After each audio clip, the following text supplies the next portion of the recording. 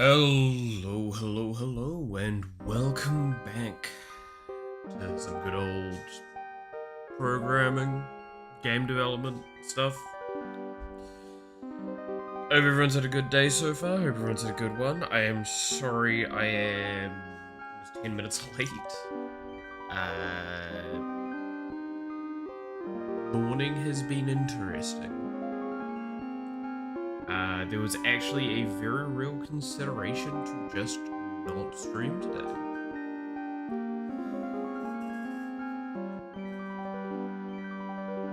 Cause just generally exhausted and not in the right mindset, I guess. We'll see. Alright, I have not finished setting up everything, so give me a moment.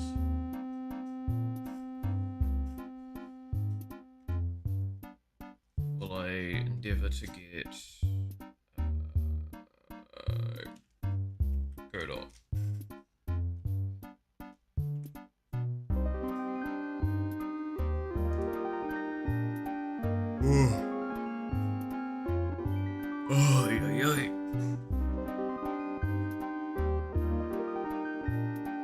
Yeah.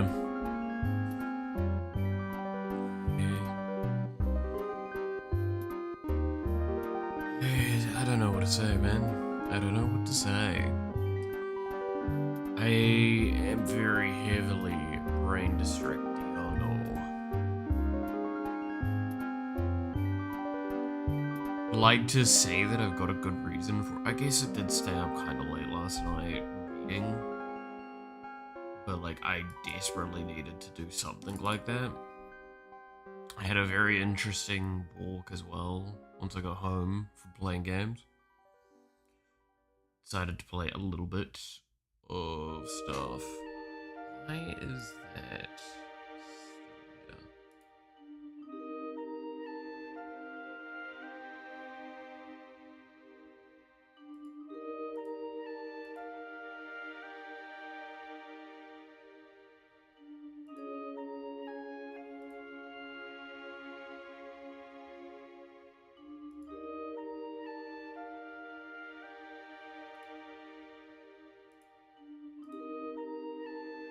Okay, that was very strange. Alright, well, I'll move on from that.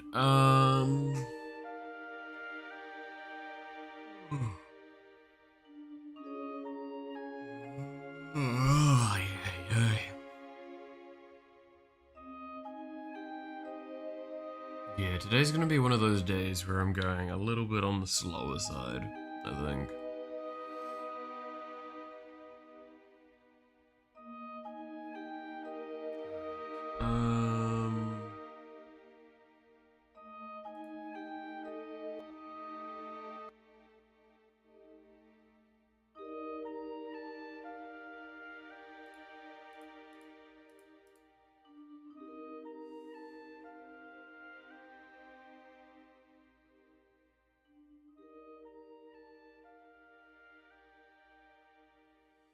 Hmm.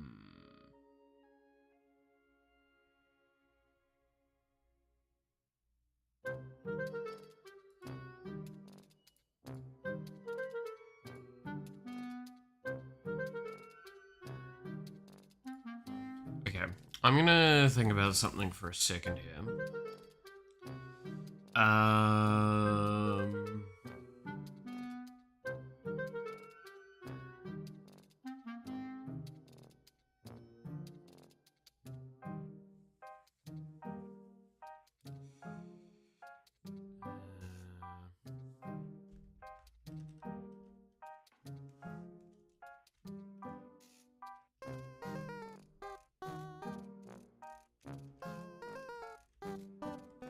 Because there was something I wanted to think about with this. So, with what we said last week, or not last week, earlier this week, with how mana is going to work for the generation of things. I'm still gonna have that 10 there. But what I'm probably going to have instead is have a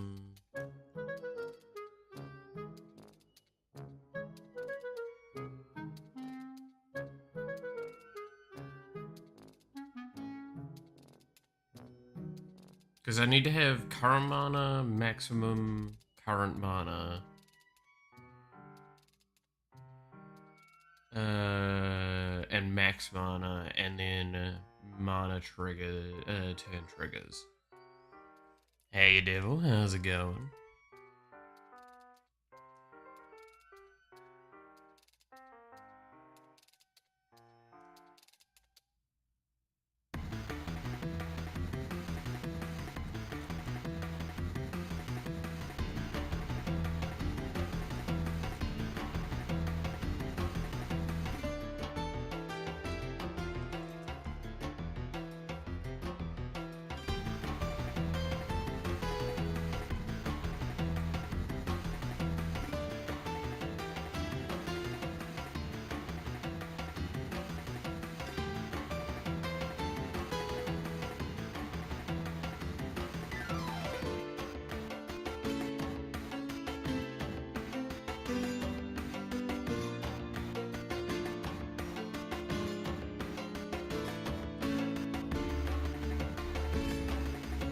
There we go. Alright. Avery Exoid as well.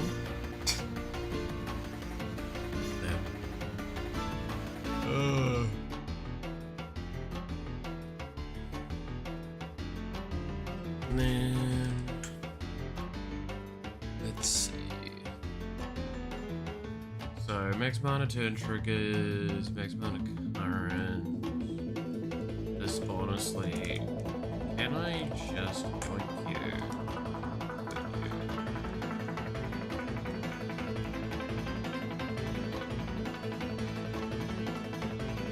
Can I do that?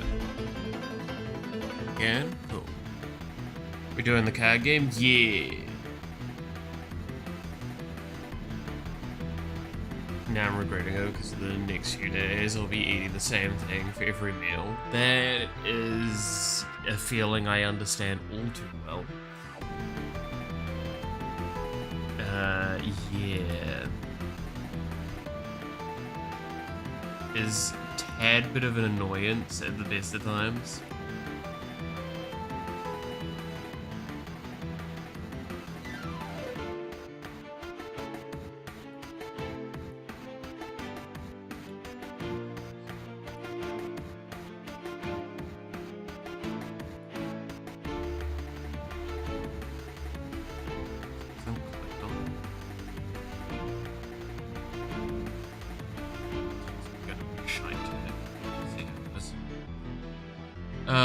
Also got, in my infinite wisdom, decided to make the meal spicy. I mean, that's good though. Spice is nice.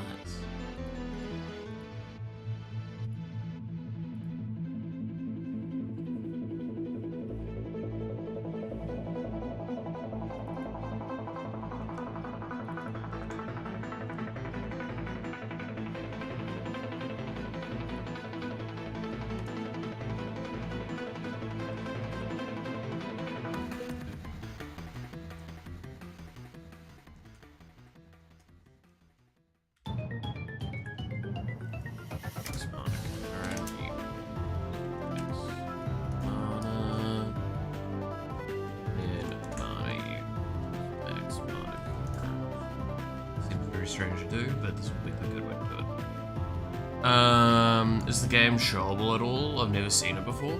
I mean, showable is a ambitious statement from that. Technically, what I'm doing here at the moment, while it is in a state that could be considered playable, we're rewriting a lot of functionality at the moment to actually get things going. Like, I can toss the game onto launch here. Alright. And you can see how there's cards down here. They have kind of like draggable and stuff like that. If I drag here, nothing happens. If I press enter, because of some weirdness, I just went through 2 turns. I believe this costs 2 mana, so I play that. These don't move. Press that. Now I've got 10 mana, so I can play a bunch of these, but then eventually I'm gonna run out of mana again. Kind of where we're at with stuff.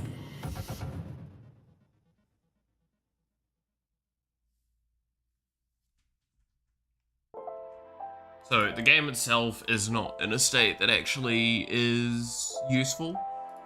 That's why, like, on Monday was the big thing for that. Gonna pay for the art to use. I mean, the stuff at the moment is all placeholder, right? The art that's currently there is literally one of them is a card and one of them is a token from Magic the Gathering.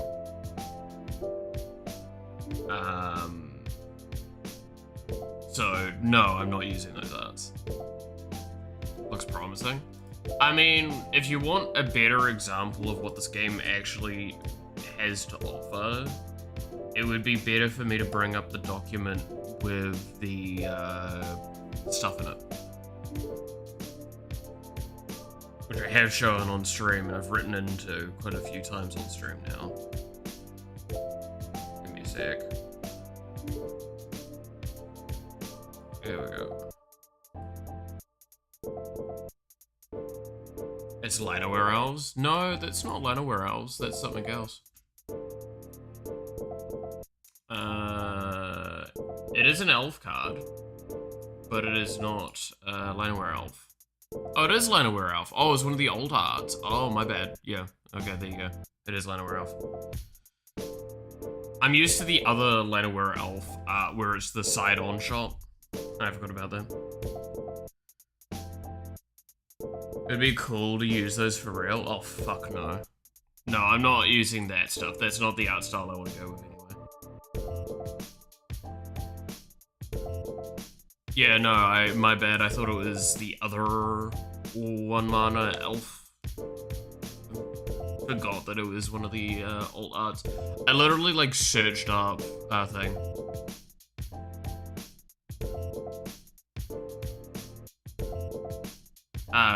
And I think I just searched up like elf or archer or something and like that for MTG because I was using those as my baseline because that's the demon card. And then I have a Soul Ring card and a Knight card. It's literally just default assets to use for now.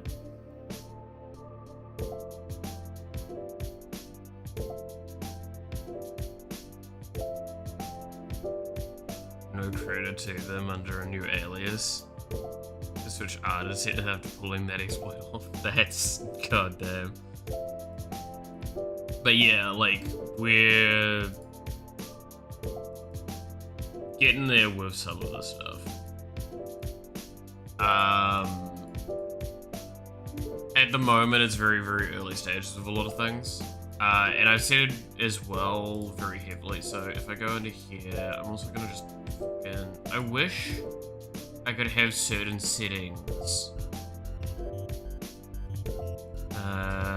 set by default.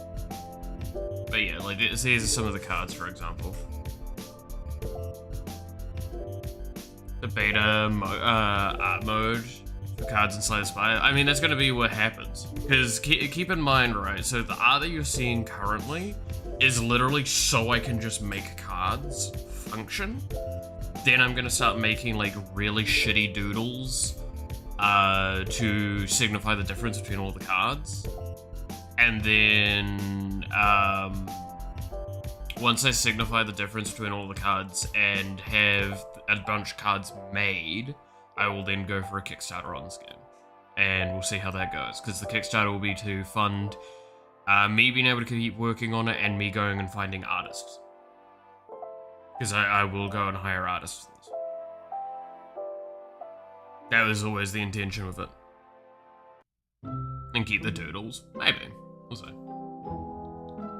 But yeah, that's the general idea with that game. Or with this game, I should say.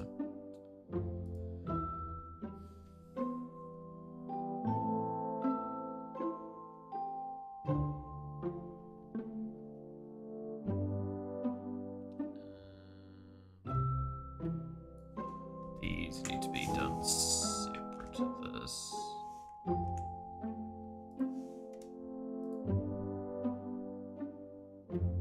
There we go. Did you consider making poor fucking inventory card?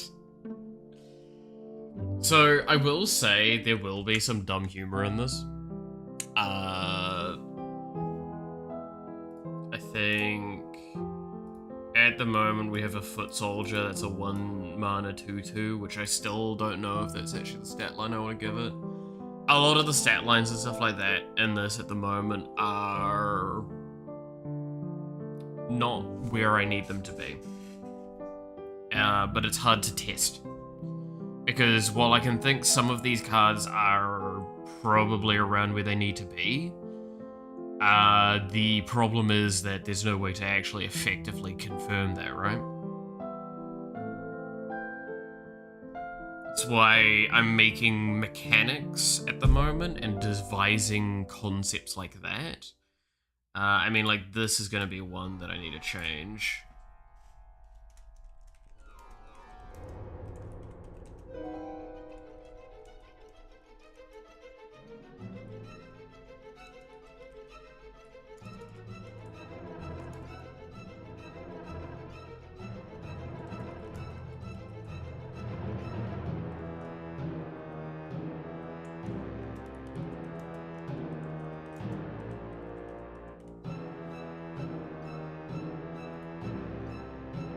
There we go.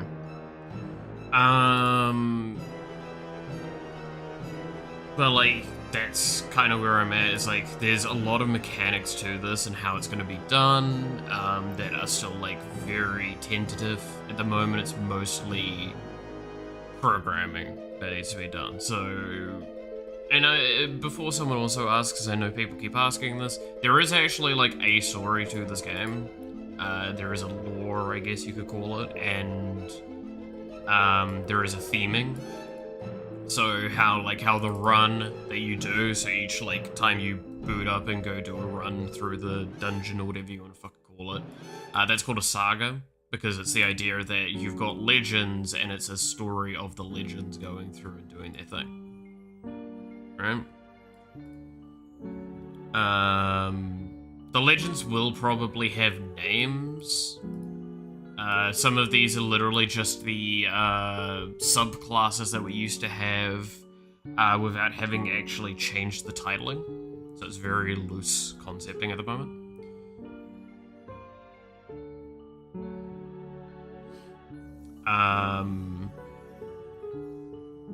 And there's so many more that I need to do. And then these are like the powers. So again, if you're curious in how the kind of gameplay loop is, when you'd start a run, you'd choose a legend, you'd choose a power that has color, these types that are assigned within the types that the legend has. So if I wanted to pick, say, this here, this power here, to spend 1 mana to draw a card and it's repeatable, I need to pick one that is a Holy Arcane, that has Holy Arcane in it. So this one here, this is a Holy Arcane. And then, like, but you've got also, say, the All Dragon, which is all of the types. So the All Dragon could run this as well. Powers have to be within the scope of the legend, and then you'd be able to pick either a default deck that is going to probably be attributed to the, well, I mean, there's going to probably be some defaulting systems, or you could make your own deck for it.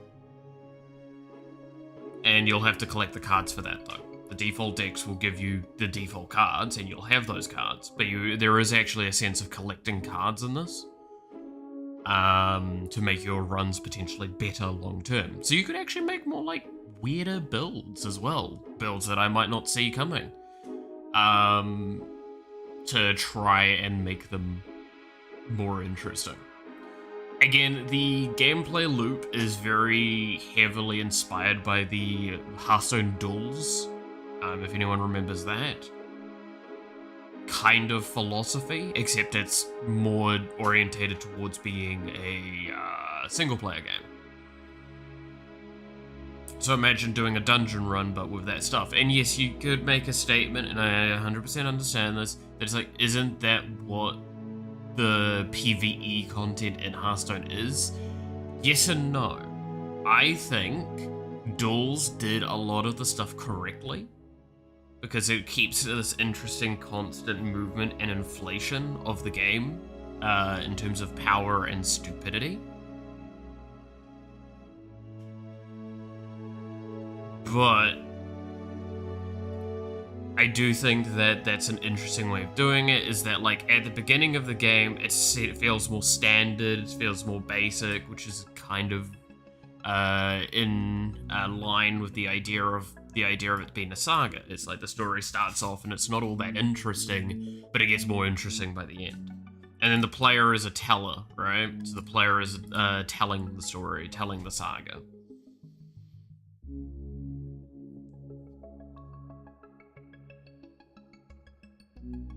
And it's almost like what you're doing is you're fighting other tellers for their stories, but they'll probably not have a legend to tell their story about.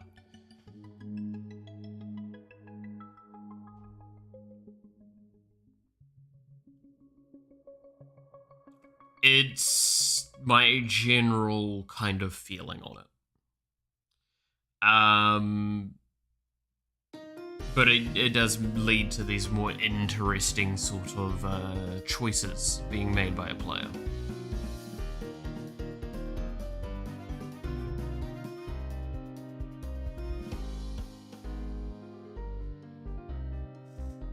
Oh, sorry.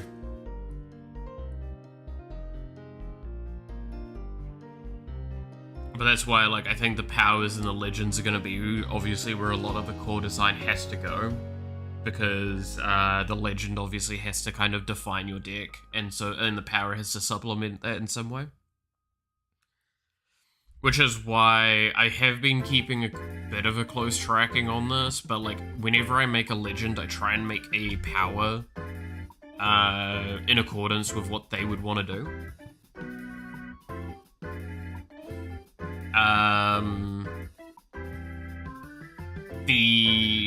But at the same time, I'm also trying to make them more universal than just playing on that card. At the moment, probably the most intense example of the failure of that design, in a sense, is this one. So this is requiring all of the types power again, but instead of like drawing, you constantly get like random cards in hand. When you would draw, you would generate a random card. So your starting deck doesn't matter. In fact, I'm probably just gonna... One of the things I might do is make it so I can just say you don't have a deck at the start. And see how that goes. But otherwise then I will possibly make it so you can still draw cards, but you get your random cards in hand. But the idea is that it is only usable really with the Chaotic Lunatic, which is all types. It's a very cheap legend, and it's cards that didn't start in your deck, cost 2 less, but no less than 1. So you can generate a lot of value with that for having a 3 cost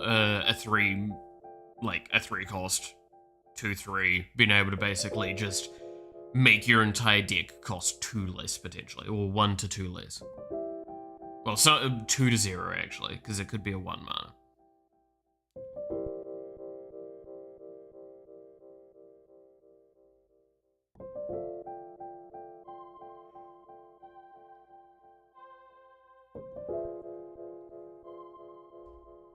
So, that is the general idea with how some of this goes, but as a better example, with the Old Dragon, the power that I made for it is just holy in nature. However, it arguably makes... it doesn't really fit into anything that's not going to be just, like, big drops. Because it's... And call me out for this if you will. It is basically what the like, Path of Champions effect for the Elder Dragon is. Which is like, when you cast a creature with a base cost of 6 or more, it gains 2 random Dragon Blessings. Kinda close to what it is in that. It's But with this, dragon blessings are very different because there is blessings for each faction, which is the dragon, the titan, and the leviathans. Which are, story-wise, the main 3 tribes that exist that all stuff come from. Like, this is that stupid thing of this is what I mean by lore. The shorthand of the lore is that, there are 3 core factions that rule over the distinct regions, right? So dragons over the skies, titans over the land, and leviathans over the oceans. And different groups of people have interacted with them in different ways, learned different things from them, and from that they also merged and melded and made their own stuff. So it means that while these factions will be very distinctive in what they would do, they'll be very, like, strict, in a sense, on what they can do. Other factions won't be, because they will be weird amalgamations of in-betweens, which, therefore, gives us that kind of beauty of, having cards that could be potentially used for dragons, or potentially used for titans, or potentially used for leviathans, or all 3. However, at the moment, like, Emerge is a great example. Emerge is a mechanic that I came up with recently that is a Leviathan mechanic. So that's not going to be a mechanic you're probably going to see on any dragons or any titans, but it is potentially going to be quite interesting for the fact that, like, it's when the card's discarded, if it has a merge, if it's discarded, it will then summon that creature, and it will then strike an enemy, and then it'll stun itself.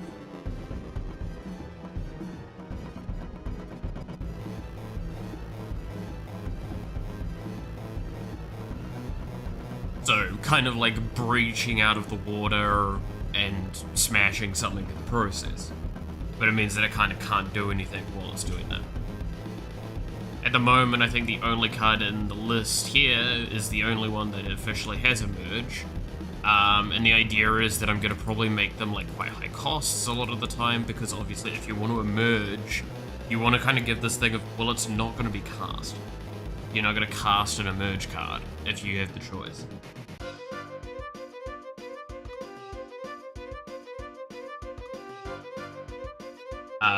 So the cost being higher means that if I have a card that's like, discard the highest cost card in your hand.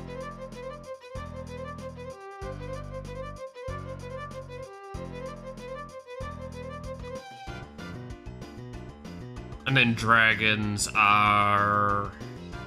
I mean, dragons are going to be a huge value engine. I'm going to be honest, dragons are probably going to be the just, like, optimally better one to design for me, because I like dragons a lot more.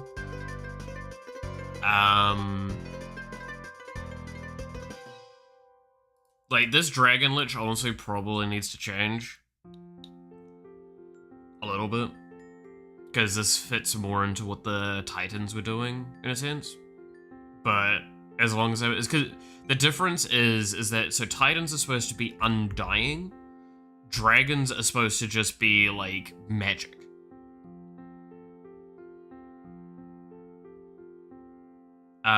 Think of it kind of like the idea of, like, very magical, very physical, and then very utility. Is kind of the 3 factions. Dragons being magic, Titans being physical, and Leviathans being utility. That's why Emerge, right? Emerge is going to use discard, so it means in a situation where you would normally lose resources, you would gain resources, which is important.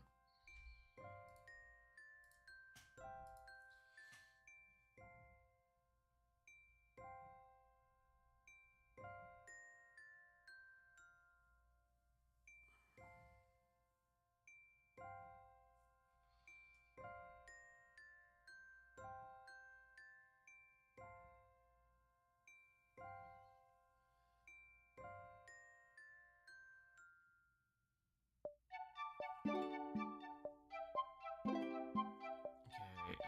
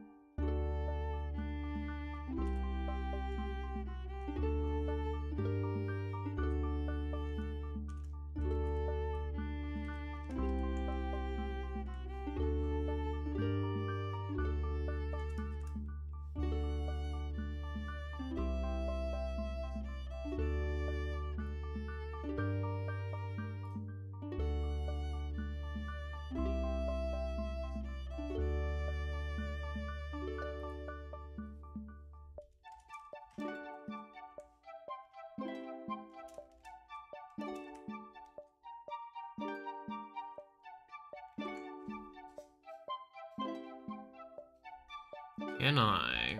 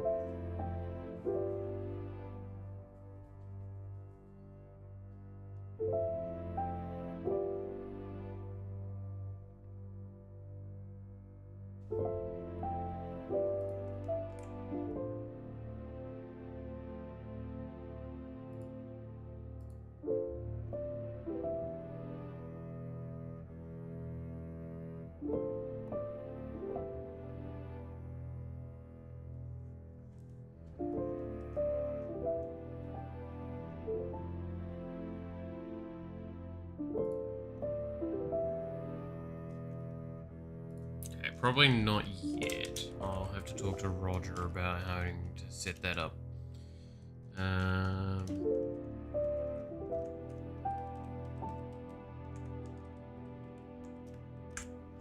think I might just consider that a grow and then have like on grow trigger. So grow I'm gonna use as like the soft keywording, at least internally, for when mana would be increased.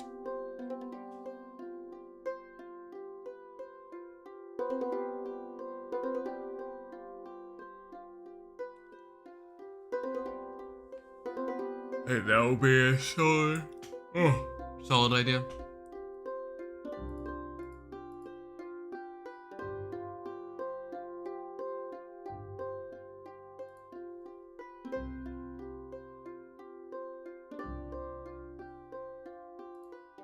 So I think I'd be able to do that if I have the ability to reference it universally.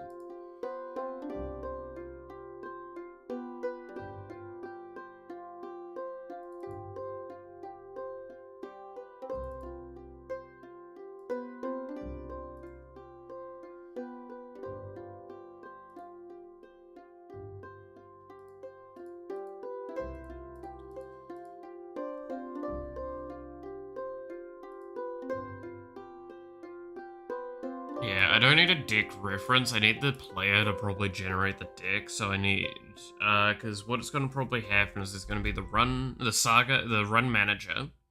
The run manager then sets up the battle manager. The battle manager will set up the two players, and it'll have to pull from the run data what your current deck is with all of its upgrades and shit. And then all of your relics, all of your other stuff, your inventory basically, it'll pull that, put that into the player, and generate that, whereas like the opponent player will be pulled from the data relevant.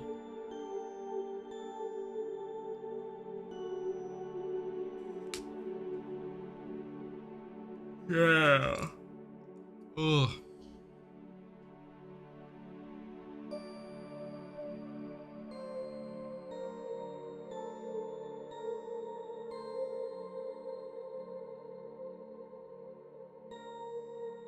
I think that wouldn't be a bad shout.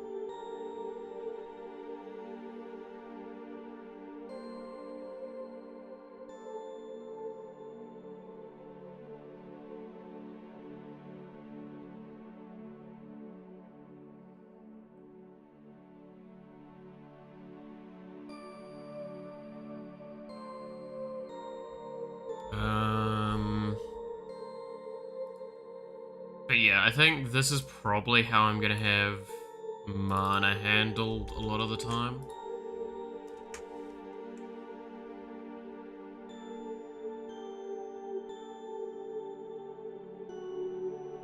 I'm also going to actually write a thing for fun.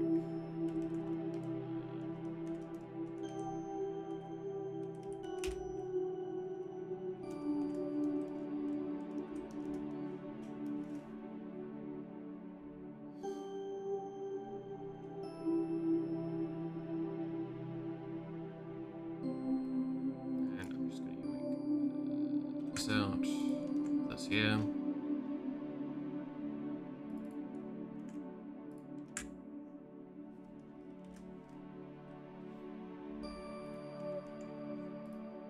now have a function to work with for refreshing your mana.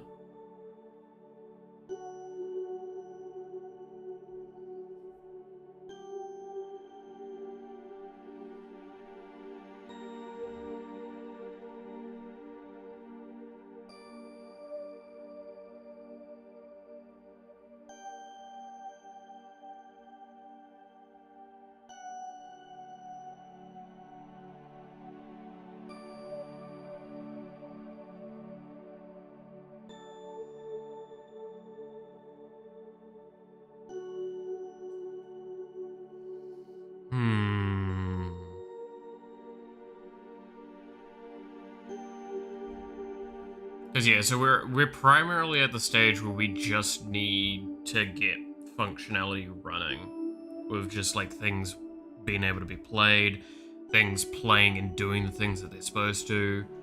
Once we get that going, we'll then like start moving on to actually having interactions, card interactions, having combat done. Combat's going to take ages, I know that for sure.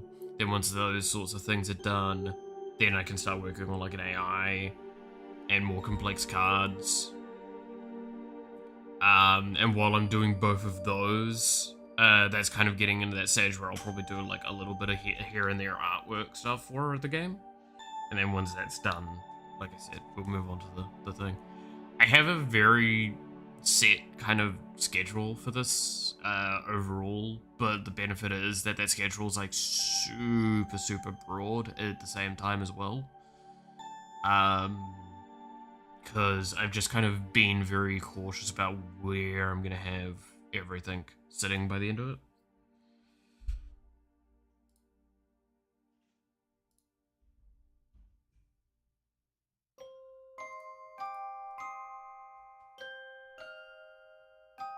But yeah, the design of cards and stuff like that's been quite fun. Being able to play around with a lot of those sorts of ideas. Like, I mean, Dragon Mods is really fun. As an example here, it's like 3 cost, 1/3. When entering, gain 3 health and reduce the cost of dragons everywhere by 1 mana. Because it's just, in a way, like giving you a very clear benefit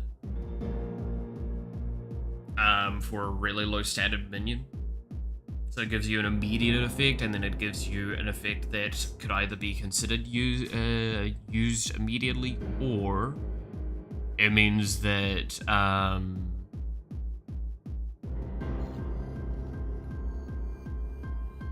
like you could play this on like turn 3, and you could get a 5 cost dragon down turn 4. This is the idea, right? So it's accepting the fact that, like, if you're playing dragons, dragons aren't exactly cheap. They're supposed to be big, heavy things. Most of the core factions are going to be big things, right? The difference is dragons are going to ramp into it, Leviathans are going to discard into it, and Titans are just going to be, I fucking hope you get there, I guess.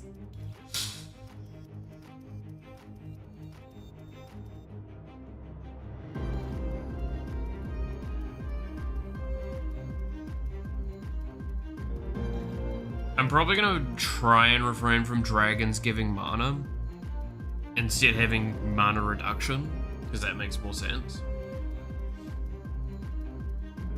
Even though technically that's an aqua-styled typing mechanic, and by that argument, therefore it should be Leviathans that are doing the cost reduction stuff. I think Leviathans are also going to do a lot of cost reduction long term as well. But like, there's got to be a way to play the dragons. I got to make a way for the dragons to be able to come out. I'll have to make a way for all of them to come out in some way, shape, or form. Like, one of the ideas I have with the Titans potentially is just having kind of like you play it for cheaper, but like it doesn't do anything for a little bit. It's a bit slower to start for that. I could also do it kind of like the landmark. Was it the Frozen something? build the Lysandra in lore. Yeah, Legends of Runeterra Lysandra, something like that. It's probably how I might do Titans a bit. It's just big dudes on a timer before they come actually, like, into play.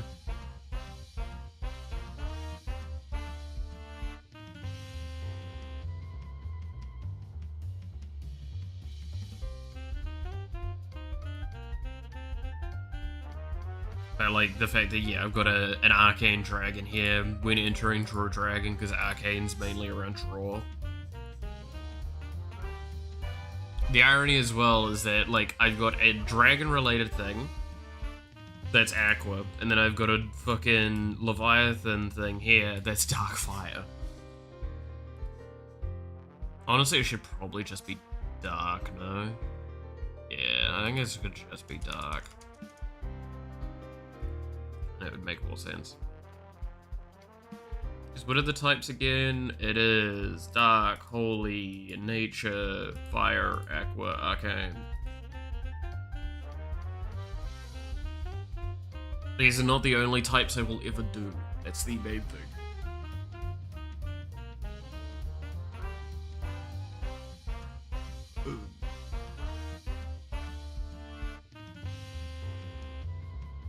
In fact, actually, this one dude should be Aqua Holy.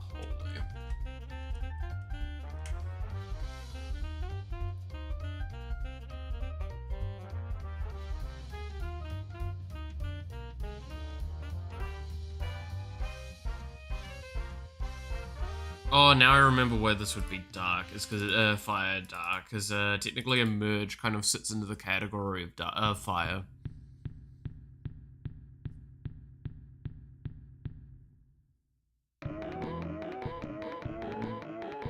Because Dark's gonna be, let's see, Health Loss, Stealing, Drain, this, that.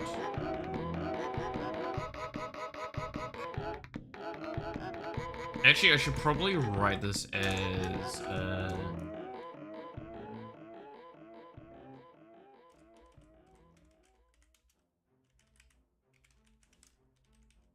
and then have Aqua be, self-discard. Because then I can make, this just Aqua. I know, it would make sense now.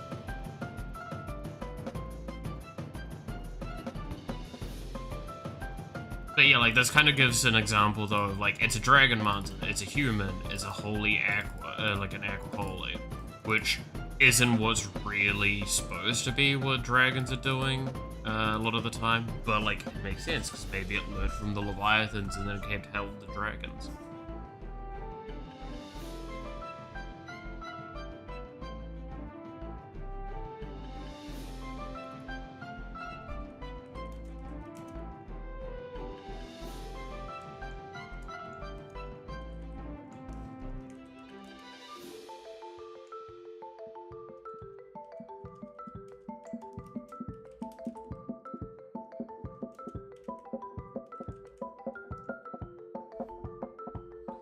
I have to be very careful with wording, so this is one of the ones that I was, like, struggling with just then.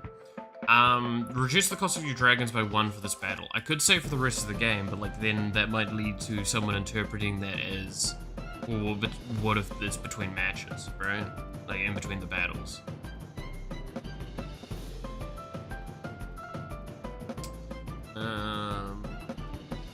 Let's see. Witch's Clock. At the end of your turn, add a time counter to this creature. When it hits 12 time counters, heal you to full. Shuffle your grave and your deck. So this one is one of the ones that I want to change.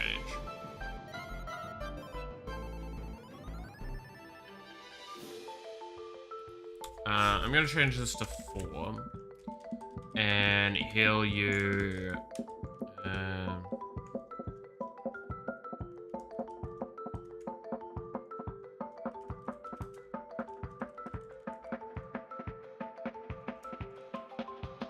there.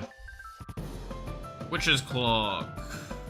So we can make this dark. Holy. At the end of each of your turns, add a time counter to this. When it hits 4 time counters, gain 5 health and shuffle the grave to your deck.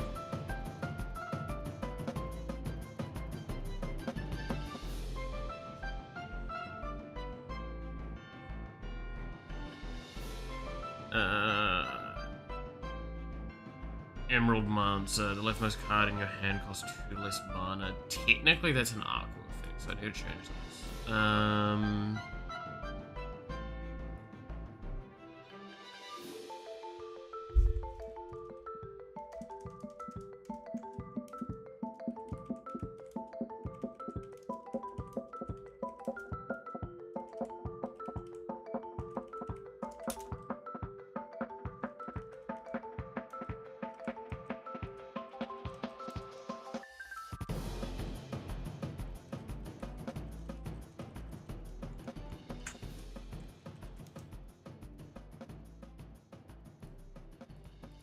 That sounds better.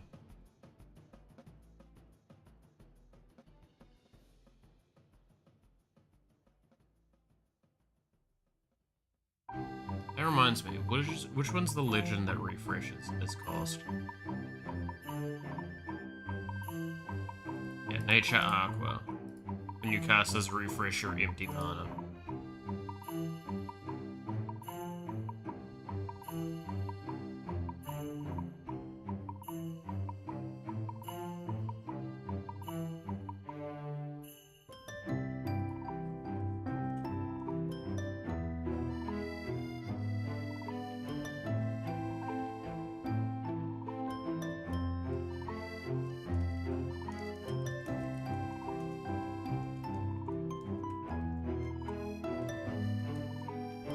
When you cast this and the first card refreshes, so now I'm going to raise its cost and lower its stats.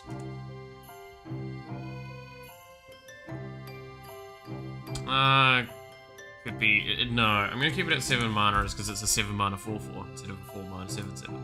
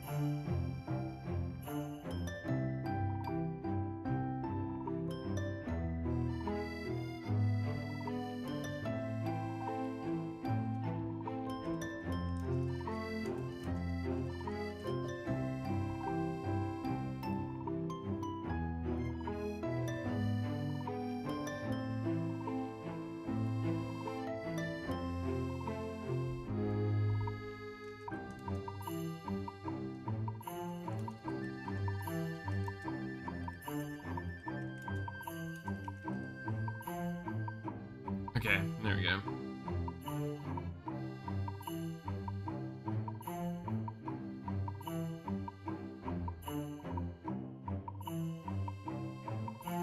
Because I think I changed Defender.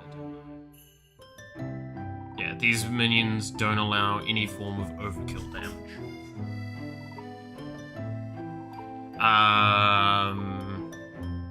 Which, if anyone's wondering what that is, it's kind of like your trample. Overwhelm would be nullified by Defender. So it means that a Defender deck is useful, because it just means that, like, excess damage doesn't go past that thing.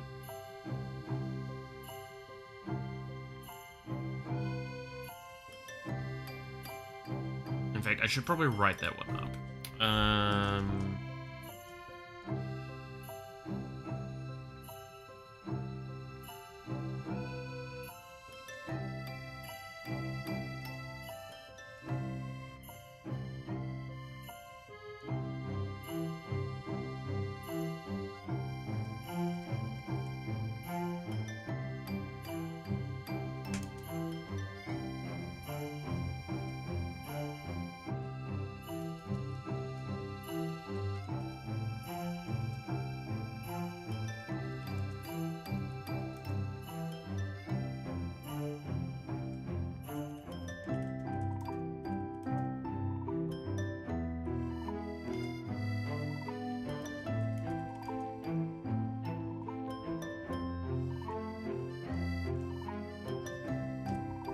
There we go.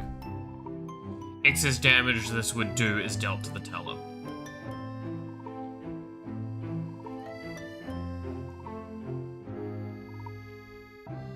So that will be interesting because, like, again, you don't normally see something like this where it doesn't allow for basically no trample over. I want to stress as well before someone goes like, oh, but what about a damage assigning and stuff like that? Because you see that magic. I'm not gonna do that. Again, the gameplay in terms of combat is going to look more like Legends of Runeterra, so you would have one thing only block another thing. And health does not like get toughness doesn't get restored between turns. That's a big thing. Like, health is just health.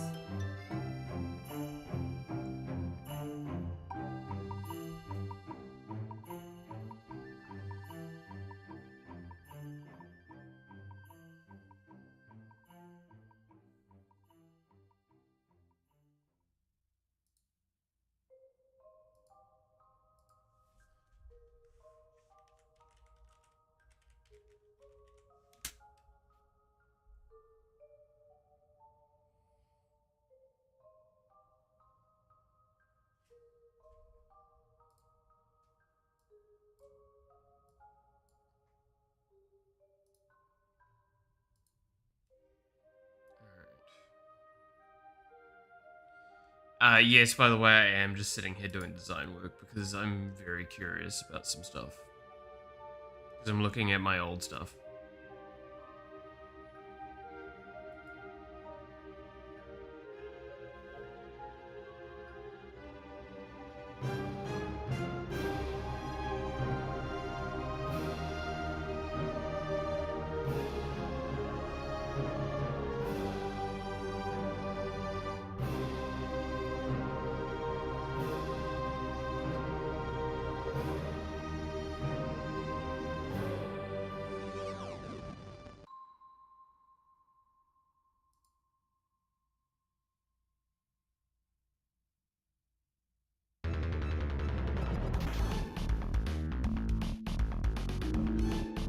Wait, what are you all talking about in the Discord?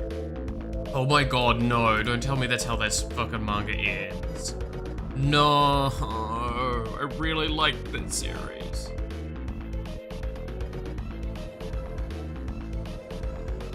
I swear I read it and that's not how it ended.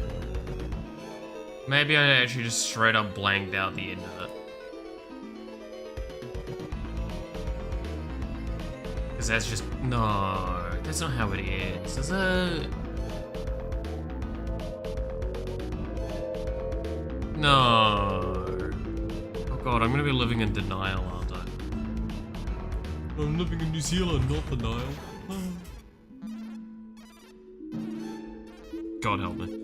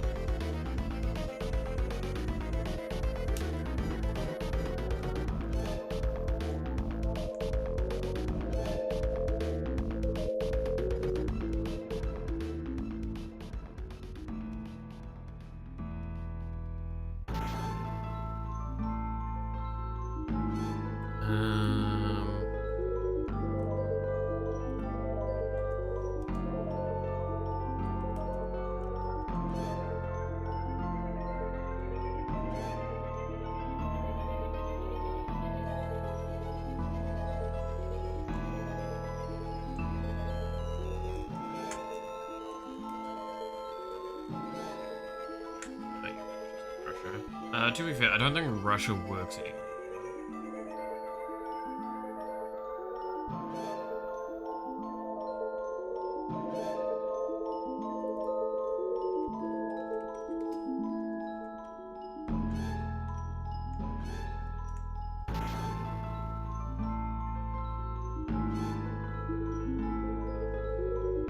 There we go. Okay, Russia's gonna change then. I'm gonna make them cause free attacks.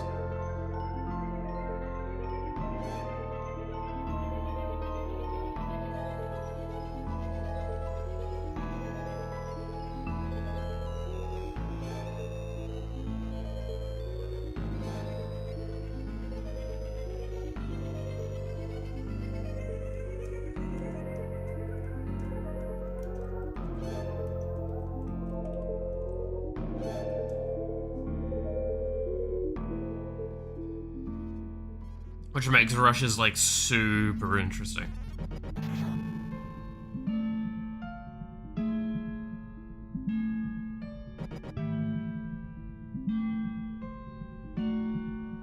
Or at least to me.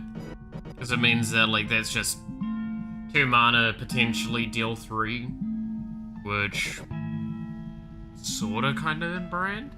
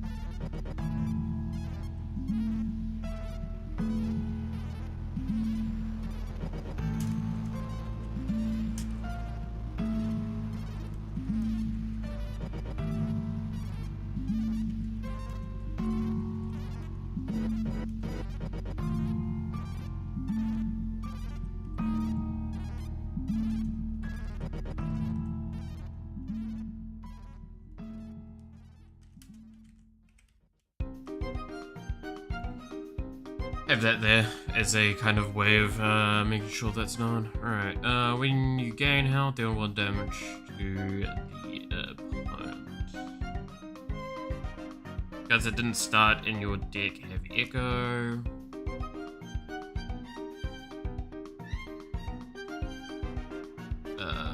All the creatures... all your... yeah, have...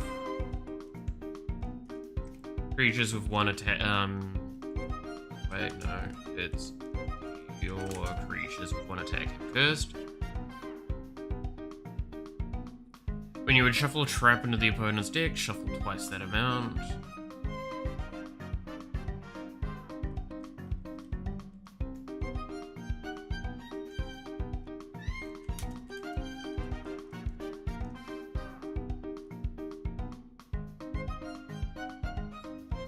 Yeah, no. Shuffle twice that amount. I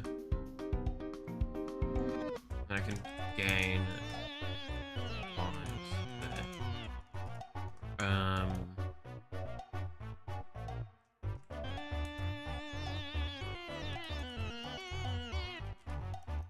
I'll do this. I'm gonna have to make a trigger care about how many times. So, what I will write quickly while we're here,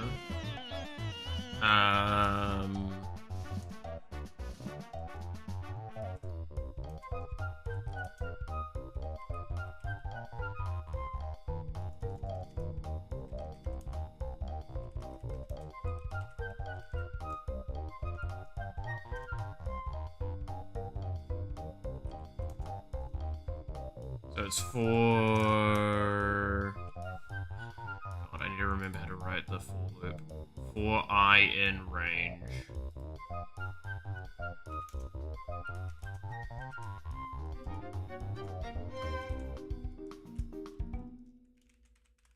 Count.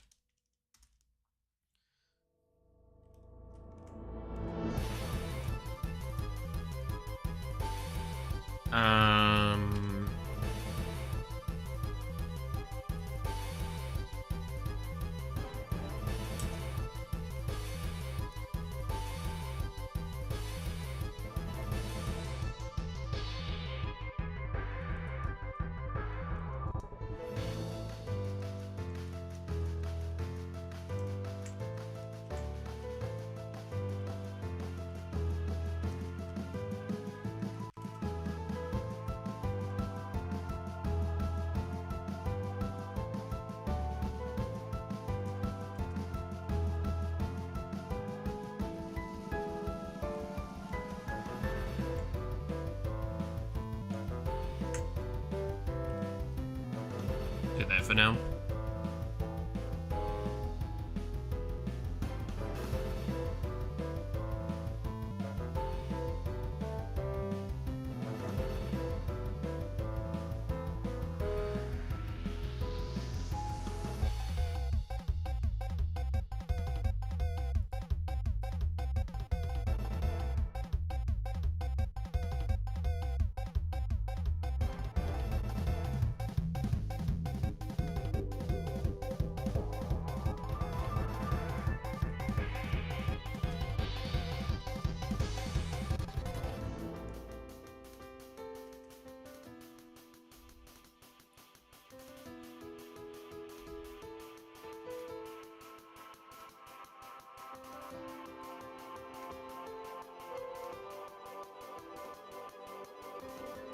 Like, yeah, this is gonna have to go somewhere else so I can write it up in a nicer looking way at some point.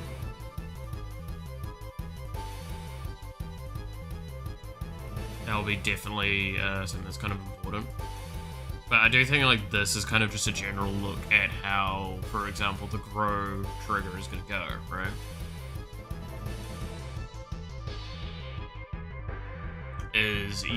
So by doing this, it means that when you would grow, when you'd gain max mana,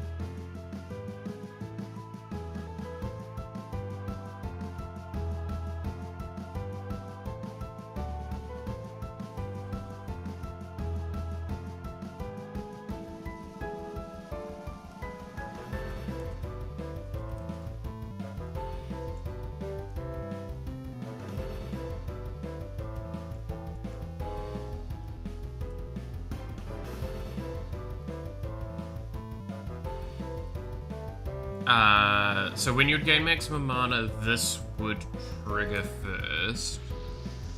This would get yeah, I'm gonna have to be smart about how I order some of this stuff.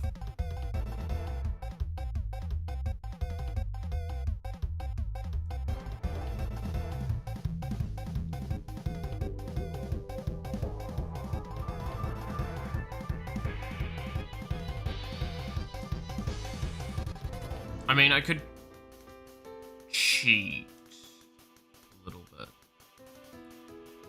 How do I cheat?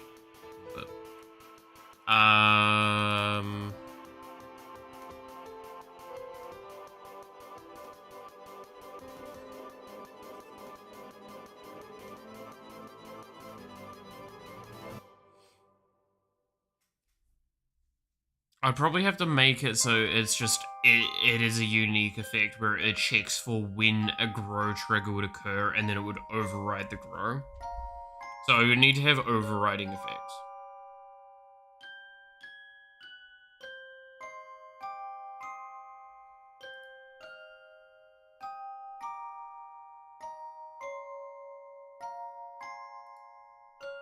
Right.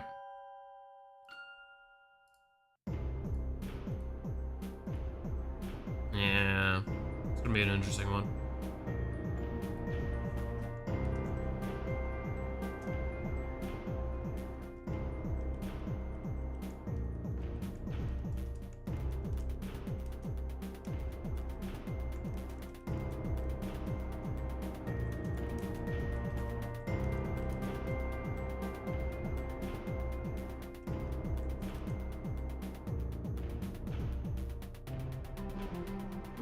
Gain +1 mana at the start of battle.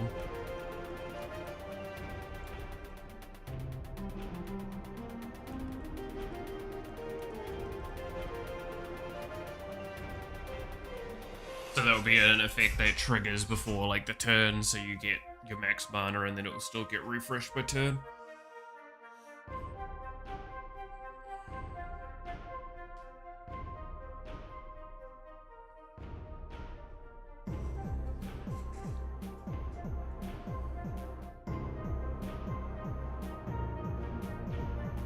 I haven't got traps at the moment. I do need to start setting up traps as how I'm going to do that concept.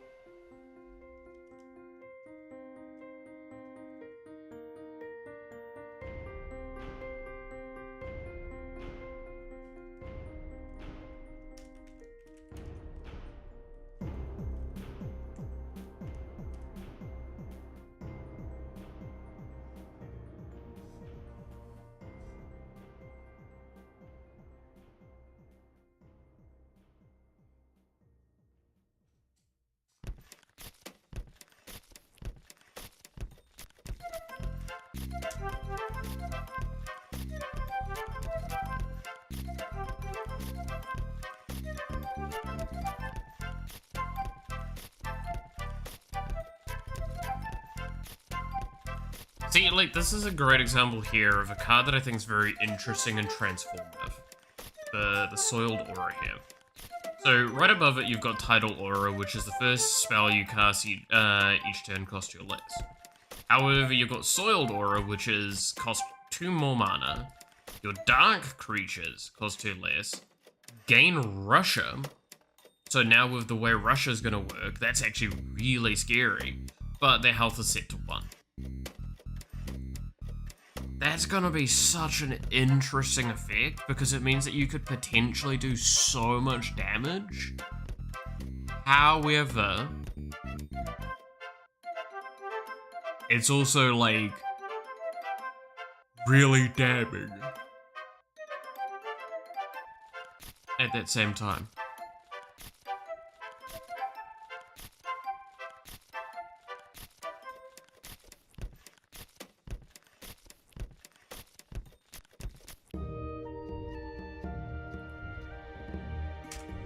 I'm gonna turn that to an 8 because I think a one-sided board wipe is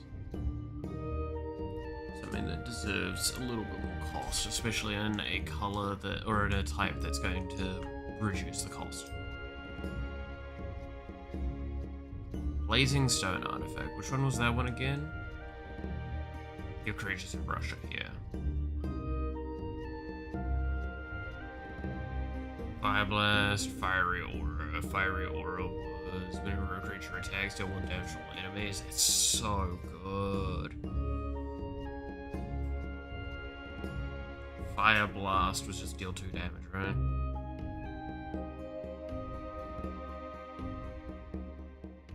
Yeah, and it's just cast 4 Fire Blast at random enemies. So that deals 8 damage. Split between up to 4 targets. It's pretty decent.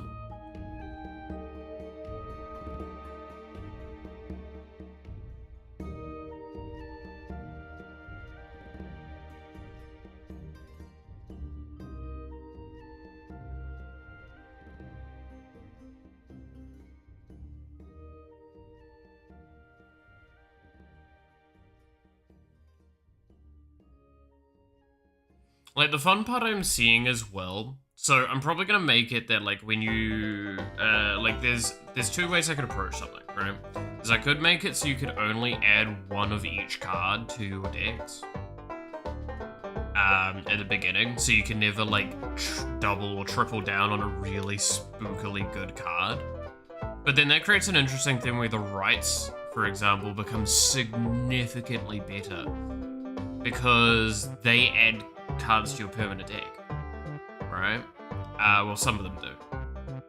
Like, again, the right of the, like, Rite of Blessing, and the Rite of Ignition both add cards permanently to your deck.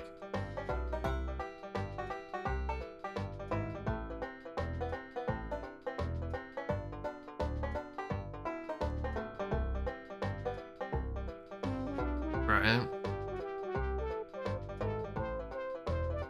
Like, those are permanent cards getting added, so it means that, like, you could sit there and go, I want to have 2 Fiery Auras, which would be good, because they would stack. When each of your creatures attack, deal 1 damage to all enemies. Having that, it means that you're dealing 1 damage twice whenever something attacks. That's a lot of damage, potentially. So that makes Rite of Ignition really, really fucking good. And it's also probably one of the most straightforward things to do, and then it gives you everything as Russia. Which means, like, you could build so interestingly around that. I think the rights are going to be something that I have to keep an eye on, because, like, if I keep them how they are, they're going to be probably some of the more popular designed cards. Potentially. Just because of the way they will play. Is like, if I make it so you can only start your deck as a Highlander deck, they're gonna be objectively some of the best things you could ever add. Because it means that you're getting duplicates. I think Rite of the Grove is also a great example. if you're playing nature and you're not running Rite of the Grove,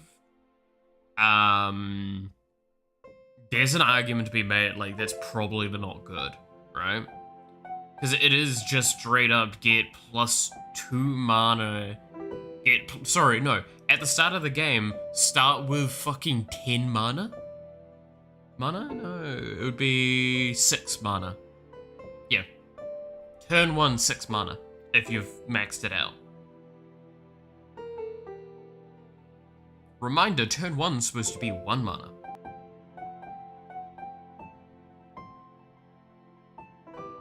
Like, that is how obscene Rite of the Grove could be. However, you need to spend a total of 40 mana to get, a total of 70 mana to get there. So you need to play ramp styled for it, which is the point. I do think, as an example, if you're playing like the horticulture, the farmer, you're playing it. When you cast this, refresh your empty mana, and then you'll play like Emerald Mancer, which is when you cast this in your first card, that and the first card you cast refreshes mana equal to cast.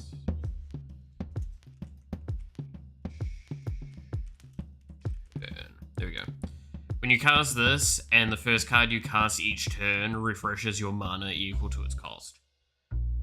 There's no way in hell those two cards aren't insanely good into that, which then creates this thing of like, the Sprite would be really good, because that's 2 mana, 1/1, gain an empty mana crystal. Oh, I can see that deck being so fun.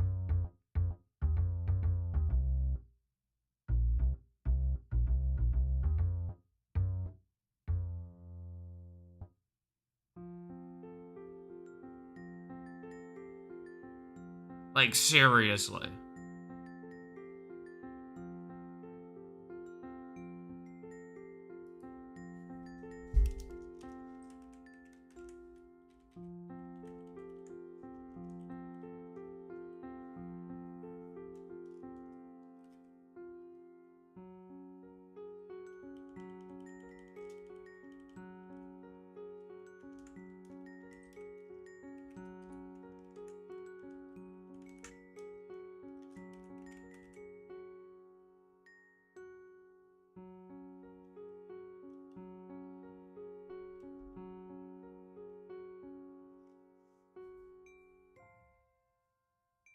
Plant Mancer wouldn't be too bad. At the start of your turn, gain +1 bonus mana for this turn. I feel like that one's really shit.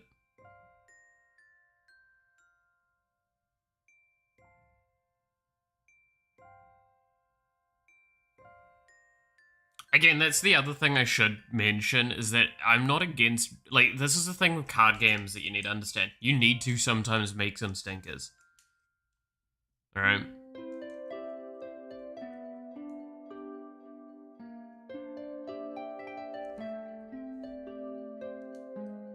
Like, sometimes you need to make a stinker, and that's fine.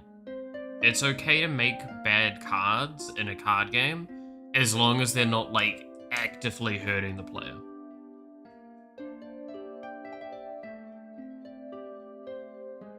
Agree? Yeah, like, it's... I don't know. It's one of those ones where it's very interesting for that. Because... it's okay, yeah, it's something that I think I've learned a lot looking at a lot of these games, is you sit there and it's like, why would you even want to ever pick this? It's like, well, that's fine. And then there's certain cards that you see them and it's like, objectively, I'm picking this every fucking time it's offered to me, because why would I not? It's just good. It is okay to do that. It is good to keep that in mind when designing stuff.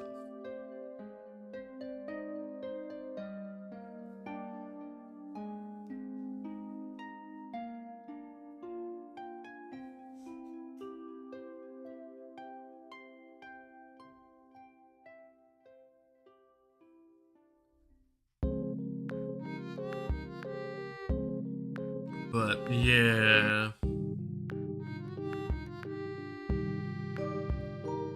I think that's kind of obviously the problem I've got at the moment is that like so many of my cards are just going to be good cards because there's not many cards, so I have to make the really good and interesting ones now while I can think about it.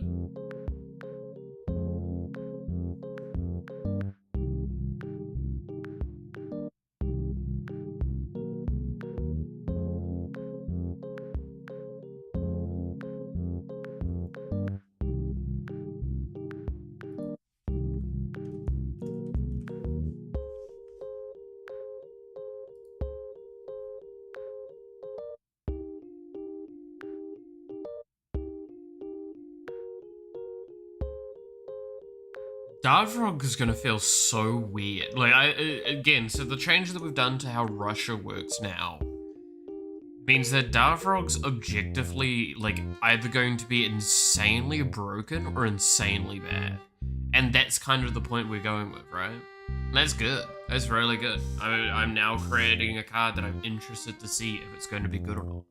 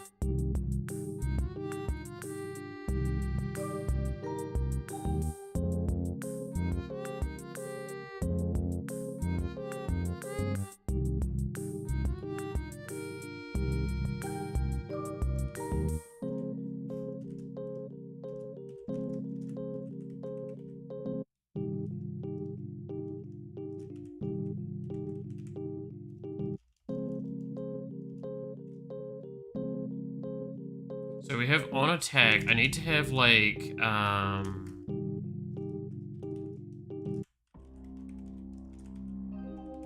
attack self. So when it attacks, it does this. When you're attacking, it does this. Those are the trigger types. Yeah.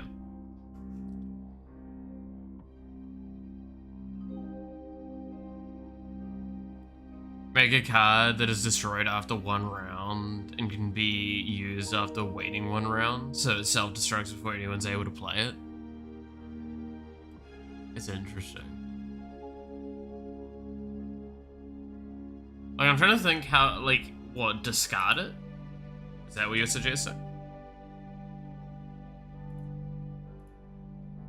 Or, wait, like, if you play it, it's stunned, and then if it's... I don't know what I'm writing. I got drunk today. Fair. That's fine. Like, if I cast it, it's on the board, it's stunned for a turn, and then, like, the next turn it dies. Sounds kind of funny. There's ways to make that really good, though. That's actually cool. Like, I could just have, just gonna speed through these. It's definitely gonna be a dark. Yeah, we'll go with dark for now. Cost 1. Summoned.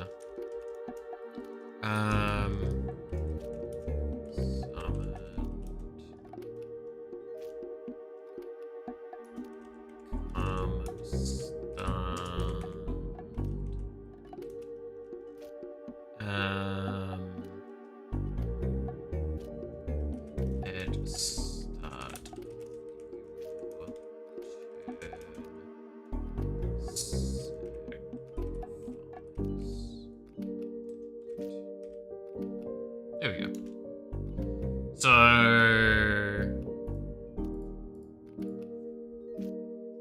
it costs 1 mana, 1/1. When summoned, it's stunned, and then it sacrifices at the beginning of your next turn. There you go. Might as well. I see no reason why we can't add a card like that.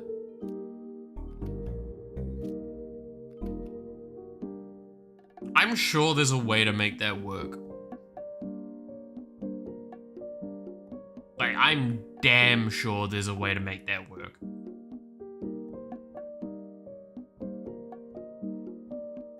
I mean, fuck, technically, because it's got one attack, and while it does get stunned, no, the stun will overwrite the thing. I'm happy to be contributing. I mean, it's interesting, right?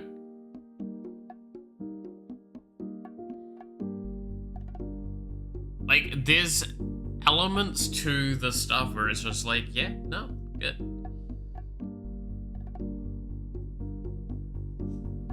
Might as well see where it goes, right?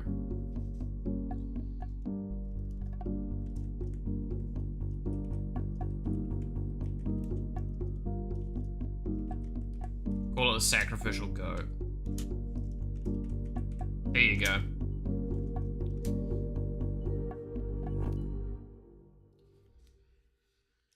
But yeah, it creates this interesting situation where, like, I guess if you've got a deck that wants to sack creatures, this becomes kind of useful. It's very delayed is the problem.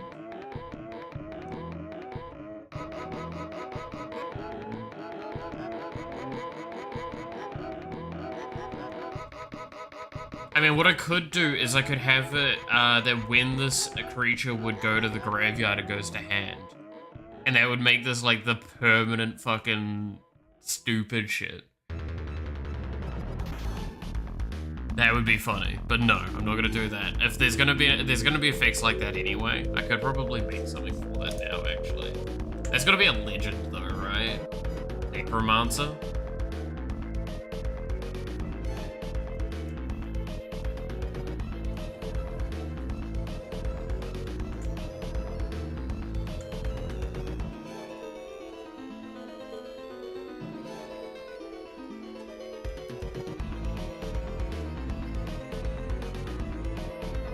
Actually, I could have this as a lich.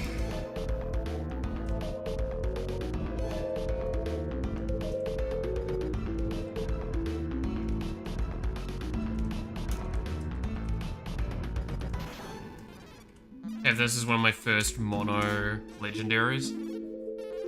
My first mono legend.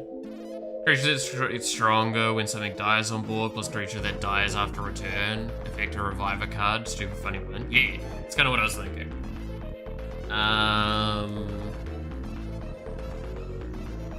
So Elder Lich creature.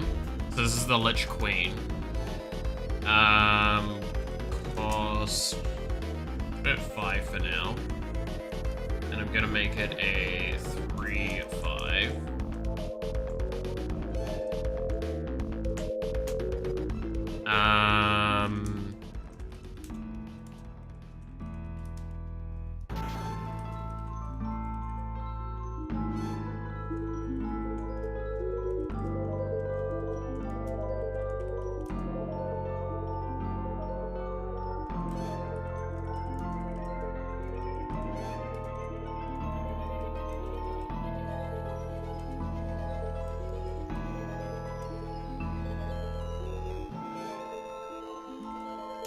There we go. Is this game dev? Like, is this game dev? No, this is Patrick. How's it going? How I'm doing? I'm doing alright now. How are you? Can you make an effect where a creature dies, get a zombie in their place? Honestly, yeah.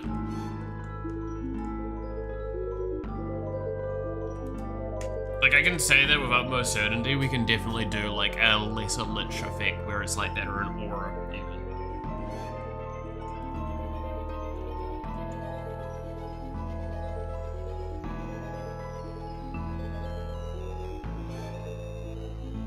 Actually, I could make that as a power. That'd be a really strong power. Because, like I said before, I typically want to make a power that works alongside whatever thing happens, right? So, dark.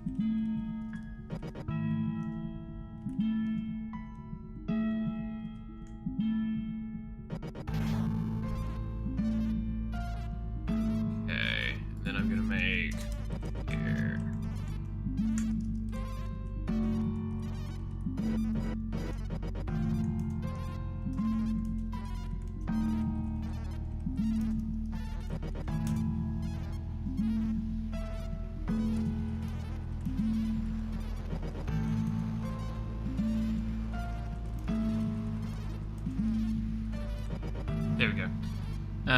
Doing alright, school projects, work, hang out, sleep. Yeah, that's about right. I mean, I started to stream today late, and I am feeling like absolute garbage.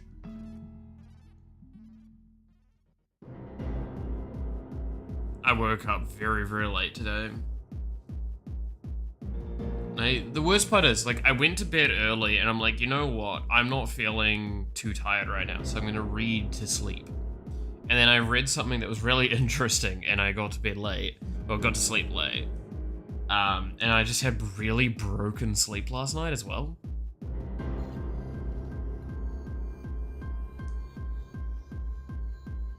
Which was not fun. So yeah, I ended up waking up kinda late-ish, getting ready kind of late-ish. Everything was so... To give an idea how off I was today, so one of the reasons why it took me an extra like 4 or 5 minutes to start stream, on top of why I was late, I actually started setting up for a Pokemon stream. So I unplugged all my stuff, I plugged in the Switch stuff, I got all that set up, and I was like, that's right, it's programming today. Then I had to unplug all that stuff and turn all the stuff off again, yada yada yada.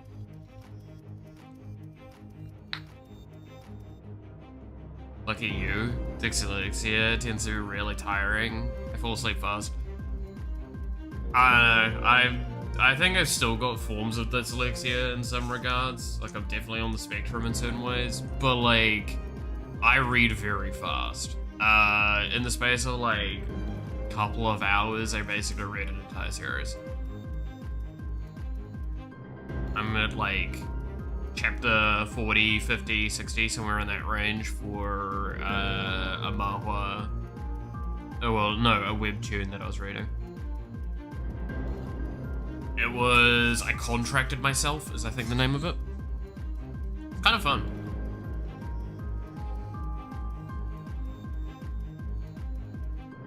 Not the most engaging story, but it got a very interesting concept to it. And I think it's done well with the concept. I just think that, like, there was one chapter in particular that felt like just shit was... Things were moving at a speed that I don't think they should be at certain moments, and one chapter really showed that.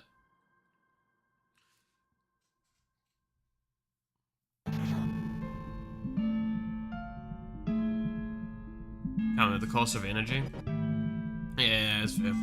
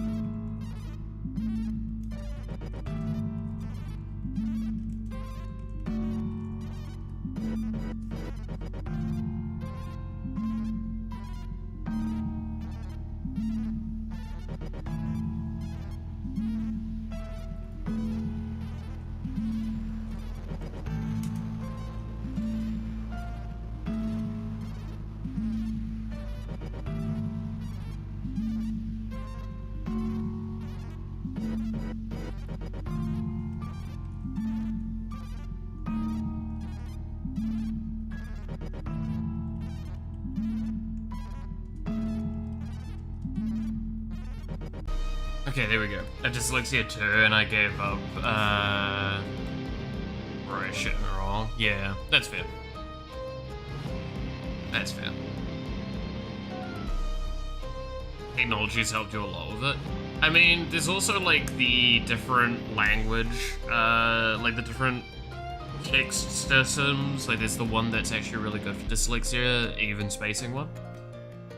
Which is actually what I use in Unite. I actually use an even space text format, so it's actually easier to... It's both easier for speed reading and it's easier for dyslexia. Fun little thing. I don't remember what the it's called though, off the top of my head. The one that I have. I just know it's a free one that I could use. That looked nice. But it's even spacing, so the words are easier to read for that. Means that they take up a very weird amount of space though.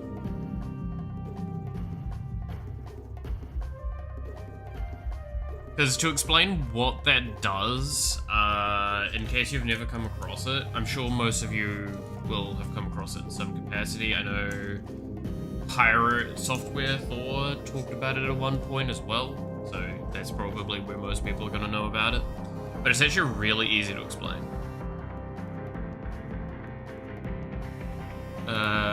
So to explain it fast and easily, think of it kind of like how, so in normal text formatting, the would be like this, right? Like that. Now this isn't a great example of it, but technically speaking, the H takes up this much space, the T takes up this much space, and the E takes up like this much space. They're not evenly taking up space. They're all different space amounts. I is the best one, so I is taking up like this much space, and D is taking up this much space. And the spacing of the text is in accordance with this. This, all good and everything, but the system that I use instead makes it so everything equals the same amount of space. So it would be, and this one would be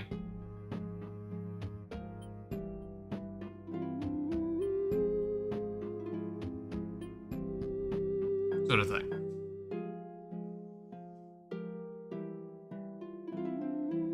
Writing words is a continuous squiggle. Yeah. But yeah, like, this looks really jank, kind of like this, but it means they're reading it. So again, speed reading and dyslexia benefit from this. This is overall one of the best ways to actually have your text formatted. In pretty much all contexts nowadays. The problem is, it's not officially recognized by universities. There's, I don't think, any mono-spaced text script that is recognized in university, which sucks.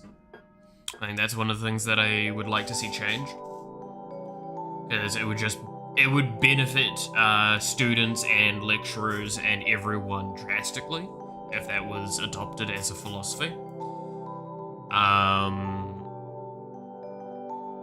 Because I don't think it's Calibri and Times New Roman, because it's like, it's the defaulting one because it's the one that can go through the processes easily. Because it's about the scanning part of the thing, right? The scanning part of the program, like checking if you stole work from someone else. Which is really funny. I think my highest percentage document I ever had was for like an assignment being like, oh, this is copyright. They looked at it and it's like, it was a sentence I wrote that was very clearly I wrote it, that was written pretty much in like aligned with this really obscure one somewhere else that was only like in completely different context. So while the sentence was nearly similar, the context was completely different, and they sat there and was like, nah, that's not, we'll ignore that. Because it actually, because of that and like a couple of other things for quotes and stuff, I started sitting quite high at a percentage with that assignment.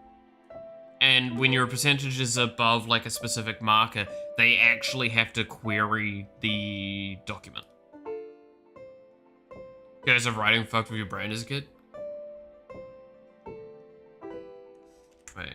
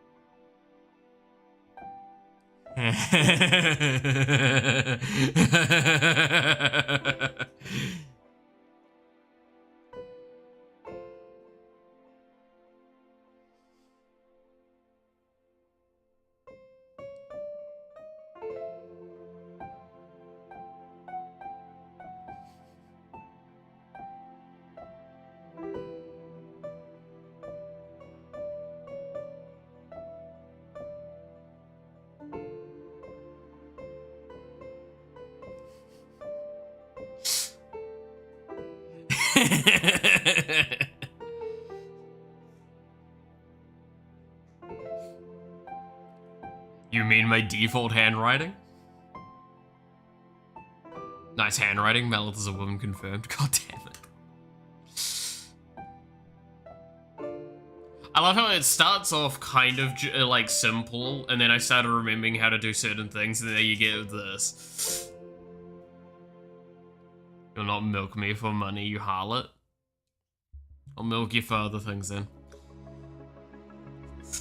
But yeah, so monospacing is very important. Highly recommend if you want to find a monospace script or a text format thing that you like and use that in everything, because it's going to genuinely make your life significantly easier.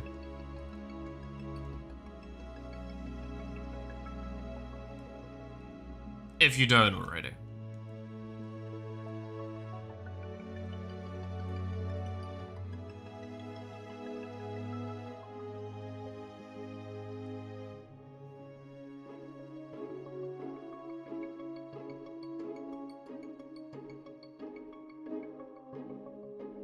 I'd just be done copying the exercise and pause my sheet. God damn.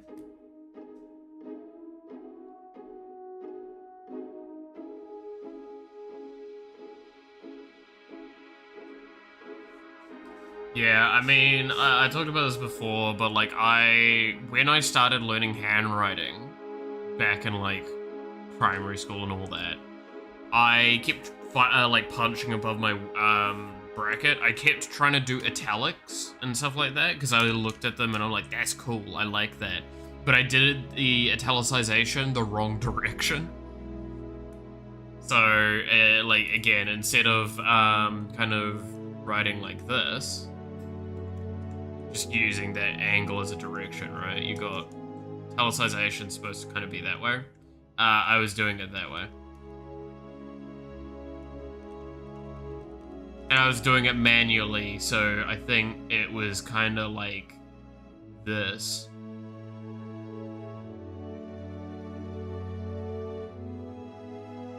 And the teacher saw that I was doing it over and over again. She's just like, fine, you can get this.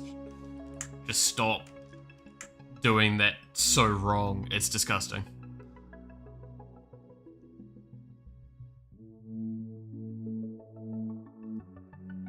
Why is cursive default there? It's because the French are I can't say that word. I'll just use the word assholes. So there's a reason nobody likes the French. Including the French.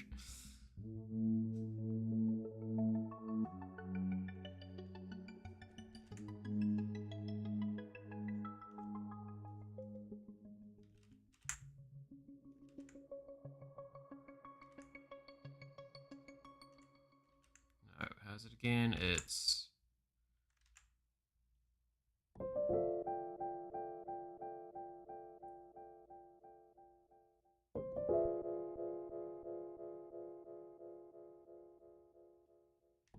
No, that's not how you do it.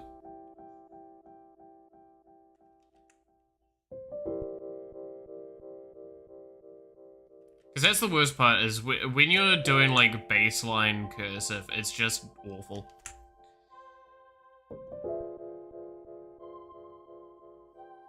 Polish guy can confirm, the whole country spits in France. Dude, I don't think, I stand by, I don't think anyone in the world likes French.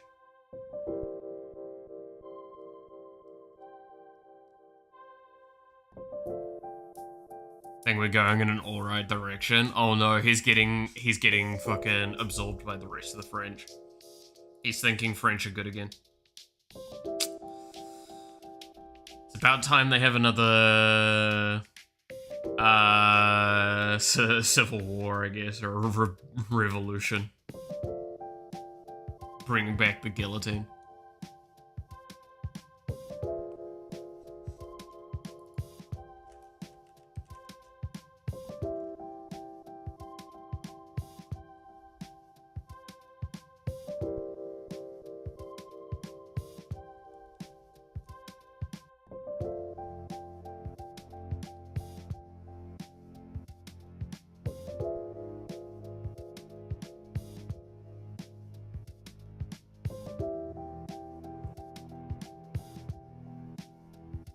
Might be the one thing that says France. Yeah.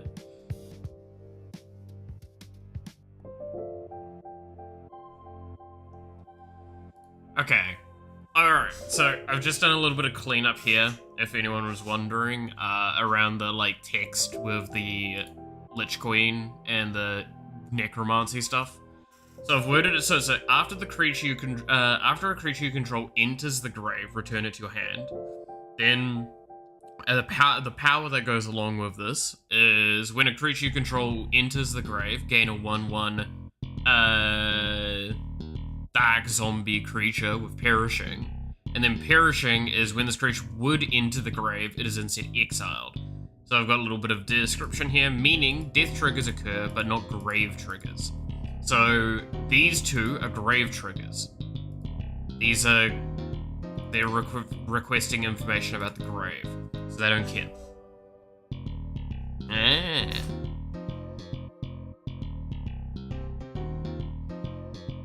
I think by now people start to fed up by all of what's going on around. Some will always blame government as scapegoats, but I think most people understand something needs to be done. But won't go into more politics. Yeah, I mean, politics are a rough thing to talk about nowadays. Because even I feel less inclined to talk about politics when I think politics is one of those things that it's a part of day-to-day life, because the actual term of politics is a much broader concept. But when we're talking about like governmentary politics and country politics and those sorts of things, it becomes a little bit more dangerous to talk about, right? Because immediately speaking, people are just going to go, no, ooh, why are you talking about this? It's also really bad for the streamer and all that sort of stuff. It is actually very bad for me to talk about politics because it's just detrimental overall. A lot of people don't want to talk about it, or people's opinions will get a little too intense, and it's not good for advertisement sense. But I still think that there is a room for recognition of when events are not going in a good way, and upholding those as a discussion point is useful. I just, hesitate on governmentary or political minded ones as much nowadays, because it's not really kind of where the content's gone. The content's gone towards more game development and stuff, so I'm more willing to talk about game stuff. Speaking of, there was one thing I wanted to talk about. He's going into politics to sell his cars. Dude, I don't know what's going on with Musk. I've not liked Musk for a long time, and now I'm getting even more kind of like justified in my not liking of him. And that's something that is like not good, because I don't like getting like a inflation of me being right. At a guillotine card, execute your own card, buff sell for another thing. I mean, there's something I could do for guillotine, potentially. But no, one thing I do want to talk on that's like really cool and really funny. Give me a second, I'll see if I can find it, because I don't want to scroll through my Twitter.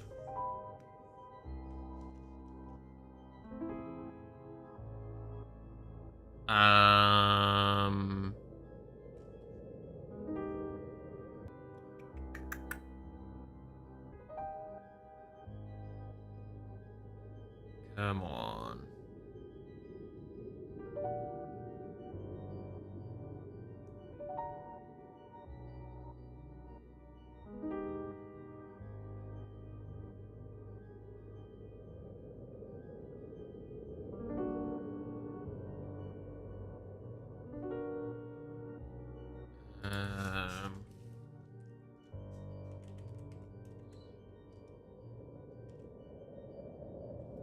Skin spotlight.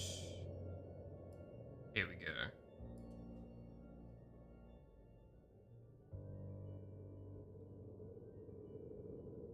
Is a dangerously silly one? Yeah. So, you're ready for what I would argue is the objectively best skin in all of League of Legends, and it's going to only be temporary. Say hello to Pengu Garen.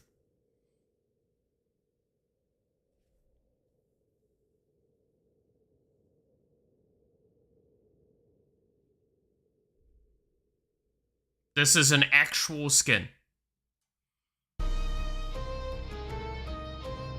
And before you, like, make a joke of what it looks like in-game, it is fucking phenomenal in-game. The problem is, it's an event skin, and it's only going to be around during that patch. That is my only complaint. Because this is actually one of the most high-quality shitpost skins they have ever done, if they release this. Once this catches up, I will show this. This is genuinely phenomenal.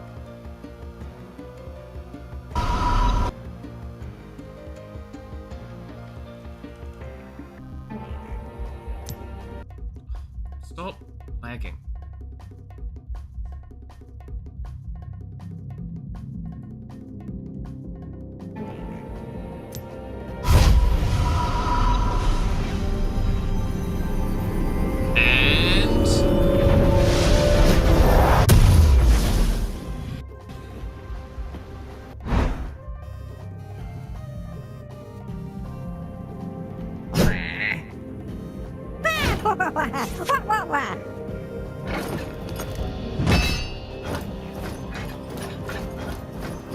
This is one of the most charming things I've seen come out of League of Legends.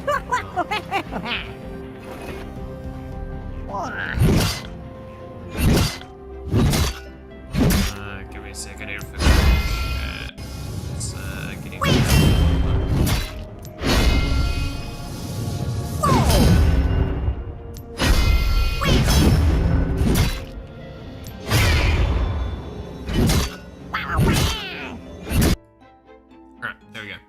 That's all I'll show towards it.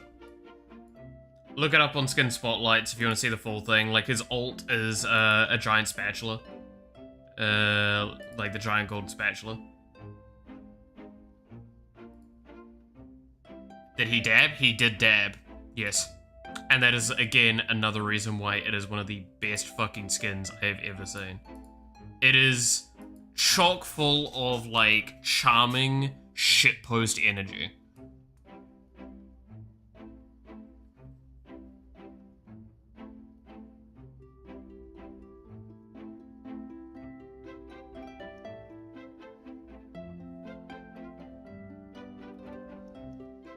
Yeah, I literally just said, and I've talked about it so many times, god fucking damn it. When my computer lags, it triplicates all messages specifically from YouTube.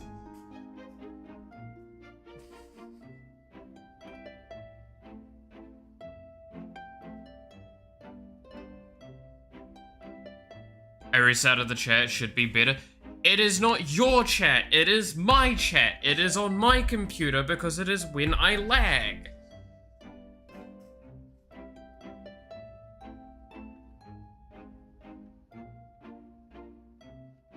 Because if you look at your YouTube chat, is it triplicated? No. Guess what?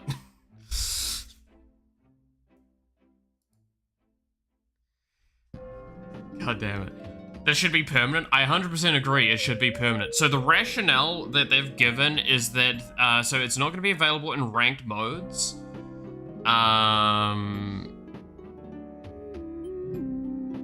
From Twitch it happens. It does happen from Twitch, but it's less common most of the time when it happens.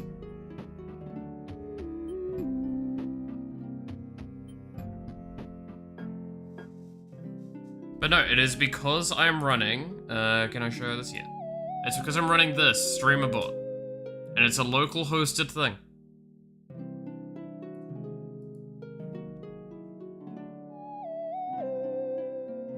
which is how I handle all of the stuff so I can actually merge the chats. I actually need to refresh it again because it's not loading correctly onto that thing.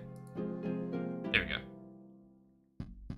Anyway, but yes, so this is one of those things that, like, so they said no because in ranked modes especially, the size and hitbox for the model and for the character will be significantly desynced. However, that's kind of my thing of just like, yeah, I get that, but there are several skins like that already in the game. As was mentioned earlier with the Draven skin. Like, that one actually fucks with the head like the model.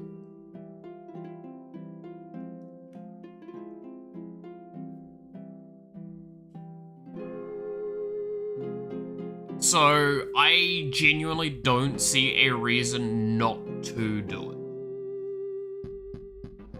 Block the skin from competitive? Yeah, exactly. No, like, they've done that before. There's several skins still on the ban list in tournaments. And from competitive. But yeah, like ranked modes and Clash, that stuff, you can't play it in those for that 2 weeks. That's fine, I don't care. I do understand, obviously, if you were to sell the skin, it would have to be enabled in those situations, and then some people might be frustrated with that. However, this is one of those things of, if they gave the skin out, say, for free, and then they made it have a restriction that it cannot be played in a ranked mode, I don't see that as a problem, personally.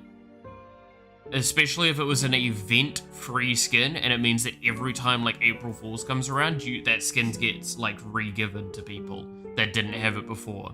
And it's, like, for an event. You complete something during that period of time, and you get that skin permanently unlocked.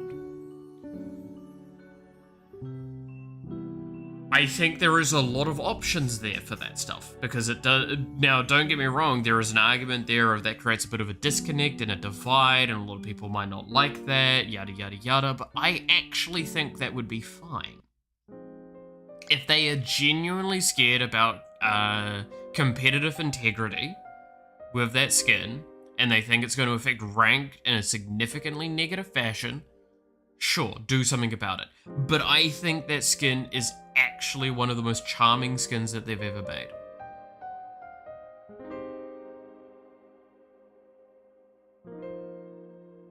They still give the kill animation in Earth mode today. Yep, exactly. And that's why I just kind of stand with the whole thing of, they should just, like, give this stuff. Like, this is stuff that I think's fine.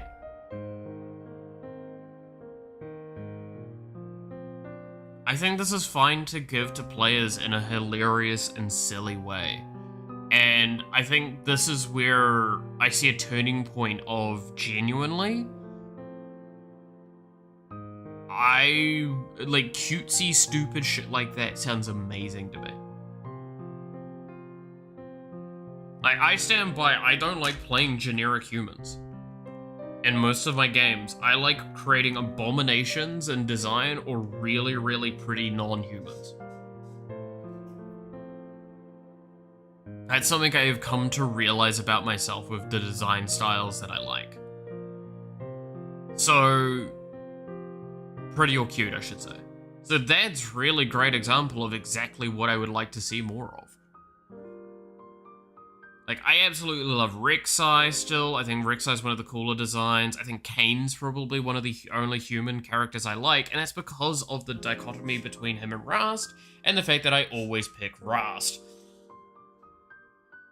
I like to go human once in a while. Yeah, I'll agree with that. Alright, like, but my problem is that that's what I mean by, like, if I do that, I'm probably going to make, like, a tiny female character, right? Because that's where I get to that humorous thing of what I did with Final Fantasy, where I made, like, this big... So I think that one... Did I make that one big or small? I can't remember. It was one of the sizes I went to the absolute, and then I made it as cute as possible.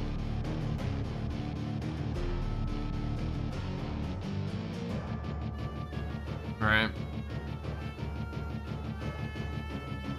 Let's go Rust never can, yeah.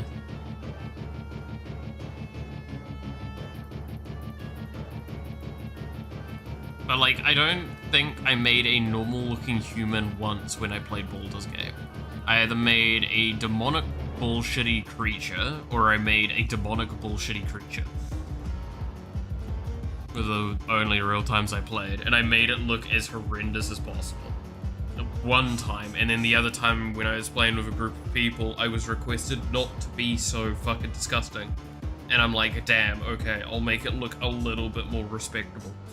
So I didn't make it have clowny at that time.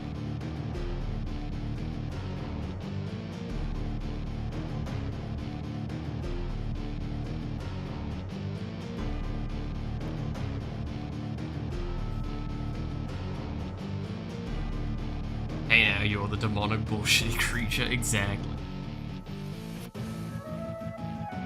So that's why, again, I don't know, that's maybe something that's weird about me in some capacity, of like whenever I play games, I try and look for the most horrendous option or the most like normalish, prettier option to make a funny joke out of it, right? I mean, fuck, I stand by, I love Gap Moe for a reason, right? It's like, oh, it's a cutesy little thing, and it's like, oh no, it's going to kick your shit in. I still think that, like, if I was given the opportunity to do something really stupid, with, like, I guess, fucking D&D or anything, I would make, like, basically a female child-looking character that is one of the most giga tanks you will ever come across, and they can literally never fucking die, and they can tank everything. That sounds hysterical. Have you played Rabbi Ruby? No?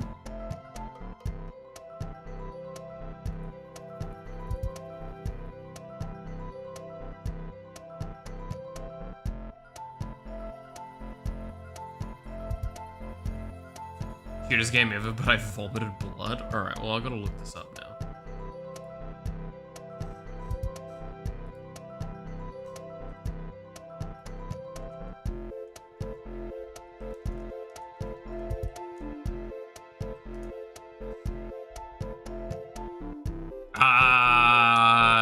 Am I gonna be able to show this on stream?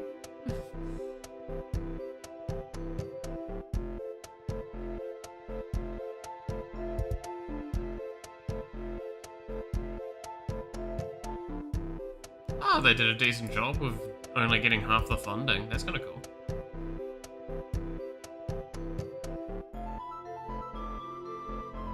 Lalafell and Final Fantasy XIV. No! Fuck Lalafells. They don't deserve rights.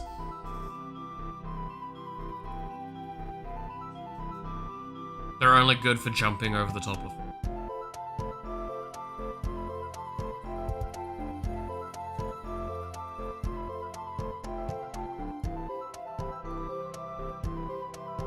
Oh damn, that is a very cutesy art style. Oh yeah, I can see this. Whoa!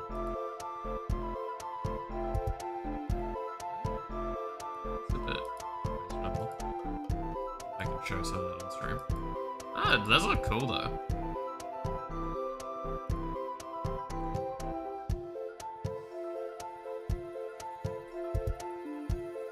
We're friends now, and one of them made a kleptomanic goblin who steals everything. They are high level, and he made a build that just gets him to steal enemy spells from the air. That sounds so good. Even the story is cute as hell. Oh, that's pretty good then.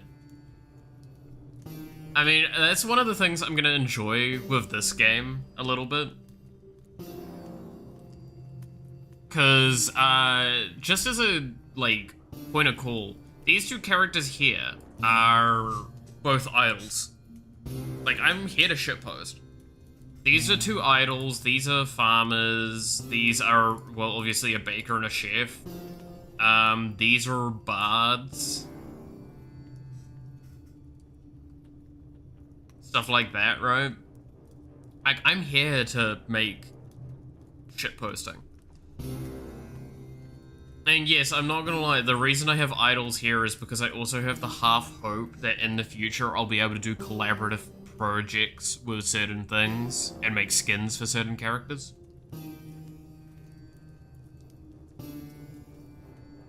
I think I've said this before, but like one of my big long-term desires would be to make it so there would be like DLC for this game that would be paid for.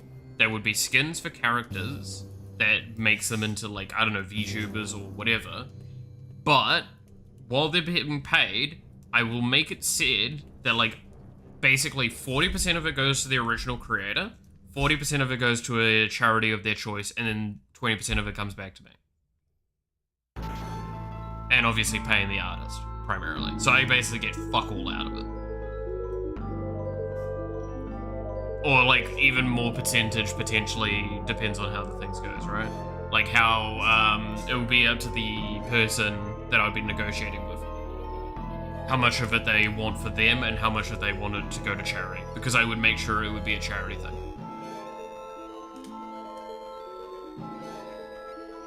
Because it means that you pay like $5 for something, sure, you're overpaying, but you're able to, it'll be doing so for a good cause.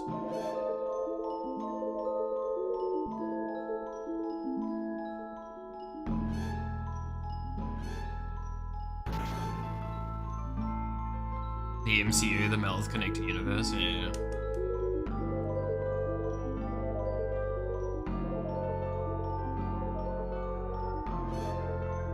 But yeah, that will be my goal with the skins for this game, is I will try and collab with people for that. And if they don't agree with like a minimum of a 40% split to going towards that, then I will tell them that they can negotiate somewhere else.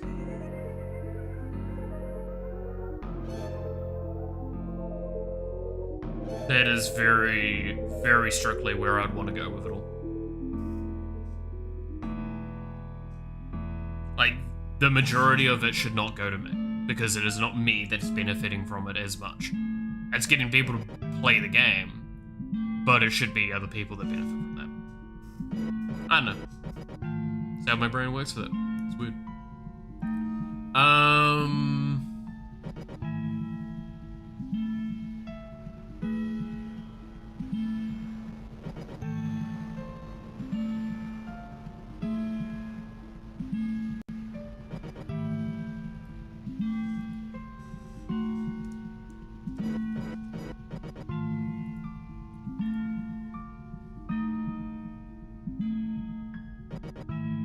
Already, by the way, I just want to stress, the fucking Lich Queen is going to be insanely good with a couple of creatures that exist.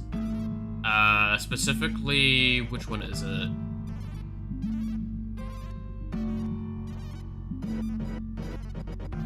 I mean, actually, Treant Protector is going to be insane. Because that's just a defender that creates a summoned body on the ground as well when it dies. So it means that you get, like, just really good recursion, but that means you're gonna have to get nature. Okay, I should probably have this as nature dark.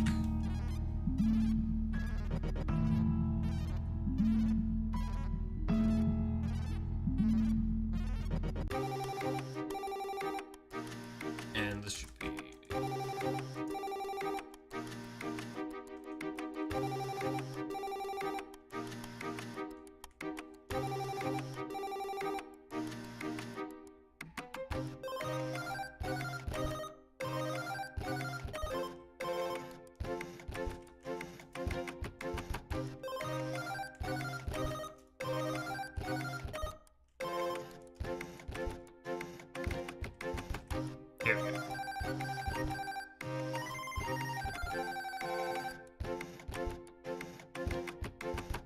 Decayed Stump that has Defend and Perishing. Defender, isn't it? Yeah, Defender.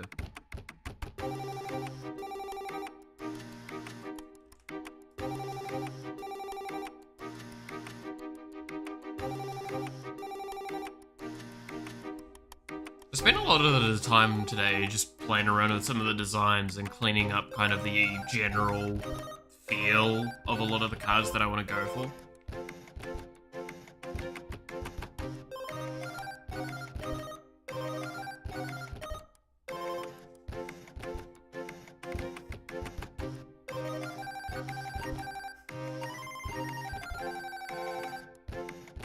But yeah, like I said before, that this is a game that is intended to be commercial, so it's why I'm treating it very seriously, because I'm very confident that, especially with what Roger's helped me out with already, I've got to do something for Roger at some point. But like with what Roger's done for me so far and helped me out, and potentially what he might help with in the future with Godot, and what anyone else that helps out with this, like, this is going to be a very serious game for me to make. And once it's made, I'll be very happy to see how it goes. Trying to manage artists for it's going to be interesting, because if I get to that stage. Because what might not be very immediately obvious, and I think I should probably iterate on this. If I make this game, I am hiring more than one artist. And that is because the amount of art that would need to be done for the game would be so obscene, right? And what I need to therefore go with on that is I would need to have like someone that's probably working on UI and like those core assets. I would need someone that's working on designer stuff as well, but then I would need multiple for doing card art, because I can't ask someone to do like 200-300 cards. That's just not possible. I would need to get a lot of people for that. I would expect, like, if I'm doing, say, 200 cards on release, which is probably more than what I'd actually be doing, I'll probably be doing like 150. I would probably be looking at like 5 or 6 maybe artists for that. We'll see. Depends on like what artists I find and how quick and good the quick with quality that they do the stuff at. Because I still need to figure out the style as well, right? Quality control would be needed for things like that. Yep. Quality control is a big thing, as it would need to be a standard set. An expectation set for all of the art. So I would need to, like, it's basically one of those things of, I would need to find one artist that I'm very happy with, and then from there, find more artists that can sit at that quality, like that style, even if it's slightly different. Like, this is one of those things I want to stress. I'm okay with some of the cards looking different. I think certain cards should look more like this, and some cards should be more like that. And that's great, that's fine. I have no problem with that whatsoever. However, there should be some scoping of consistency. So there would be quality assurance and consistency assurance is the two things that I would need to ensure I do. And that's gonna be like so many hours of the day.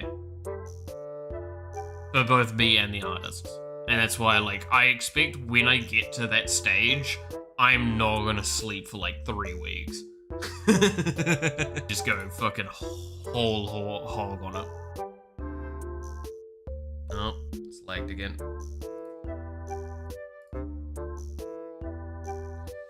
If you have an upgrade system for your cards, it would be dope to have and make their signature appear in a shiny way on the art. Oh yeah, no, I've got ways to already do shinies. I know how to do that. I've got a bit of code sitting to the side, not in this project, that I can toss into this for that stuff. Like doing some of those sorts of ideas, doing textured shinies, doing all sorts of stuff, right? Like, some of that I've already worked on. It wouldn't be that obscenely difficult to set up for. Inspired by the art cards that have signed variant in MTG. Yeah, like, that's one thing I do want to do, is I want to have, like... Again, I'm not against having collector variants. I think that's something that I think the game will benefit from as well. Like I talked about before, You are going to have a set amount of cards to begin with. These are the cards your default decks are going to be made out of. And then from there is going to be cards you can collect. And those cards you can permanently potentially unlock and stuff like that to build your decks with in the future. Like, I'm going to be honest, I'm not giving the rights to the player straight away, because I think the rights are way too powerful and impactful, and it's going to basically cause a problem when you're learning the game, where what's going to happen is the player is going to, like, recognize their strength and never play without them, which means that they're going to end up as a crutch. That overall, like, maybe reduces their creativity. That is something that I'm having to consider with this. Because, like, I'm not going to nerf the rights at this stage. I think the rights are great. I think the rights need to stay in this nice, powerful position that they've got currently. But I think that there needs to be a very real consideration for when they get given to the player. I do not think they should be given straight away. I do think it should be, like, kind of middle-ish, early middle-ish of the game time that you've got. But that's something that, like, is one of those things that I know a player hearing that, if I said this and the game has been out and it's got, like, say, 500 players, right? There's going to be players that are going, no, I want this now. And it's like, that's fair, I get that, but I'm letting you learn the game in a more authentic way. Rights are good. Long term, you're going to probably do a lot of builds with rights in them, because if we just go back to them, I mean, again, Rite of the Grove is going to go into pretty much any deck that plays ramp at all. Just straight up. That is not even a question. Because it's... So again, rights are kind of like quest lines in Hearthstone, except they retain their progress throughout the run, and obviously disappear once they've completed. They've got stages, you get a reward for each stage. Sometimes it's an in-run reward, sometimes it's a outer-run reward. For example, Rite of the Grove, Nature, cost 1, stage 1, spend 10 mana. If you've spent 10 mana while you've had this out, you get a reward, gain an Emerald Gem, which is +1 starting maximum mana. You gain +1 maximum mana at the start of battle. So then it will move on to stage 2. Stage 2, spend 20 mana, so it's doubled the requirement. But the thing is, it's not only doubled the requirement, it's now on top of that previous requirement. So while, yes, you've unlocked it and the progress is retained, overflow won't happen for it, right? So if I spend, say, 20 mana and, like, or say I spend 9 mana and then I spend 10 mana and unlock that first stage, that is 9 mana that just got wasted for this objective. So the early game becomes this thing of, do you spend excessive mana to win faster and easier, or do you try and tune to your getting the right done? Now, when you spend this 20 mana, you get another Emerald Gem. So keep in mind, now, at the beginning of a battle, you will have 3 mana available to the player without any other external sources. And then stage 3, spend 40 mana. But, and this is where we kind of stress to the point, but the reward is gain a true emerald, which, as we kind of talked about earlier, is what a true emerald is. When you would gain a max mana, gain twice that amount. So that means at the first turn of the game, if you've completed the rite, you will have 6 fucking mana on turn 1. 6 mana!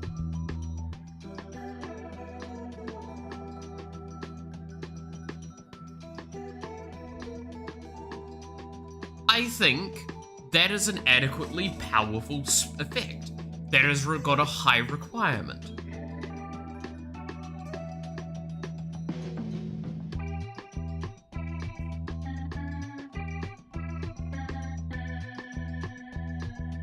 Being able to play a 6-drop when your opponent might be able to play a 2 or a 3-drop at most is pretty fucking good. especially in the colors that are going to use that. So yeah.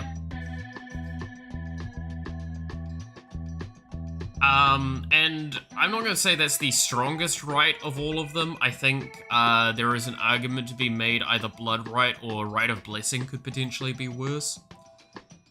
I think Rite of Blessing is potentially the scariest rite when used correctly, because it's just going to objectively make your game just easy. But like, that's kind of the point, right?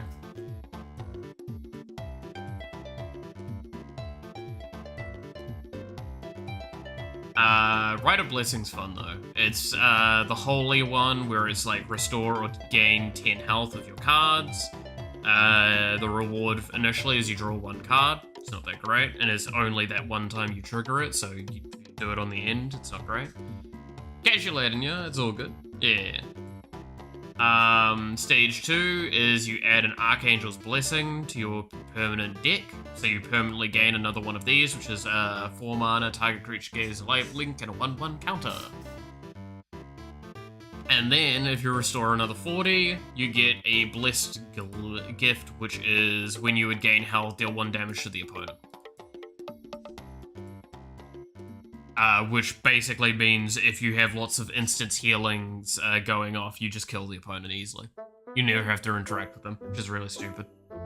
Bloodshot's also stupid, which is the end reward for the Blood Rite, which is when you would lose health from one of your card's effects, instead deal it to a random enemy.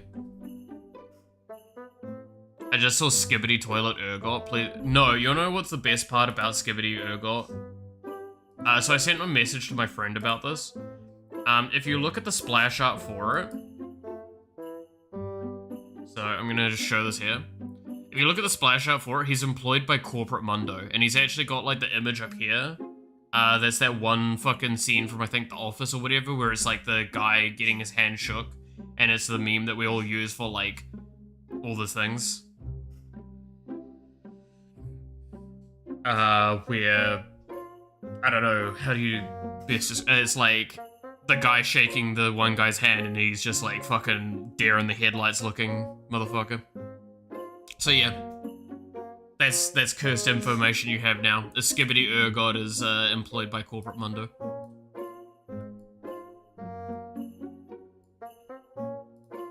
Do with that what you will. Do you play spells in this? Yes, that's actually what rights come under. So you cast everything. Everything is a cast, kind of like how Magic has it. So casting is you cast a creature and you cast a spell. But like rights are spells. Rights are just unique spells with the subtexting here, right. These cards have stages to complete with rewards at each stage. These retain the progress through the run, and once the final stage is complete, they are removed from your deck permanently. No more than 1 right can be added to a deck at a time. But yeah, all of these are spells. So, the Archangel's Blessing I mentioned earlier, which is target creature gains lifelink and 1/1 counter, that's a spell. That's not like a creature I play that has an effect I can play and then I can target a creature with it. That's on the board.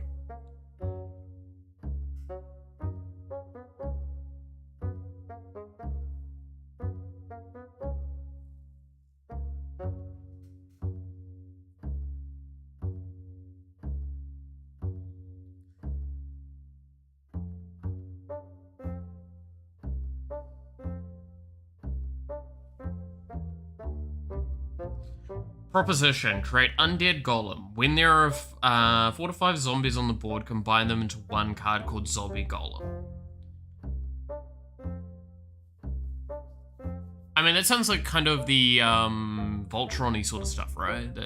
What is it? The one in Hearthstone, whereas if you have like that mecha head, and then if you have enough mechs on the board, it combines into that special one.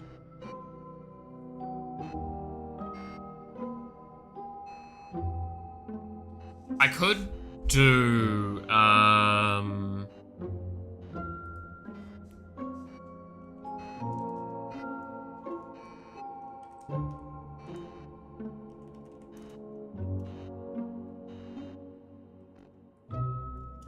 What would it be called?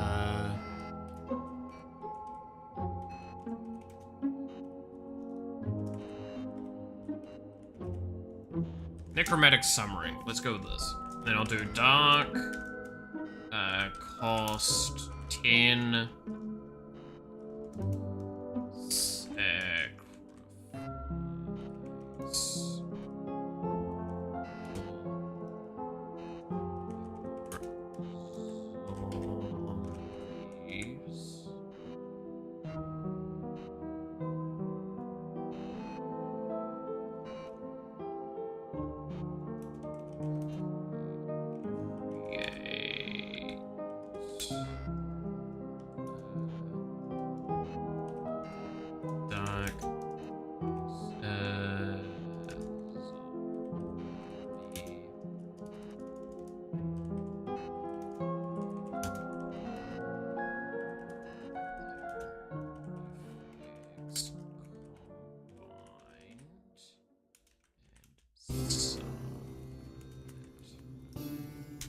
How's that?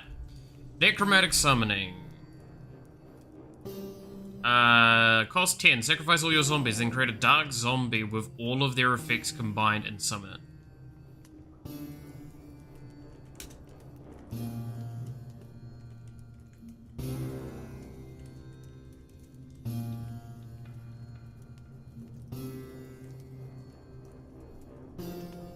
So it's a big end game finisher, potentially.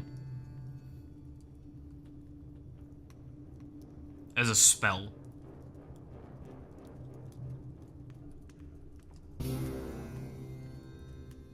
And the best part is, as long as I don't say perishing, that thing will hit the graveyard. Still. And it means that potentially you can let this thing die and resummon it. And that's a cool one.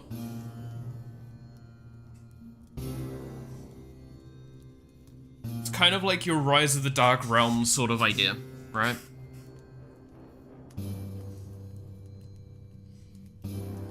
But it also means that, like, unless you're playing a zombies deck, this is actively not good. So I'm cool with that, right? Because, like, that's why I'm just saying it sacrifices all your zombies and create a dark zombie with all the effects and stats combined. I could probably just make it a dark,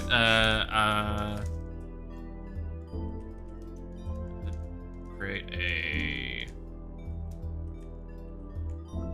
Let's give it 3 dark zombie with all their effects and stats. Addition. There we go. So it's a 3/3 dark zombie with all of their effects and stats combined in addition. Then summon it.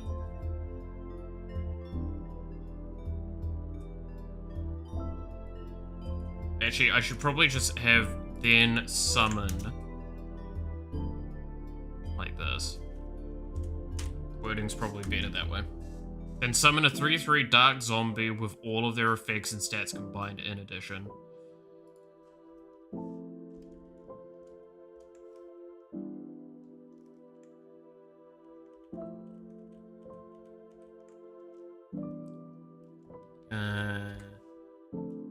Let's see, it's refuting.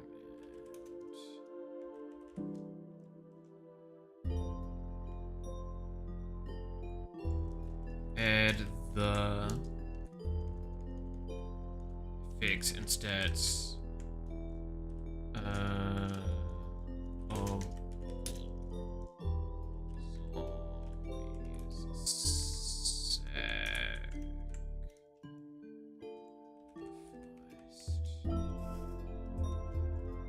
There we go. Just changing the wording around a little bit to make it feel a little bit better, but it's not changing what it's doing. Just giving it a 3/3 baseline is funny because it means that you're spending 10 mana for a 3/3. At worst comes to worst.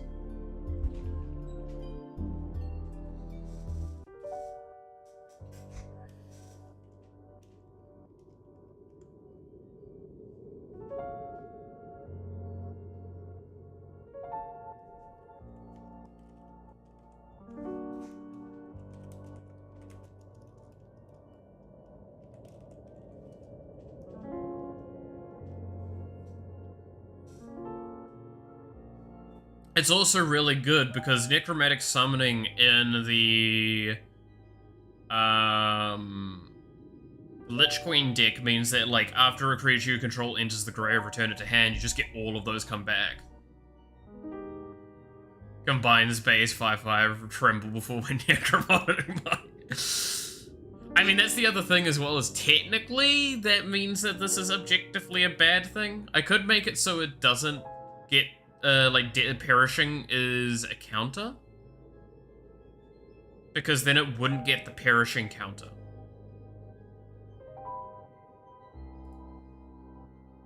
And yeah, maybe.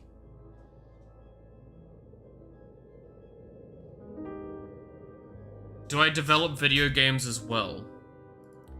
Maybe, I don't know.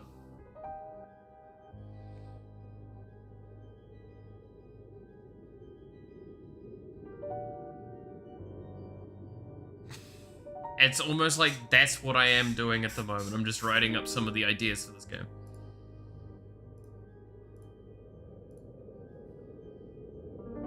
Because we just keep talking about card designs instead of actually doing some of the development. But yes, I do develop stuff. I have 2 games I'm currently working on publicly. One of them is currently on break at the moment while I'm moving. And it needs refactoring. Completely my bad, my bad. No, it's all good. I was being sarcastic as well. Like, yeah, I get it.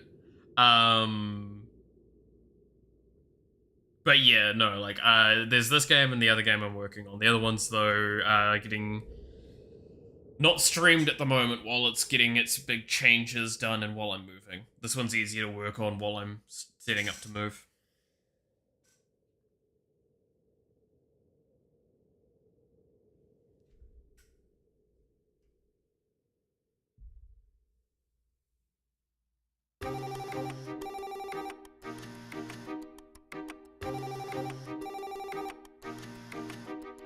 Maybe the 3/3 stats gets stated, so...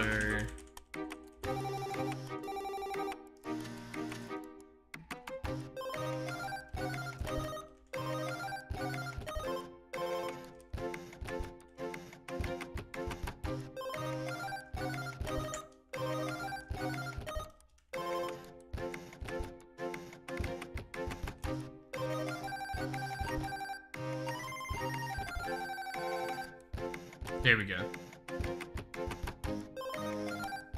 There's a link to the other game. Yeah. The VTuber Vampire Survivors game I'm working on. That's gonna go through a hell of a cleanup. Needs a lot of work. Needs a lot of work.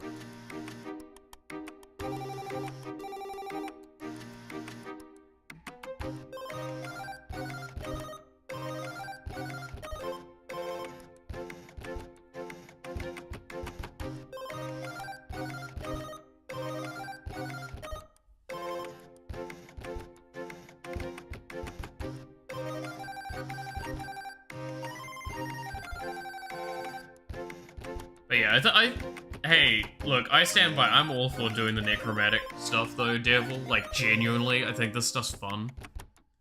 I do think it's really funny, though, that, like, if we...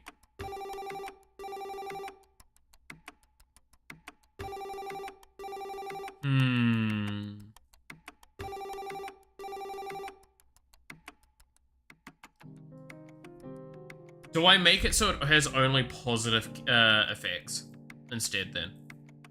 Or do we make it a punishment for running that?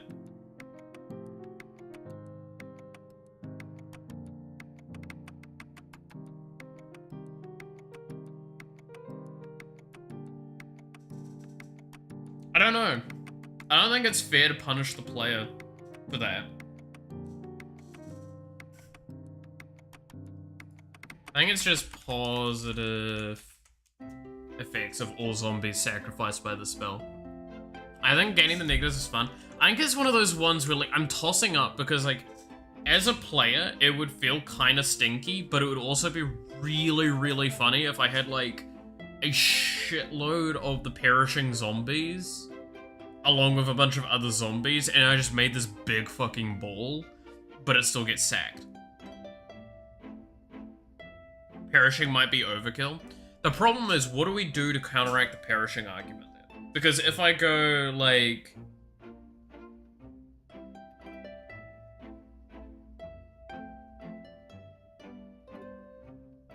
it should be fine. It means playing around it, because then, like, again, it's one of those things of it gains all the effects. Oh, but what happens, right, if, like, there's a bunch of negative power effects or something like that? Like, what if something got played and it's like you've got all your zombies and it's like they got a -1 attack on them?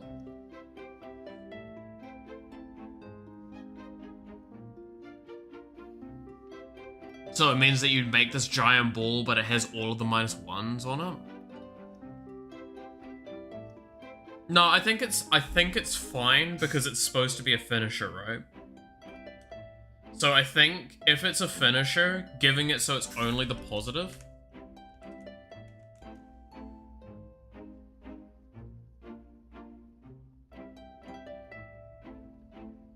If he gets perishing, he gets some sort of bonus. No, because then at that point in time, that makes the spell way too complex, right? Like, the spell's already going to be a very complex spell, because it's sacrifice all your zombies, then summon a dark zombie with 3/3 plus the stats and the effects of all of them. So it means all of those enter effects might trigger, all that sort of stuff. So if I make it only the positives, that means as well, like, what if something has it so it stuns itself, right? I think this is objectively fine, because it means that, like, bad cards, say earlier when we were talking about, like, the sacrificial goat, well, this isn't a zombie, but the example of when summoned becomes stunned. Imagine if you had a zombie with this kind of effect, where it's like when it's summoned, it's stunned.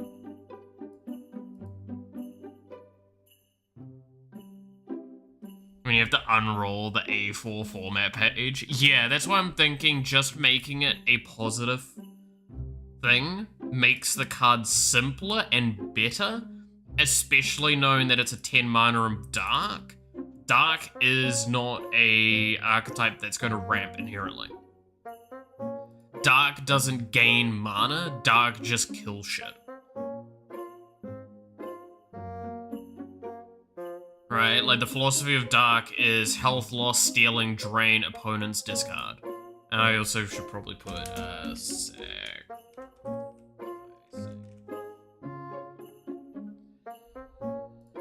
because, again, that's what this stuff is here for, is it's going through and telling me what should go into these things, and what, if something has this effect, if it should get this typing.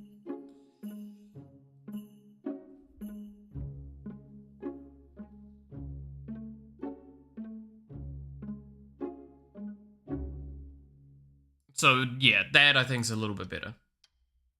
I have a dumb suggestion for a stupid spell. Shoot, I want to see. You never know, I could make something really cool out of it, like what we did with the zombie thing just then. Made a really cool, like, in-game spell.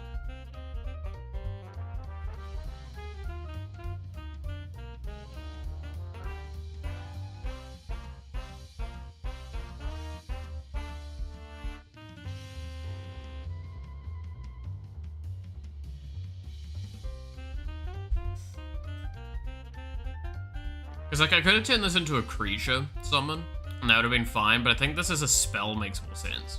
Like, as a big summon thing.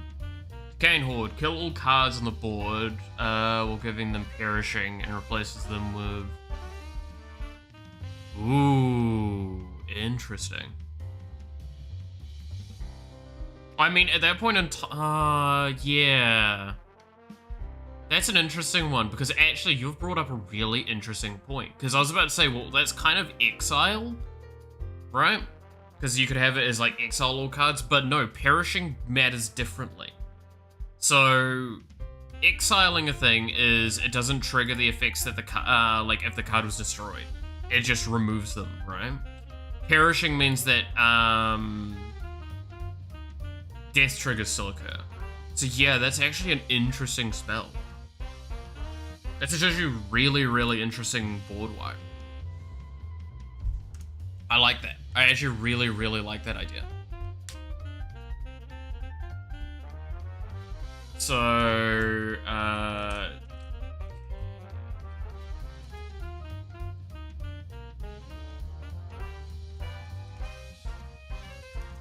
Dark Boss. Universal board wipe, but still gives tokens in response, but it removes things, but you still get death effects. Probably 7 mana. That's what I'd put that at. 7 or 6. Because that's like a fairly generous board wipe. Because it doesn't... As long as you're making it so both players are getting the zombies, it's not like a full board wipe. They still can block stuff. It just means that you can potentially benefit more from it.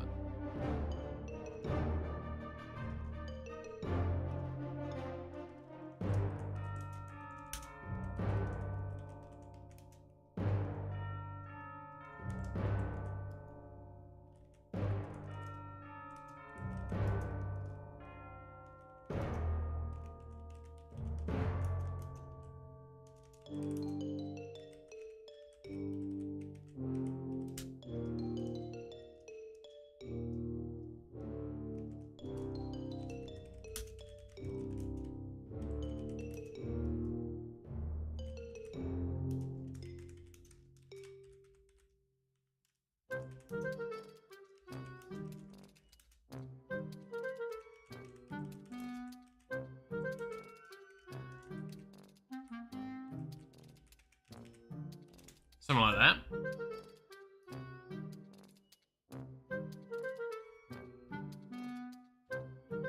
Leveling the battlefield? Yeah, potentially. So, give all creatures perishing, then all creatures are sacrificed. Each player makes 1/1 dark zombies for each creature they sacrificed.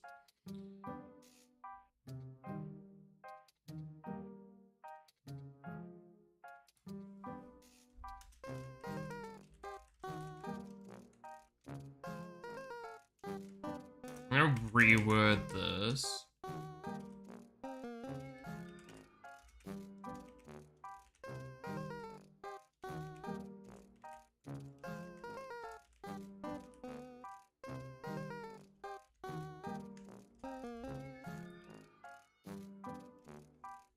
So, give all creatures perishing, then each player sacrifices their creatures. Each player makes 1/1 dark zombies for each creature they sacrificed. This way. There we go. I like that. That's a really interesting spell. Because that means, like, obviously a zombie synergy deck is going to like that for the most part. It's also, because it's giving your stuff perishing as well, you have, like, it has to be understood that that's not great as well. I like that. Cast this when you have a massive numbers advantage and switching your strong cards for 1/1 zombies just to style on your enemies.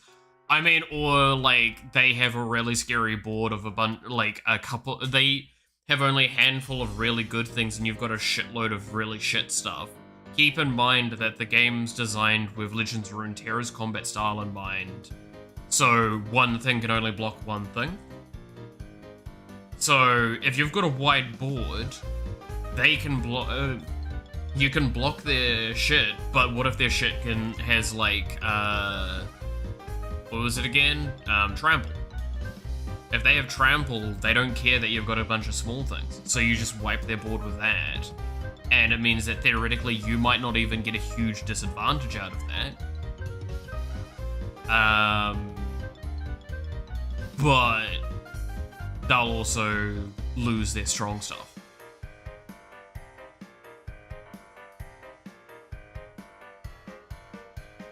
It's an interesting one.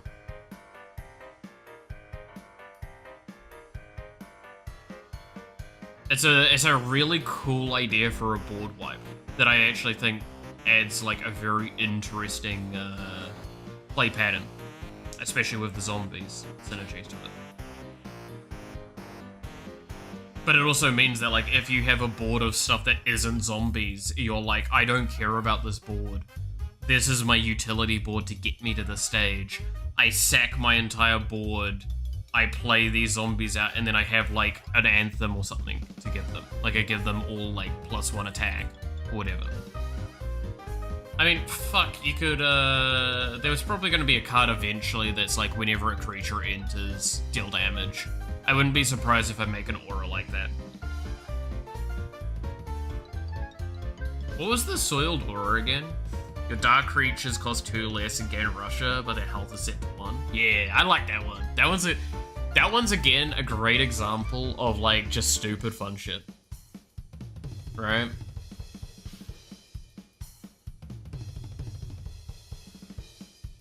Actually, I might make this a choice. Do I want to make this a choice or do I? No, you've put the card down, you suffer.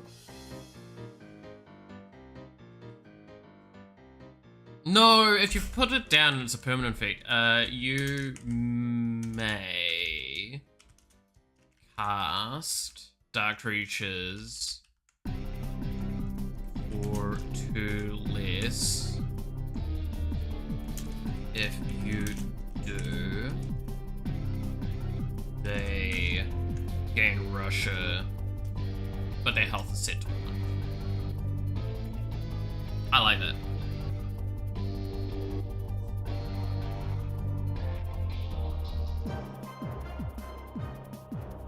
Gives you an interesting way of playing around your zombies. You can play out your like really good Lich Queen, for example. You can play out the Lich Queen, so she's gonna still have her big fat booty. But then you can play out other things and get them to just like cycle through really easily. Oh god, I just realized there is immediately a fear now. There's an infinite combo.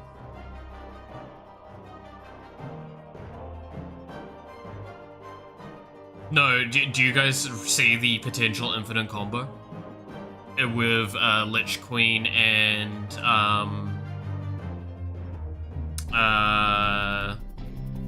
where is it again? The Soiled Aura.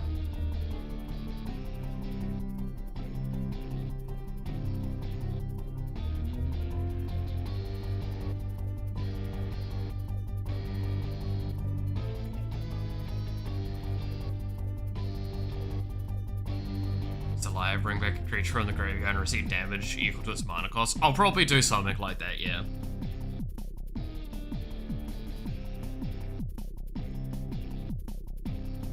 If you have a creature that costs 2 or less, right, in your hand, so that will cost 0 of this, but it has like on attack, it dies. Imagine. You just have that and the Lich Queen down and it wins. Because you'll just infinitely be able to spam it out. Over and over again. Like, that's all you'd need to do. You'd need to do that, because then it would attack, it would die, and then the Lich Queen would get, after a creature you control enters the grave, return it to your hand. Then you just play it again, and just play it again, and just play it again, and just play it again, and just play it again. I love the idea of that. That's actually a really funny combo.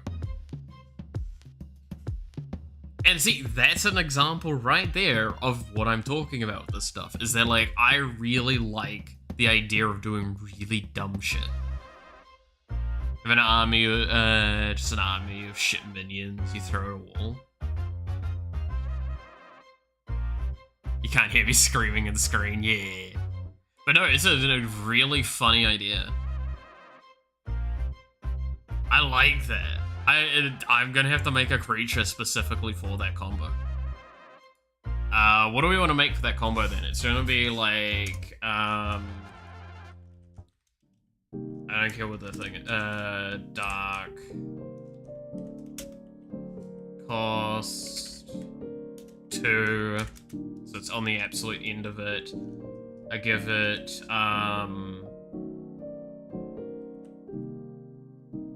can be a 2/1. No, it can be a 2/2. That's what I'll do.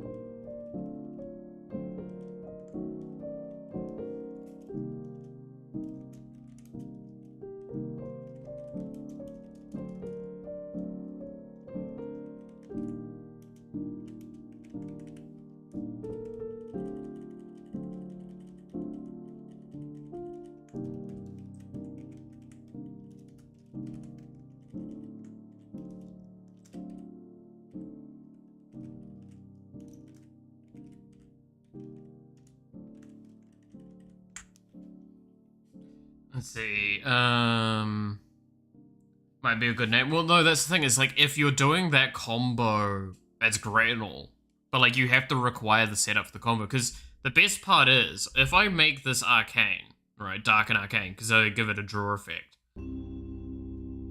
That means you're going to need dark. I should probably set this to fire as well. No, this can stay as dark, I think. I was about to say, because, like, technically Rusher is more of a fire effect, but Rusher isn't strictly only fire. Frenzied Gould. If I'm gonna... Yeah, I could do Frenzied Gould.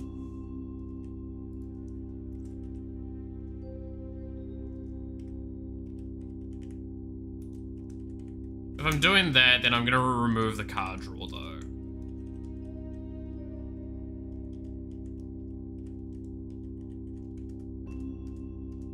But it's got to do something on sacrifice, right? You got to get some reason why this card's naturally worthwhile playing.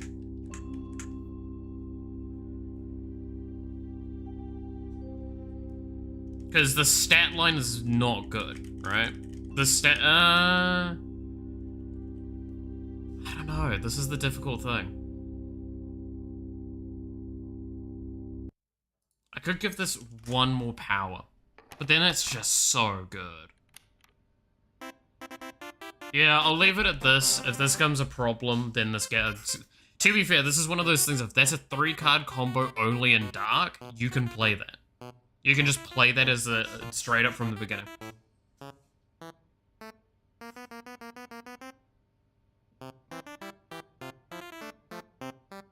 That's why I'm like, I'm slightly fearful of combos that are like a 3-card combo straight from the beginning.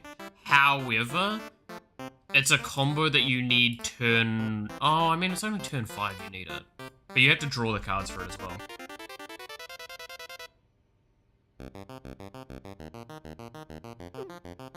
Gives +1 attack with like a 4 cap of power.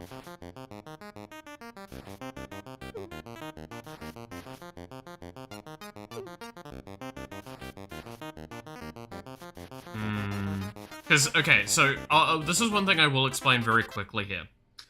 This foot soldier here might seem very stupid. It's a 1-mana 2/2. But this is very important for the game itself. A 1-mana 2/2 is setting the standard. It is now saying that theoretically, 1 mana is equal to 4 total stat.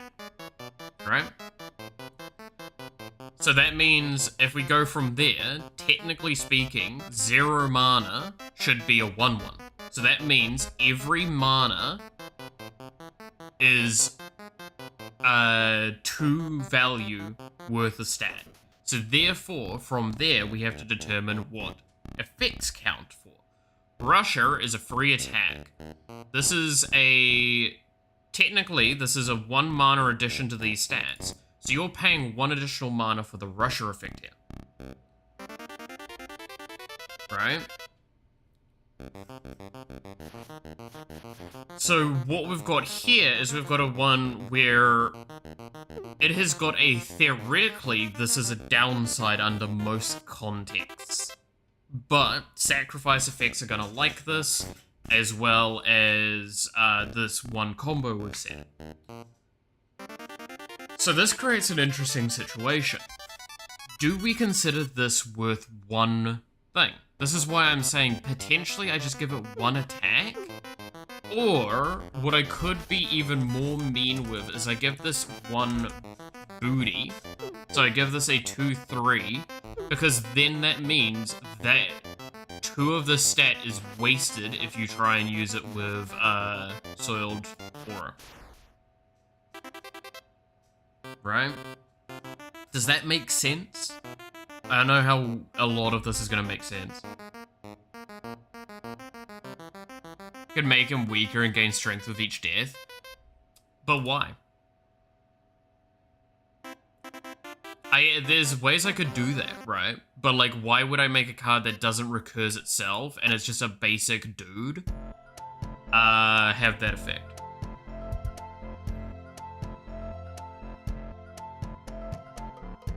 right? Like, I could make a card like that. I really would probably make an Ouroboros card eventually. But it's that question of, like, that's where some of this philosophy comes in. So yeah, I think I'll give it one more defense. So half of the mana is set on this effect here, which is beneficial in certain builds. And I will consider sacking itself after striking half a mana worth of thing. It's just alcohol talking through me, it's all good. That's what I mean by, like, that's some of the fun stuff of all of this. In fact, by that argument, I'm actually gonna make this fucking sacrificial goat 0 mana.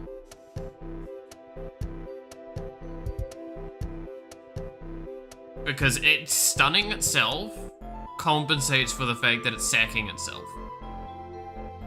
So this is objectively just a card that is 0 mana 1/1 that stuns itself when it's summoned. I think that's hysterical.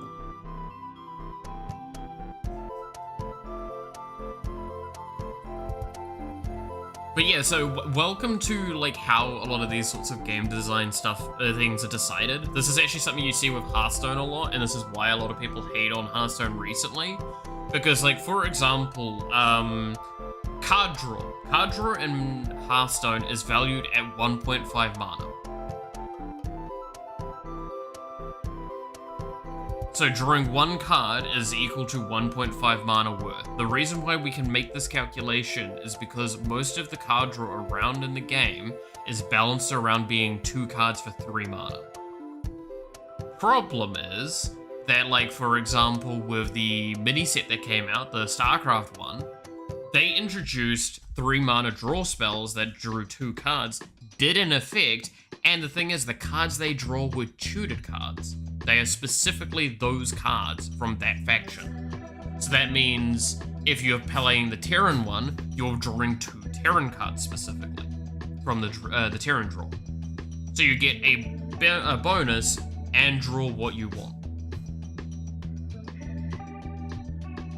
That is where a lot of the, like, talk about how Hearthstone has drastically inflated its power level, it comes in. That is a great example, because those card draw effects are still kind of shite.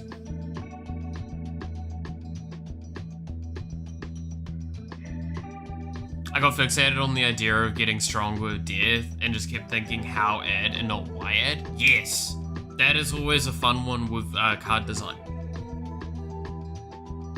That's why I say, like, with Frenzied Ghoul, I am punishing the player for playing this combo by the fact that most of its stats are in its ass. Right? Its booty is big, but its swing is not so big. So yes, you can do an infinite combo with this, but it's 2 damage each time. This is good because it means that while you can do this combo, there are easy ways to kind of fight against it. Because what happens if you've got, like, in fact, if I really wanted to ruin this card, I could give it 1 attack, and then it just means that if something had reinforced, it's just literally just useless.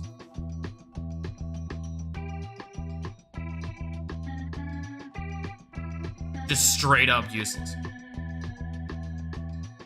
So there is a very clear counter to this combo.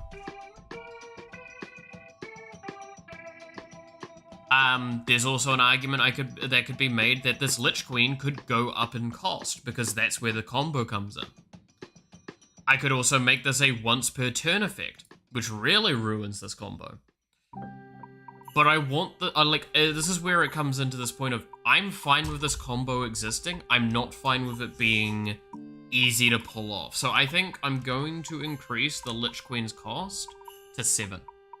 So it's going to be a 3/5. I'm going to move that to being a 3/6. Because I value...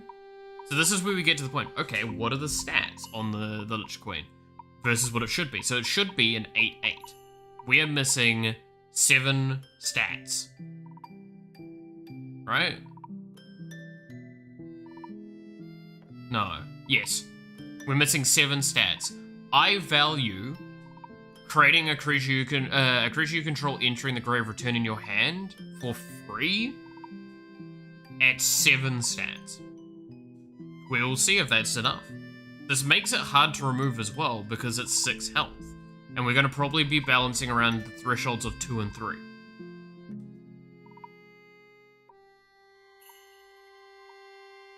Like 1, 2, and 3 are probably where most removals are going to sit, so you might have to spend 2 removals on this. Also keep in mind, there is the funness that, technically, if you take this power with it, the one that's intended, the when a creature you control enters the grave, create a zombie thing, you'd be getting infinite of those as well.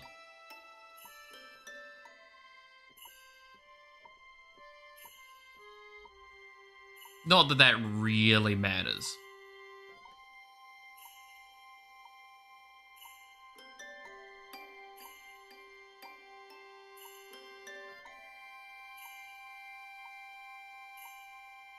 But, like, we could also do...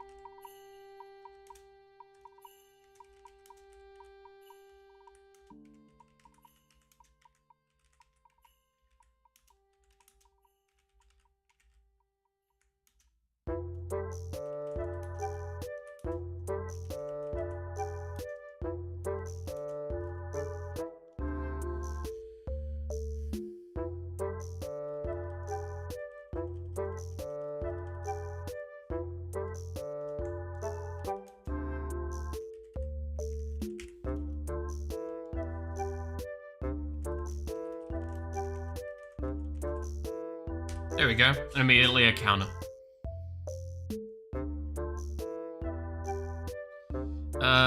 Let's see. I have one more idea for Necromancy. Queen's Champion, a card that when killed is exiled, and a card called Queen's Undead is added to your graveyard. The Champion in numbers. Champion in numbers.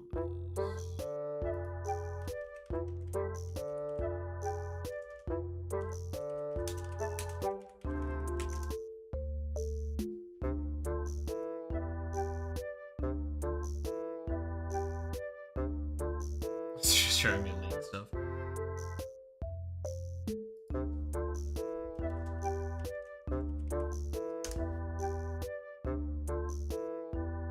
No. What card game are you thinking of for that?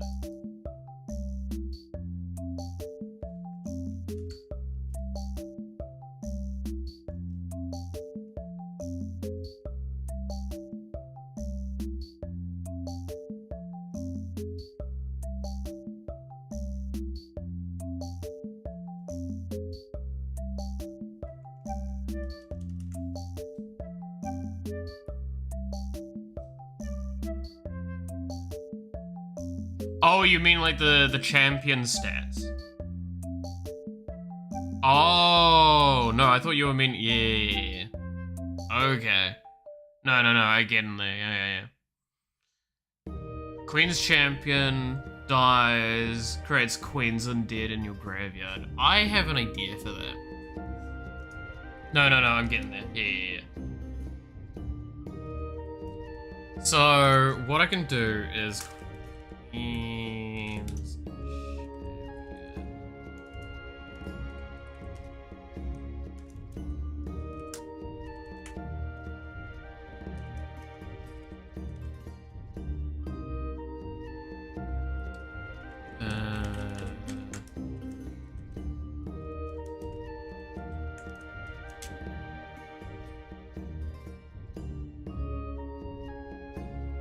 6, something like that. Yeah, no, I'm getting there. 3D printer and shells have arrived. Hell yeah. Fuck yeah. That's always fun. Time to make all of the Warhammer stuff.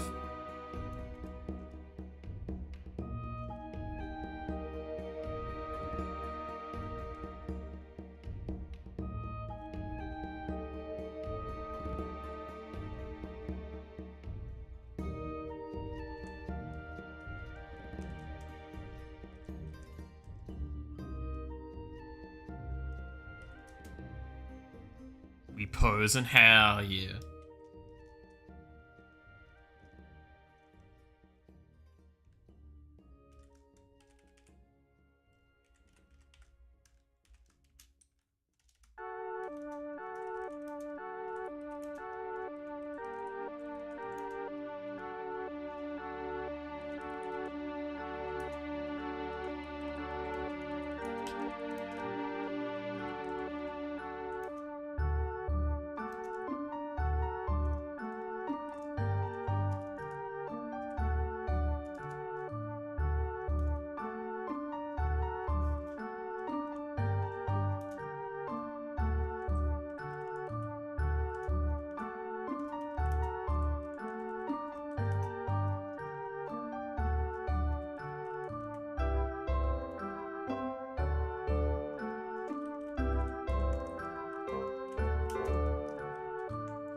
There we go. Alright,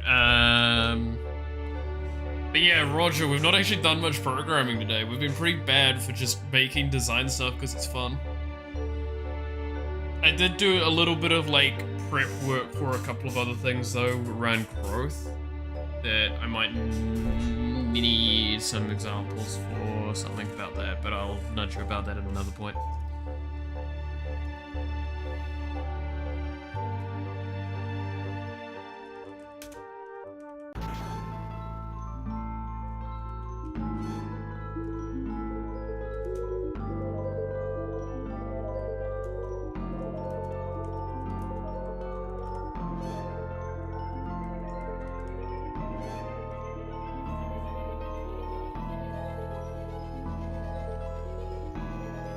Building the shelf right now, but I'll help where I can. Keeping headphones on, all good. I mean, it's one of those things of like, I don't think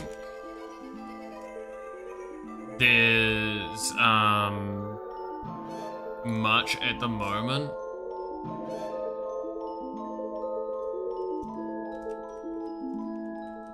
There we go.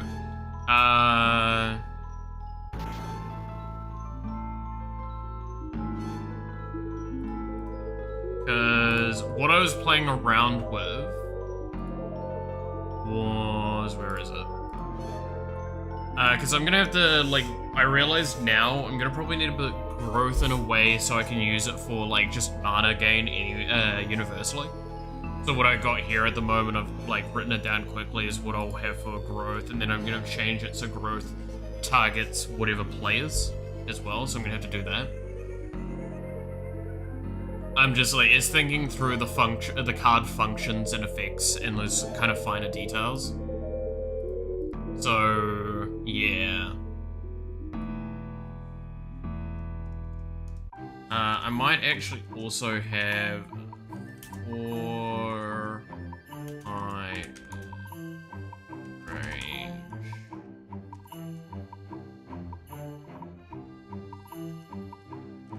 Ref.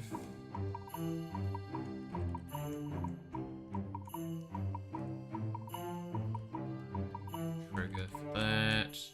I need to make sure I have the thing. There we go.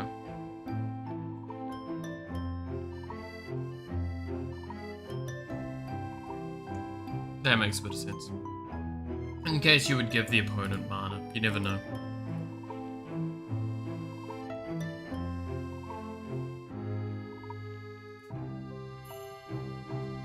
But there you go, so Devil, what do we think for this idea here? So Queen's Champion, Human, Holy. Cost 4.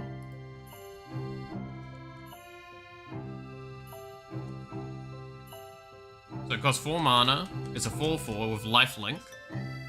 When this creature dies, exile it and create a 7/7.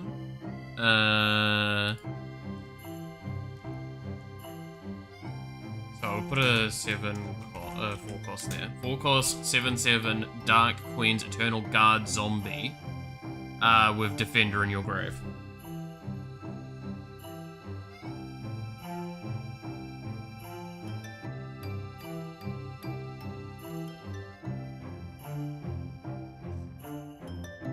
Because then we can do like a holy dark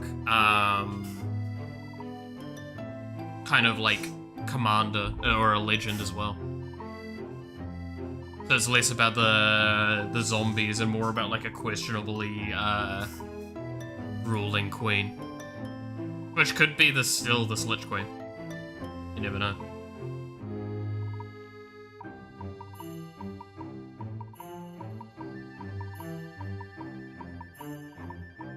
Game lore writes itself, yeah.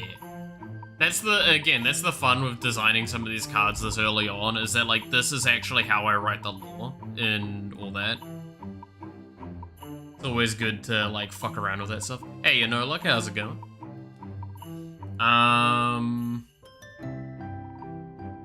But yeah, so I'm gonna have to like, it's because I'm gonna be treating mana gain as like landfall. Because I do want to have some of those sorts of triggers, because I think landfall decks are really funny, now that I actually own one as well.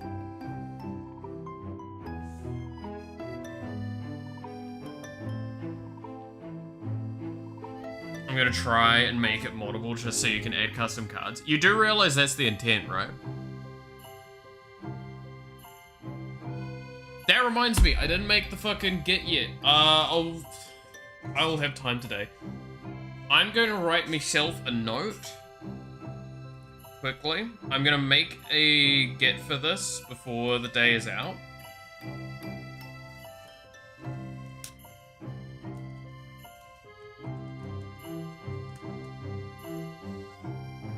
And I'll post that and give you a link and access to this, Roger. So if you have any ideas towards stuff, you can flick ideas through easier.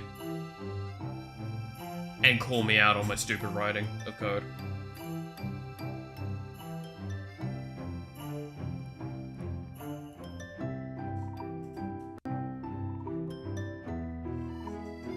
But yeah, like the game is intended to be moddable. I think I said that before, like early on, is like there's a reason why I'm aiming for single player design for the game. Because I want the game to be primarily for that.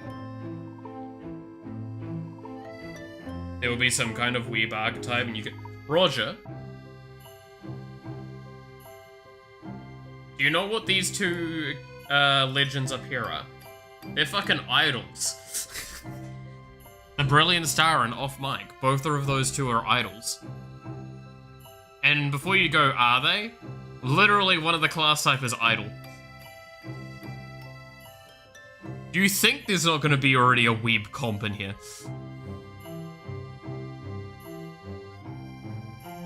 That's why I want to see if I can make like a Hatsune Miku collab with this game. So I can make some skins for those. Not weeb enough. Don't worry, there will be more. In fact, shall we make a weeb commander now? Or a weeb legend and a bit of a weeb play pattern? We already have like cats, right? Because we actually do have cat people in here. Feline Thief and Trickster Cat. Those two can be,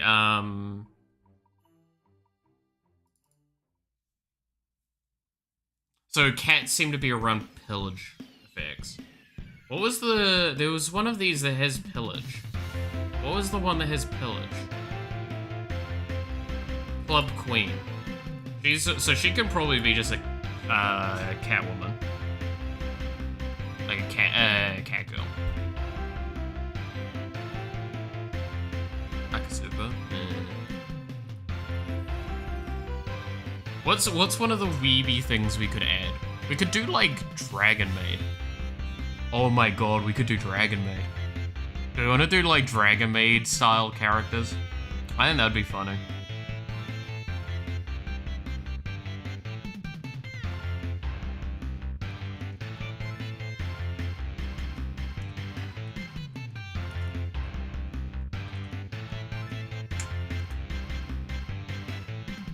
Cafe. Dude, cafe cuties.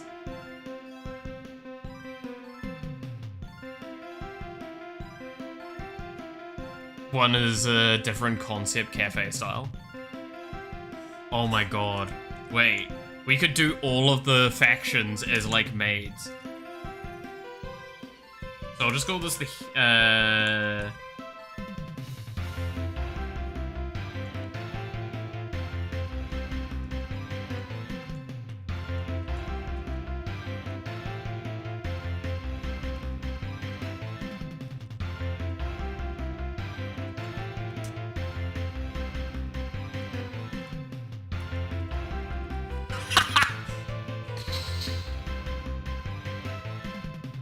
Oh my god, I just thought of something really great. So Elder, by the way, is a class type that is basically supposed to be like they're an ancient thing.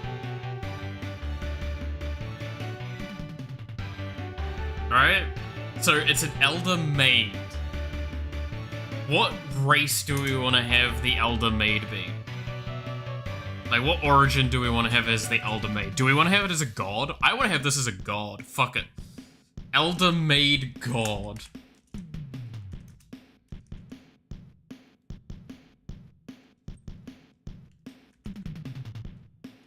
And it's gonna be all type.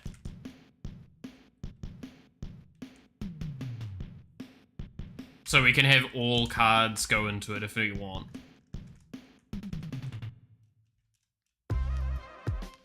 Why not Dragon Maid? We can make a Dragon Maid in the list.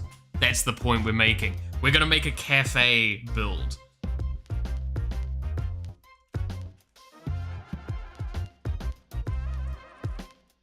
So Dragon Maid is one of the maids there.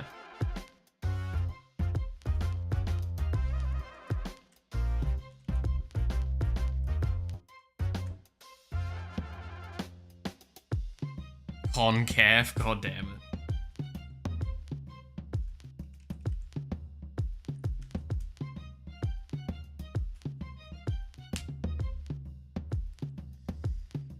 Do we do that? Do we do that?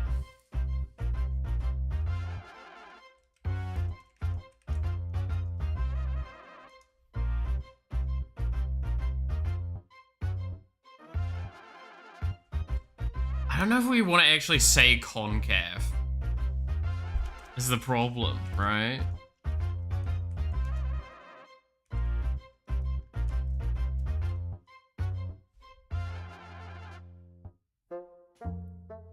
The Elder Maid is considered a concave. God damn it. I mean, I'm gonna be making maid a typing, right? Which is, the reason why I'm gonna make maid a type is because of this effect.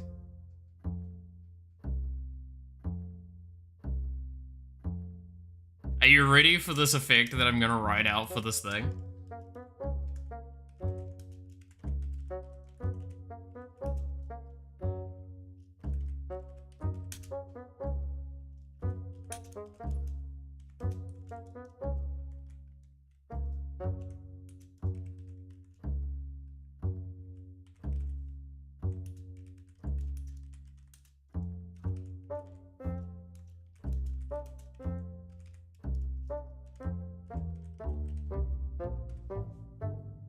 There we go. When you, when summoned, summon up to seven maid creatures from your deck to the battlefield.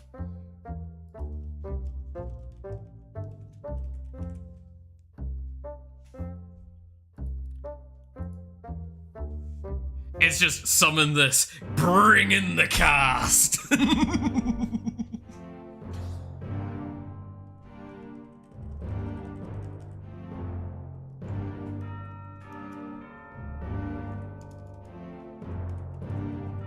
I'm gonna put in different maid creatures, so it means that it has to bring out 7 different ones.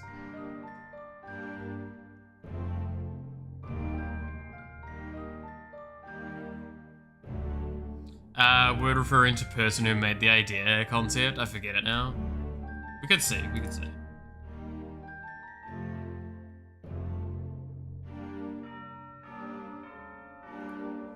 Actually, no. From your deck or hand. No, your hand. And slash or deck.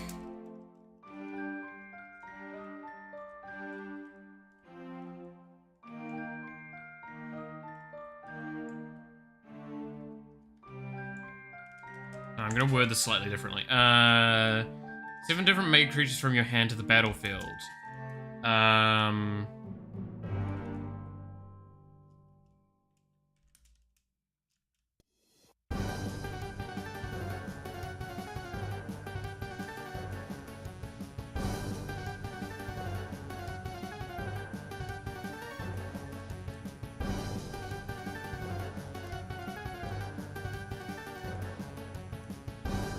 There we go. How's that? Summon up to 7 different made creatures from your hand to the battlefield, then summon the remaining amount from your deck. So it means that you're theoretically going to summon like up a lot. You're going to throw out your hand and then throw out your deck. It's great. It's all about getting a shitload of mates. The reason why I want to do this is because I want to make... it's going to have to be arcane. At the very least. Arcane and...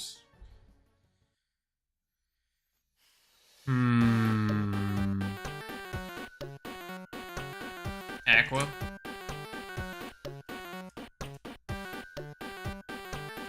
Spend to discover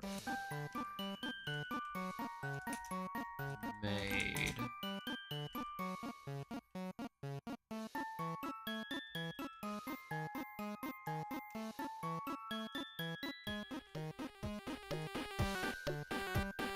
There we go. Maid squad, basically. Cool, we've got a power that's spend 2 to discover a random maid creature as your power.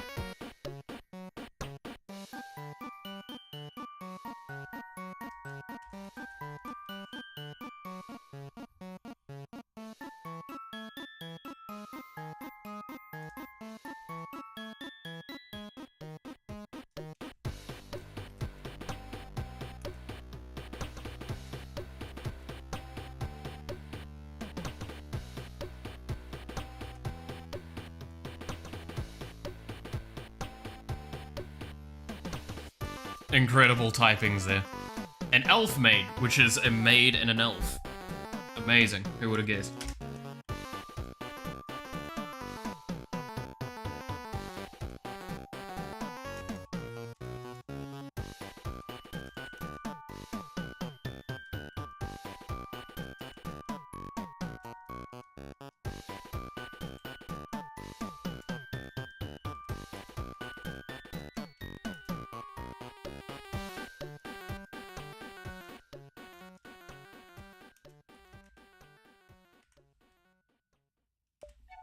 There we go.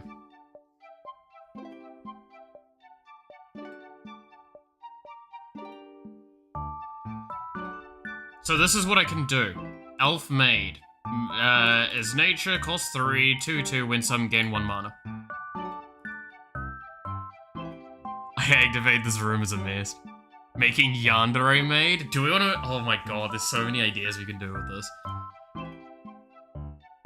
I feel like the maids have got to be an expansion though, right? Like, we've got to make that an expansion, not a, like, base game thing.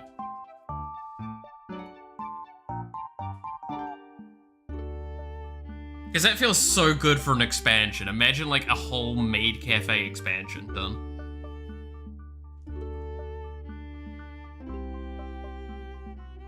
I'm going to actually start separating some of this because of that.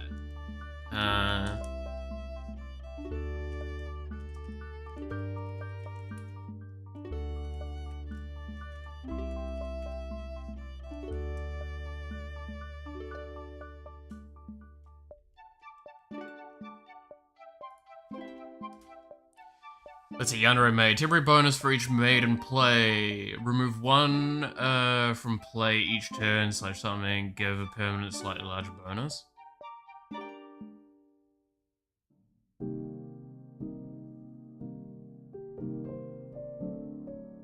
May's gonna hit the game like Legion and WoW. Yes!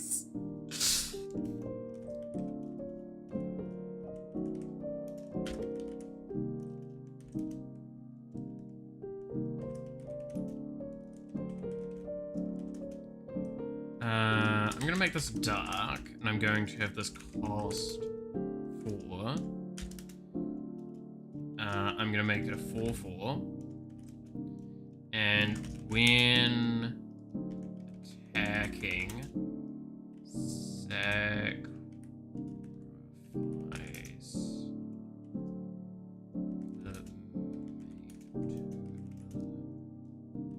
right of this and gain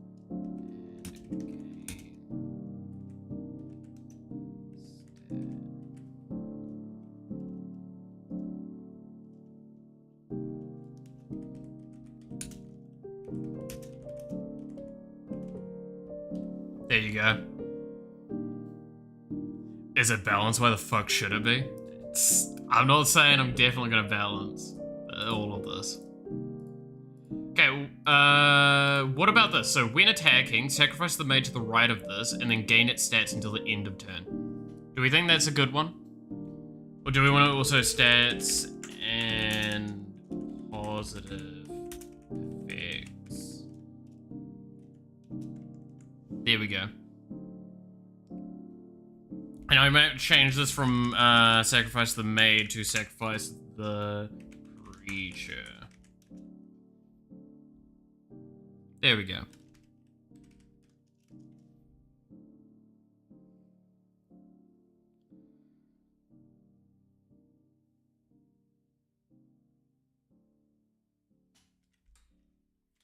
End of your next turn?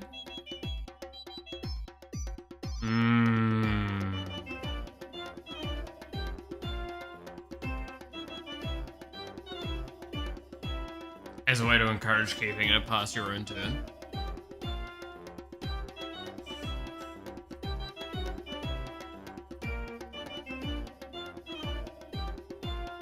I see what you mean. I would have to lower a lot of its base stuff or raise its cost though.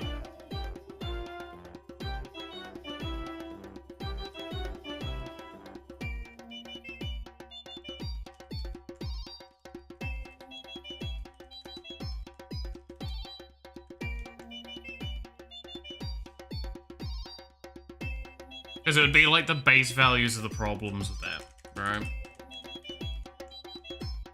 I think I can turn it into a 5 mana 2/4. No, it can be a 4 mana 2/4 for that.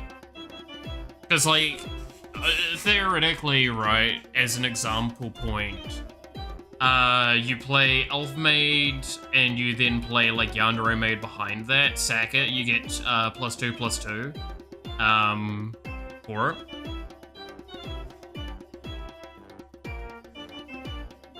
Dairy subtype? No! No, we're not doing a dairy subtype. That's so stupid. I'm gonna make a maid subtype, and it's gonna be for this expansion, and that's all we're gonna be doing. If I'm doing this as an expansion. This could also still be base game, we don't know. There's a reason why I'm saying potential expansion. Fine. No, you're not getting me that easy with that. I'll do it myself, sure. What I'm hearing, I vote for Derek, goddamn. What I'm hearing, Roger, right? This is the best part, is what I'm gonna do is I'm going to, I vote for Derek. Well, I'm gonna get you to help design this game. I'm gonna give you all the tools you need to make it modded. And then there you go, you can mod the shit out of it. How does that sound? You just have to help engineer all the stuff to ensure the game's moddable.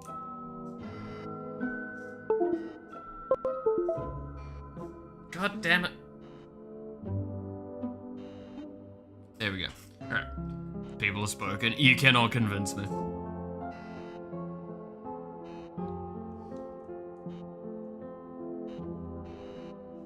But you now gotta challenge Roger to make all this stuff moddable. Don't make me, multiplayer your ass.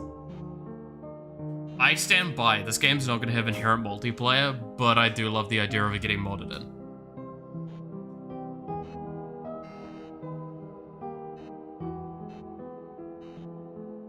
I'll pull a Pokemon and make a cutlery and utensils subtyping. Yikes.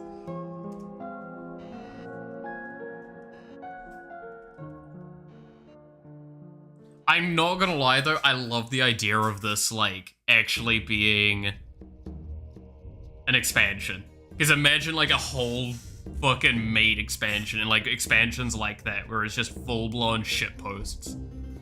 And some of them being serious as well. Because the best part as well, is it means you could choose not to get the expansion.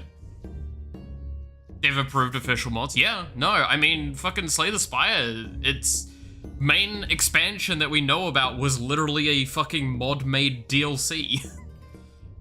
Like, it was a officially made mod as a DLC, which was Towerfall or whatever it was called, right? It's because it was a concept they loved the idea of, they worked with it, but they never wanted to introduce it into the base game, I believe. Or it was just not the thing for it. But I believe it was official.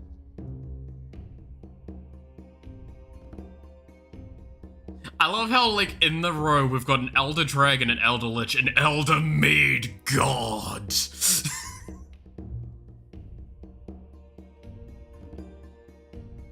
I love the idea of this far more than I should.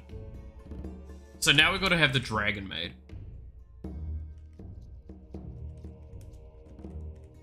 What is the Dragon Maid gonna do, though? So it's obviously gonna be a maid and a dragon.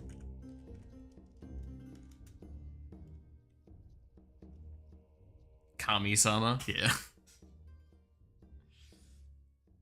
Dude, I love Cthulhu's maid. It's not Elder God like that.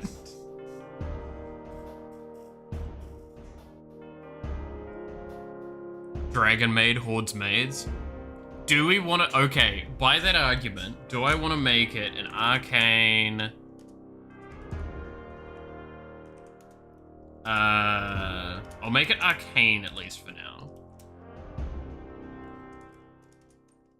Arcane will cost 5. Be a 5/3. When summoned, draw 3 made creature cards. Stop being so engaging, I need to make my fucking shell. How dare I? How's that? The Dragon Maid hoards a bunch of maids by grabbing the maids out of the deck for you. These are my maids.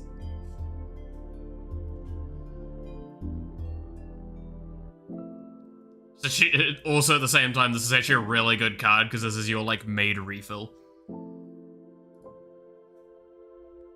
I can't believe I said that. Ah, yes, I need my refill maid. I'm supposed to be doing something, but this is fun! One issue, potentially? Chaining it with itself? How so?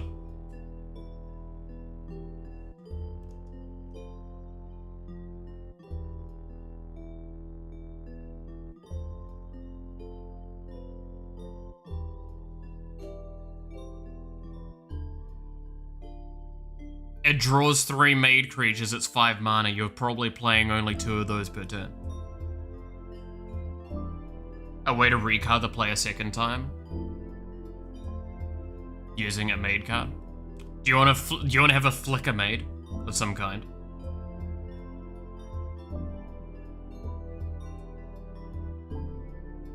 I could make a fairy maid.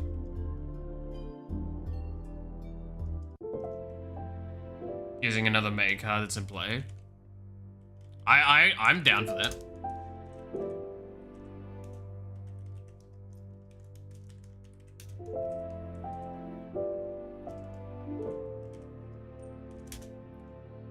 This would probably be an arcane aqua.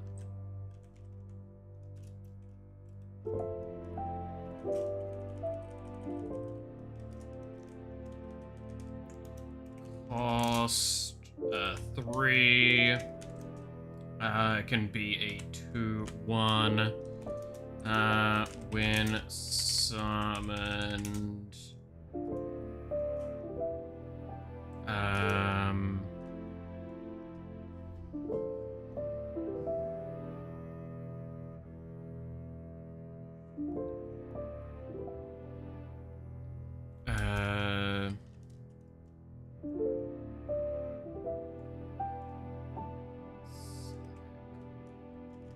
No.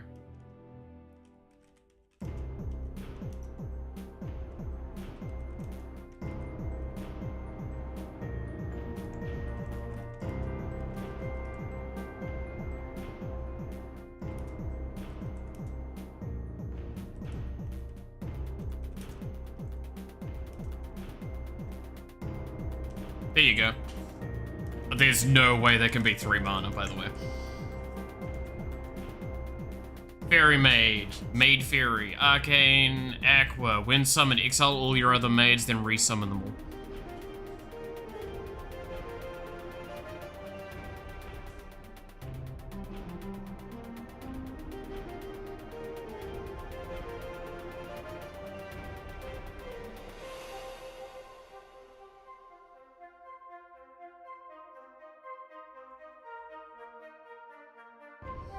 Let's see. Actually, I like the idea, by the way, that you can just kind of sit there, draw 3 made creature cards that cost less.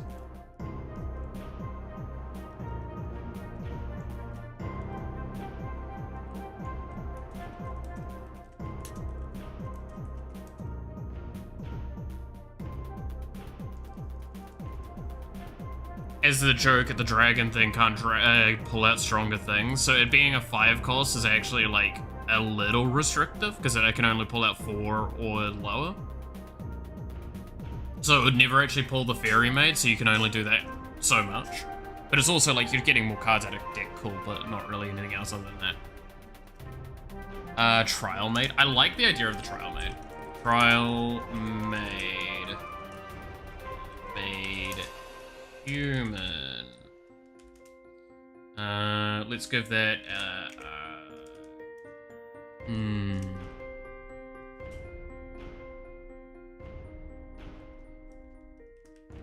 Dark Arcane. Cost 1. 1/1. When summoned, draw made from made.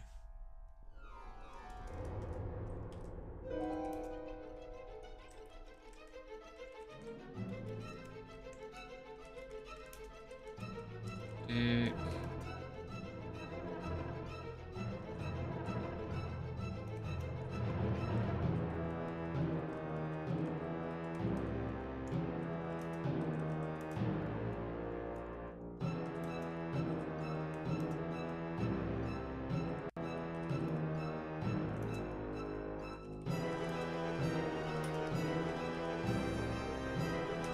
How's that?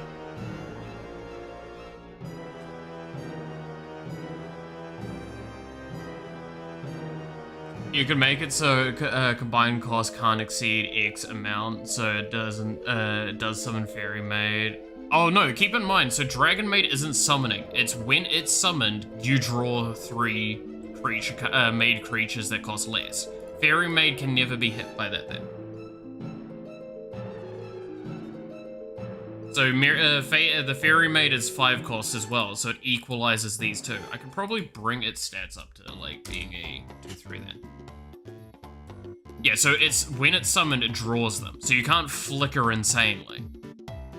That's why I was saying, like, the flicker effect is just a redraw. But yeah. Gotta sleep soon, because I'll die otherwise. Bye, people. Catch you later, devil. But yeah, trial maid. I like the idea of this. So it's a maid that's a 1 mana 1/1. When you summon it and when it dies, you draw a creature and you sacrifice it after 3 turns. I could honestly remove the sacrifice effect. I think that's fine. I could probably put it to a 2 cost.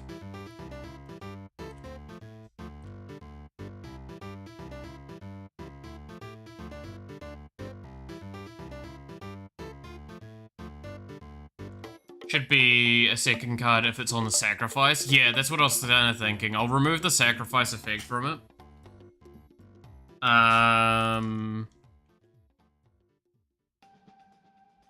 Because this is kind of the idea of, it's like when it's summoned, you've got someone, like you've got the maid that's looking after it. And then once it's done its training, it turns into a proper maid. Right? In fact, I might make this not draw. Dies, summon a maid creature from your deck. And then I'm going to increase its cost to being a 6 mana 2/2. I like the idea of that. That seems interesting. It could be a 4 mana 2/2, potentially. That's still really a lot of power, because that's like 2 cards for free out of your deck. I like this for now. And the backgrounds? Yes! Oh, that'd be so good.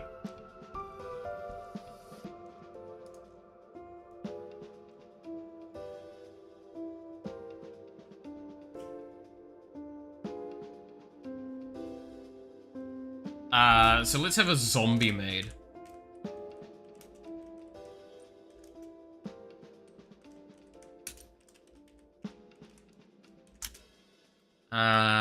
Obviously it has to be dark if it's gonna be a zombie. Don't know what it's gonna cost yet or its stats. What are we gonna do for a zombie maid? I mean, it could just come back, right? When this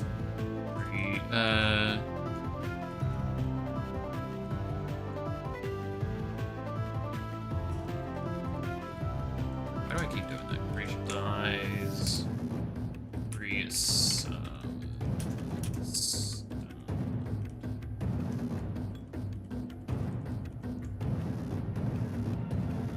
Pause. 2. There we go.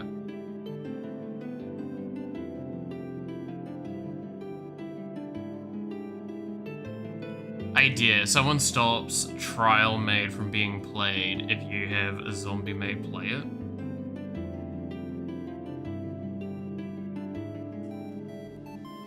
Oh, wait. No, that's an even cooler idea, what you've just kind of given me with that. Wait. If a maid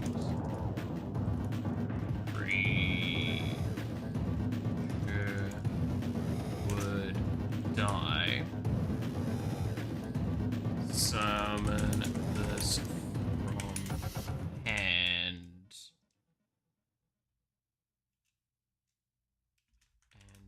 and add that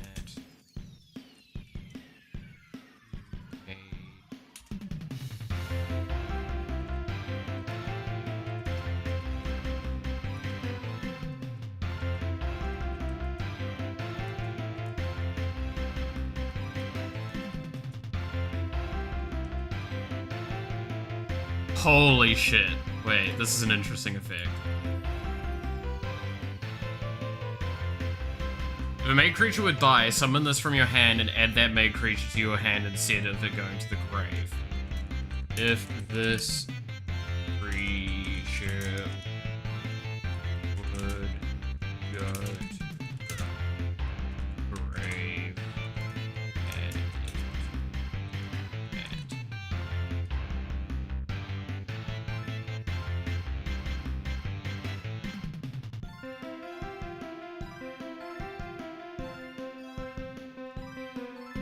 this just became like an obscene fucking card. What the hell just happened? I'm gonna give this a 3 mana 2/2 now.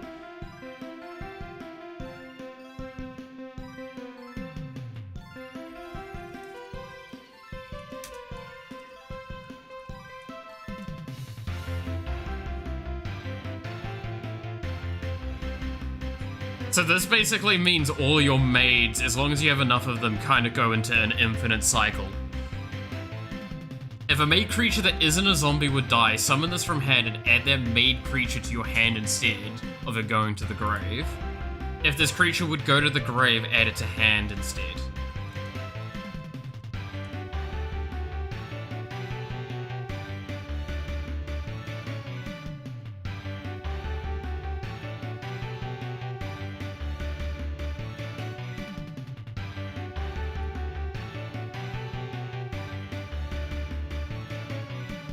Can't protect you unless the enemy killed it. It's an interesting one. It's an interesting one. I like the idea of this. This creates a weird cycle thing. But yes, I agree with the spell. Give me a second. I'll just, or something along those sorts of lines. I will write in.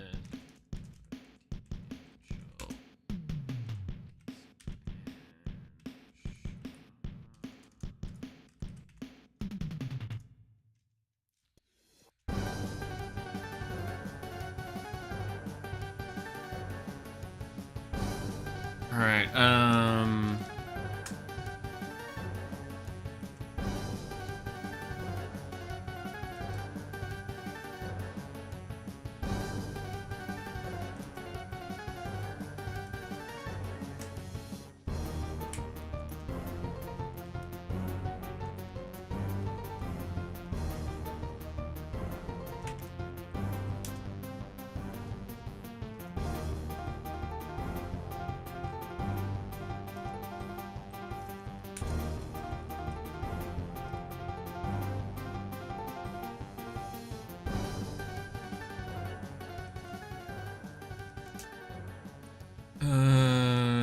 dark.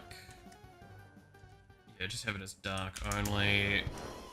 Cost can be. What does the trial maid's cost? 6. You're discarding things. I'll make it 3. There we go.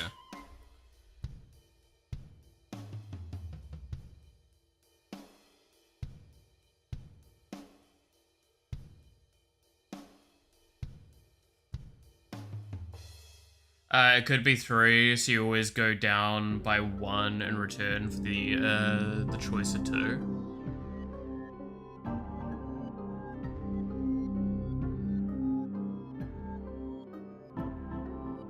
I mean, I'm just making it so you have to discard them only from hand, right? So you have to discard 2, and then you get a trial mate onto the board. So it's like you're paying 3, you're losing some of your resources to get more resources on the board. The reason why I wanted it at 3 mana as well, to explain this weird part of my head,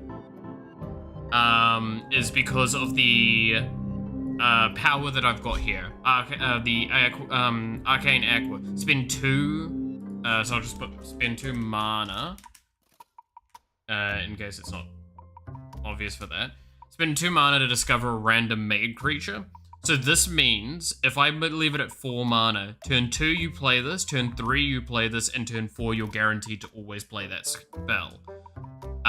This way, having it on cost of 3 means that you now have to choose if you want to do it before, so you don't care about those things, or you discard things early. It's still really good for 3 mana. I think this honestly is too good for 3 mana. This could easily go to like 5 mana. But you are discarding resources. So let's put it at 4. Fuck it. That's a good curve. More expensive, but gives you more potential cards per deck that let you pull off a chain with it. Yeah. The guilt is hitting you. Yeah, that's true. That's true. Like, I'll be careful about adding too many spells specifically, but I do love the idea of some of these. Like, the maids just, it's funny to me.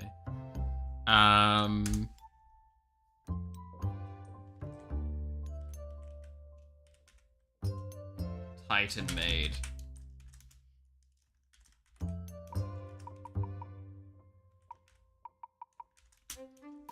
This is gonna be nature dark. Cost like 7 or 8. Put it at 8 for the moment. It can be a 6/6. Actually, no, it can probably be a 12/12. Now that I'm thinking on this.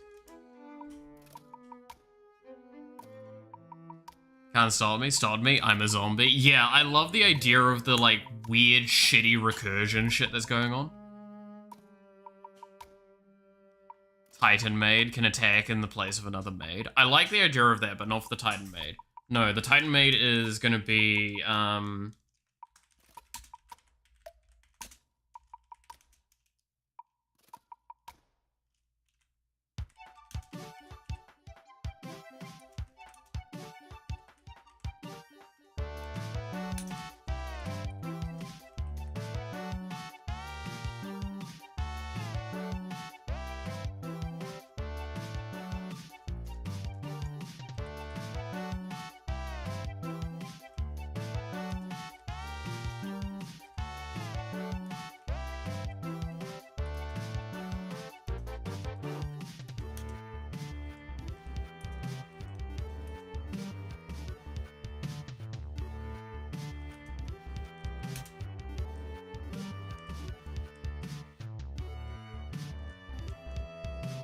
there we go.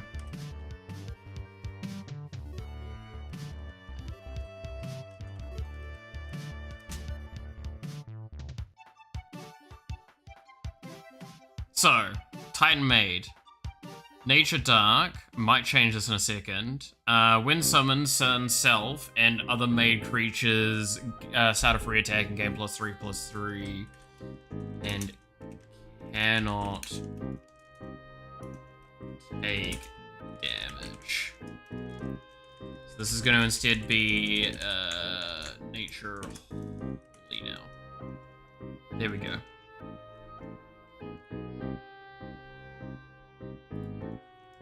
All maids get +1/+1. I feel like I could do something else for that. I could do an aura, right?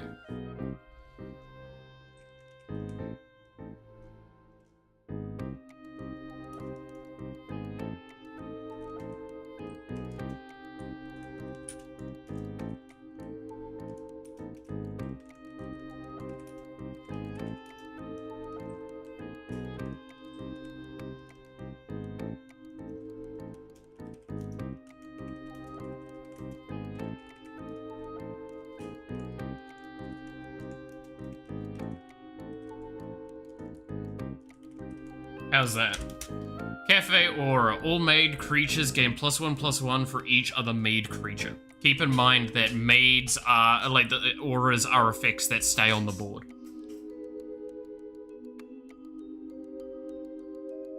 This will make the art so much funnier. Yeah!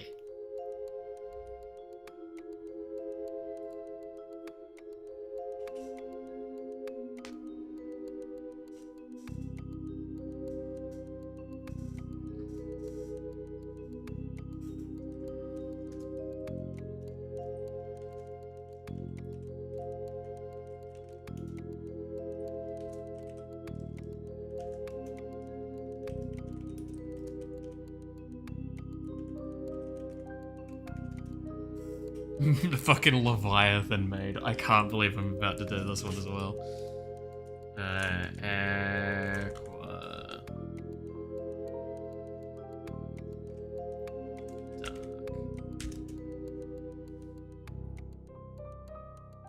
Friendly competition, I don't know what it'll do. We could do something for that, actually, yeah.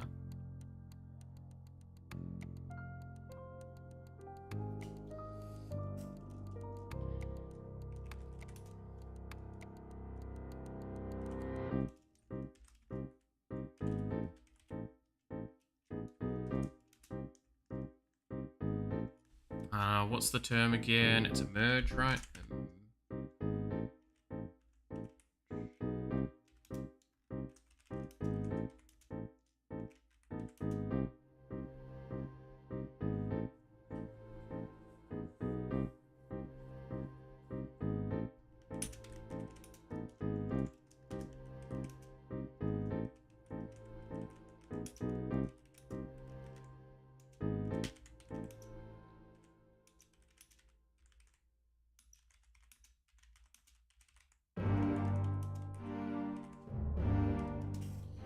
There we go.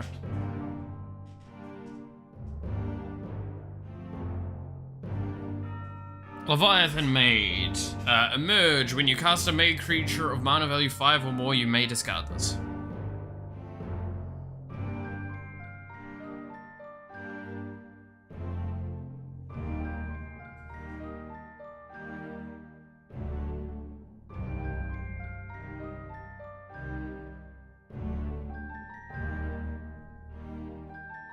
Ooh, wait.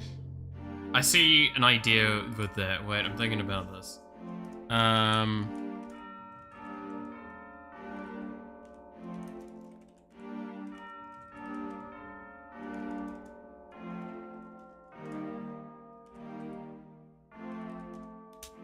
Wow, whoops. I misspelled that. Something fierce.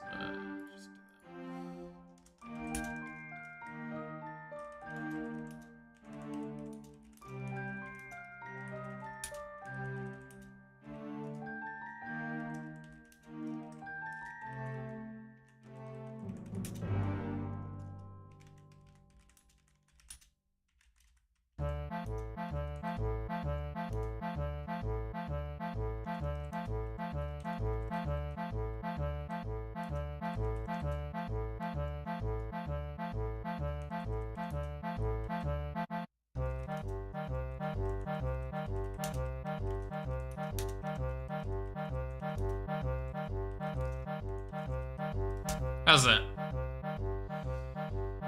For the rest of your turn, your maid creatures cannot take damage from any creatures that your maid creatures share a creature type with. God, that wording's terrible, but hey.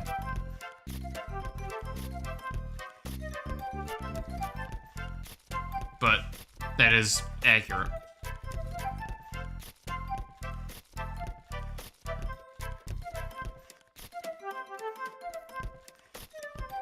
Powerful but specific enough. I think it's one of those ones where it's like, potentially, it is a good gotcha mechanic, but it also means that it's only versus creatures.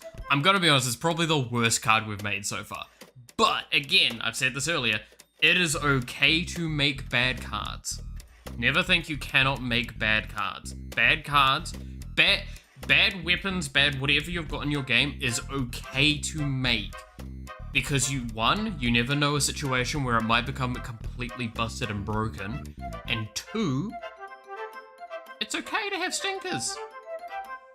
We have too many good cards? Yeah, exactly. This expansion needs to have a couple of stinker cards. I'm gonna be making a couple, I mean, this Leviathan Maid's kind of a bit shite, I'll be honest.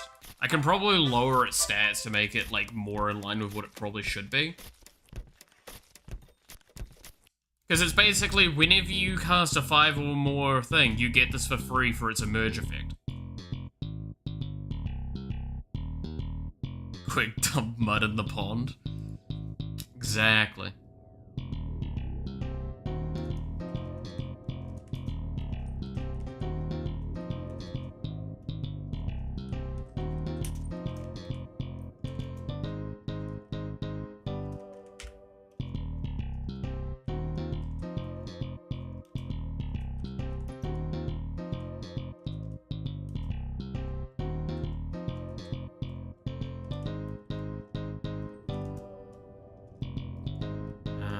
Make this a 2/1.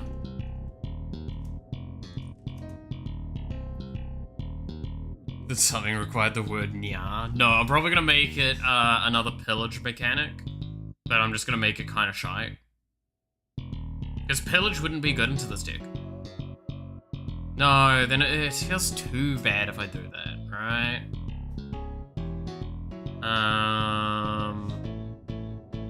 Because, like, so far, like, the cats have been the main ones to do pillage mechanic.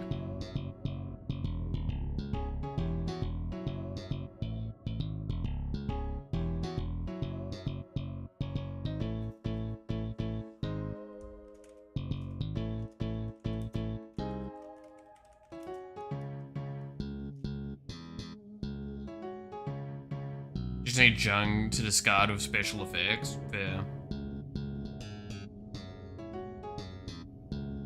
summon one, but that, specifically the wording for that one is discard 2 made creatures from your hand, was the idea with it. It forces you to actually really make a decision with that one. I mean, we can have discards that you discard cards to draw cards pretty easily, and you have access to all colors, so I expect it to be very good.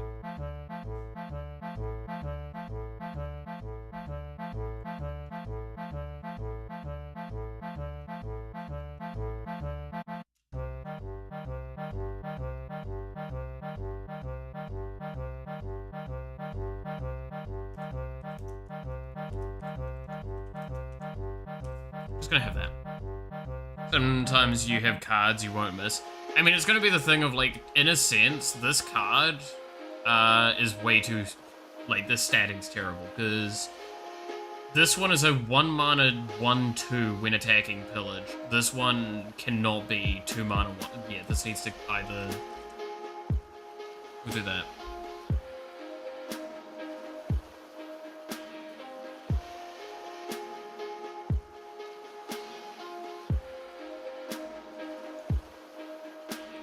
Actually, no, I'm going to keep it at 2.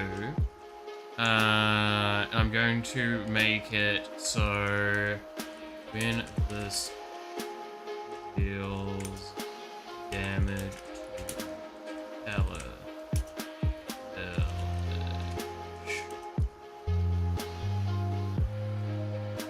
this cannot be. There we go. When this deals damage to a teller, pillage 1, this creature cannot be blocked. So it still is very easy to remove. But it means that if you have something that wants to hit and deal damage, this is actually a fairly solid card. And the beauty is that, like, the Cat Maid can probably go into other builds as well. That's the other thing that needs to be understood, is that while we're balancing all of these cards with in mind of other maids, we have to also keep in mind that, like, sometimes another maid is not going to be... like, this creature might go into non-maid decks.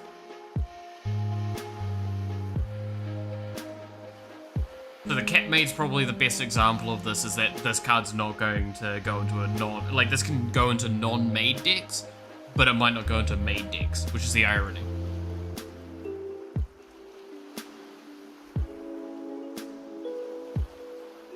Right?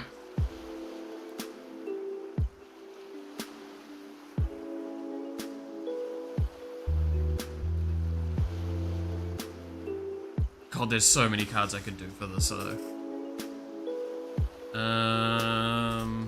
Let's make a card, though, about the discarding thing, so...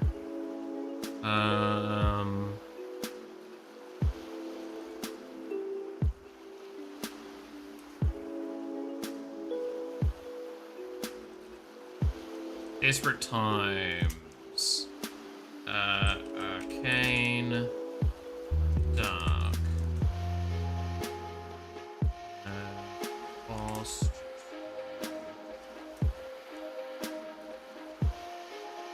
This card.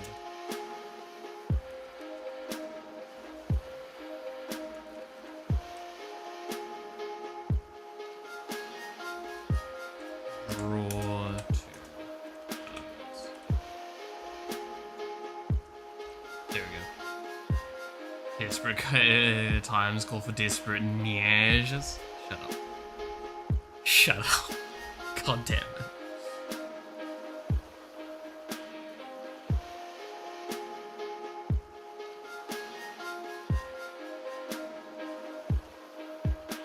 God fucking damn it.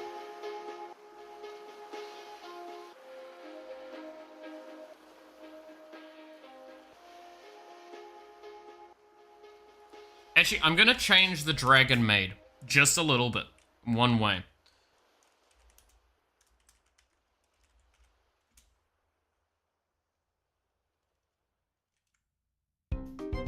So I'm gonna change it so it's good outside of maid decks a little bit. When summoned, draw 3 maid or dragon creature cards that cost less.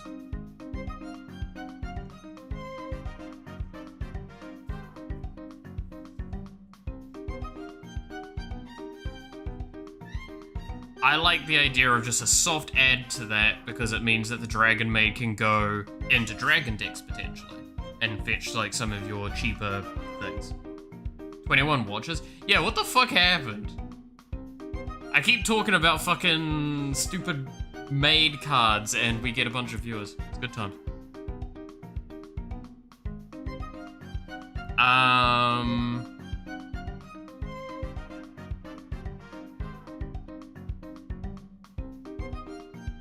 My puns are working, exactly.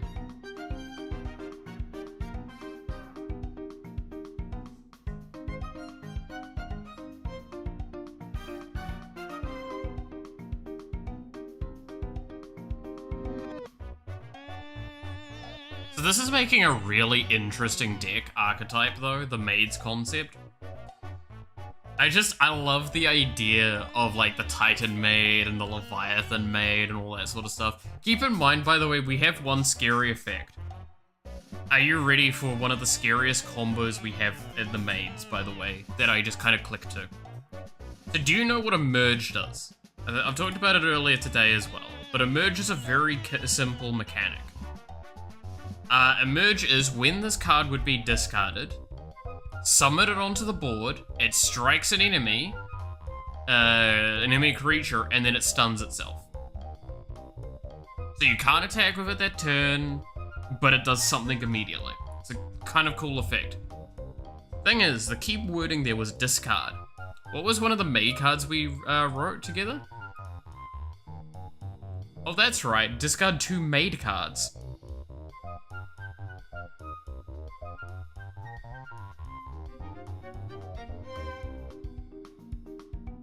She is our maid, exactly.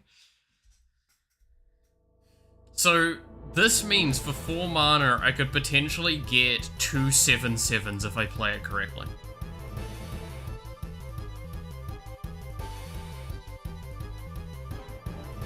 That sounds fucking hysterical.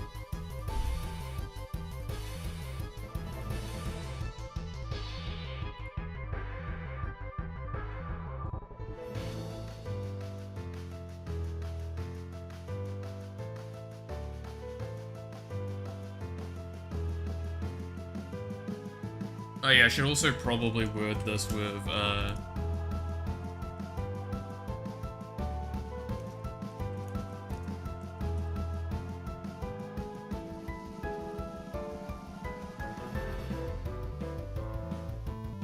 there we go. Titan Maid is fucking scary though. I could probably reduce its cost a no, it's still a fucking insane effect. Titan Maid just like comes in, pushes everyone forward, and they just fucking go for it.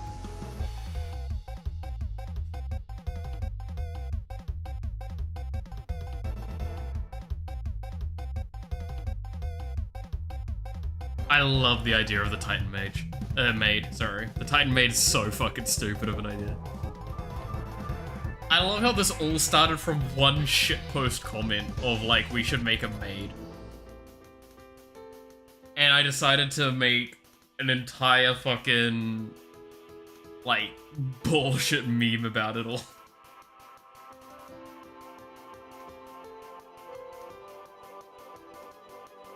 Sweetie, this is what we do to dine and dashes. Get the hammers. Exactly. Exactly.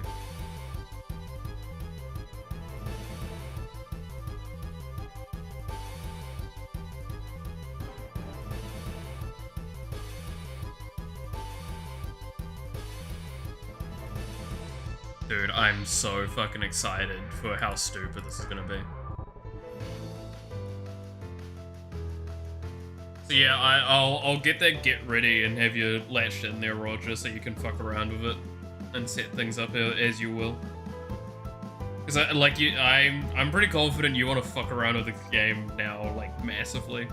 Because regardless of if I do stuff that you want or not, you've got your own stuff you want to do. And I'm like, that's cool, but I don't want to do that yet. The maid cafe stuff though, that is going to be an expansion. Your code, give it to me. Exactly. Hey, I get the benefit as well, is that, like, you'll get access to that code. You'll add stuff for, like, adding mods and suggestions for that stuff. Also means that you can work on it, and I'll be happy, because it means I'll do less work, and it gets done faster. No, truthfully, I'll do the same amount of work, I just get it done faster. That's the main thing. The faster this gets done, the sooner I can pay you back for it as well. With shitpost stuff in it. I won't give you money, I will give you shitpost. That's what I'll get you. Commenting shitty explanations of shittier code. No! Then branching it and doing it myself. God. It's like, install this mod, it makes the game significantly better. Why is this mod so necessary? It's because one of the developers is an ass.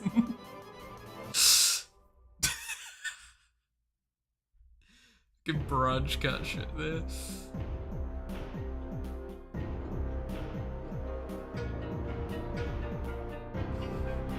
I love the idea of that.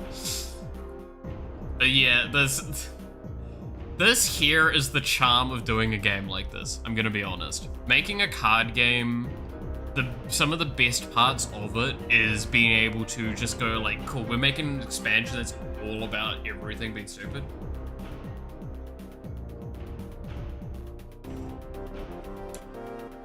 Like, I could do a maid cafe, I could do a dragons only expansion potentially, I could do a fucking convention one, I could do weeb shit, I could do whatever.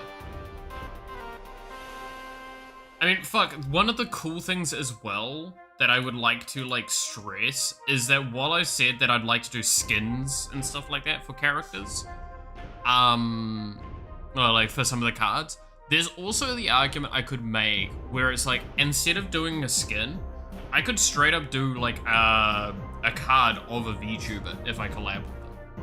Dude, imagine an Iron Mouse, like, specific only Iron Mouse card. That'd be fucking awesome. I probably won't do that most of the time. I will probably find a way to find a card that would work for them.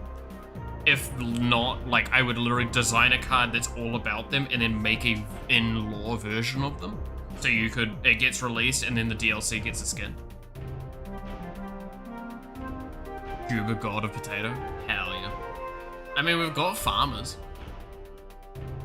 Literally, we have farmers and bakers and chefs in here. Like, this is not supposed to be here for the smart stuff.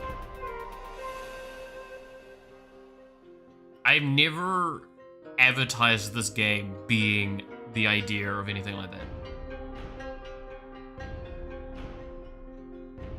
Something about a legend of any nature card, yeah.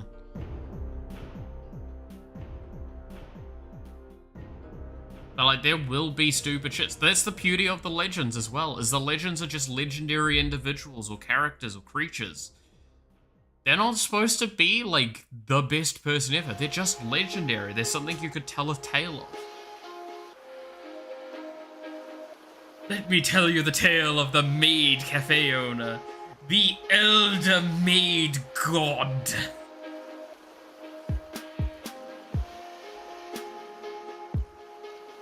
The best baker. Gotta try them for shitty. Exactly.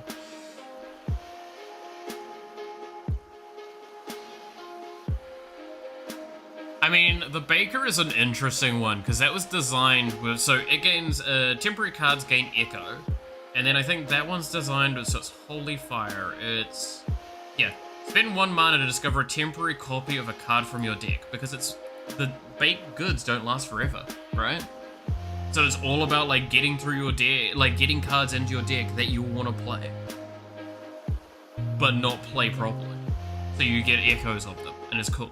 Then you'll probably want cost reduction. So you'll probably want to somehow sneak in Aqua somewhere.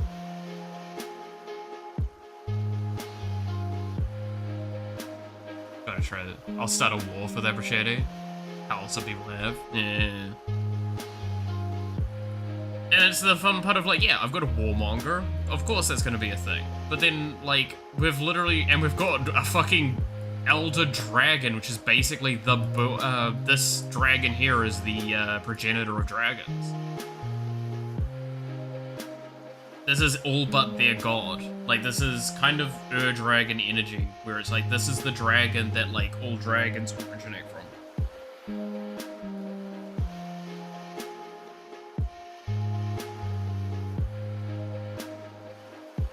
It's supposed to be a hell of an in-game finisher as well.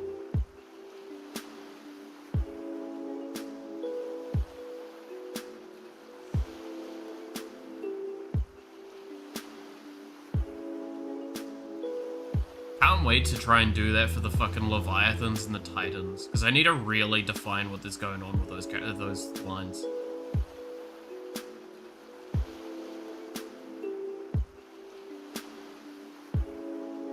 I honestly, I still can't get over this fucking... This maid was actually really fun to design. The maid cards. Like, that's an example of the stuff I enjoy. I can't wait to do, like, the idol stuff, because I need to do the idols more. Because there's a lot of silly stuff. At the moment, I feel like I've gone too normal fantasy with a lot of stuff. That's why I think the maids were fun.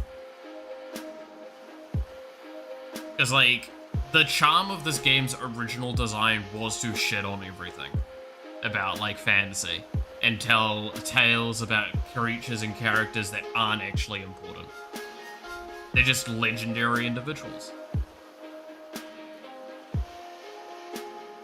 So while the Lich Queen and the All Dragon kind of move away from that, defeated by Potato Goblin. Lucy, 12-year-old magical girl? Fuck yes. Dude, we're doing a magical girl expansion. You cannot stop me.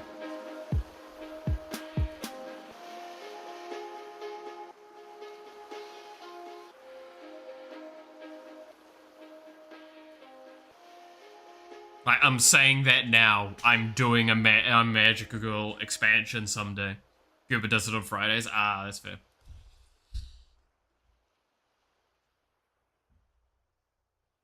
But I just love the idea, because, again, the charm of the two idols is always supposed to be that they're supposed to kind of work in dichotomy with each other. They're supposed to be the same person.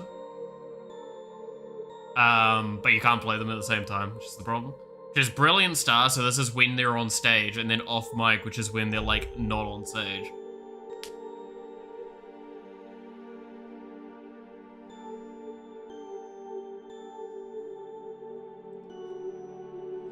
That's why, like, it's gonna be if a creature dies, summon a copy of it. I believe the one for that is, like, yeah, spend 1 health to deal 1 damage to target enemy. I think there was another Dark Fire one, though, that was really scary.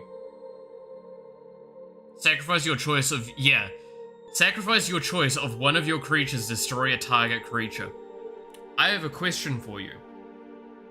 What is the wording on this? If a creature dies due to your power, summon a copy of it.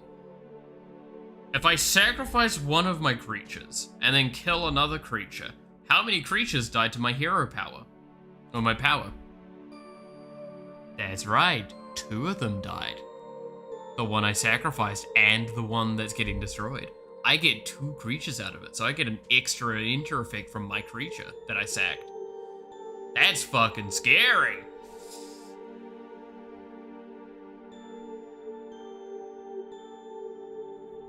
I love the idea of some of that.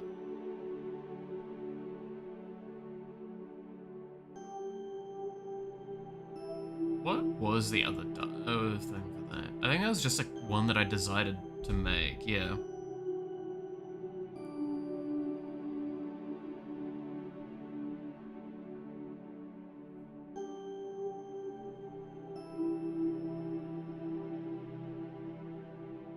But yeah, it's stuff like that that I just think is really funny. I do think this needs to probably go up in power. If you're spending 1 health to deal 1 damage to target enemy, versus sacking a creature and then destroying a creature. I know what I would choose most of the time.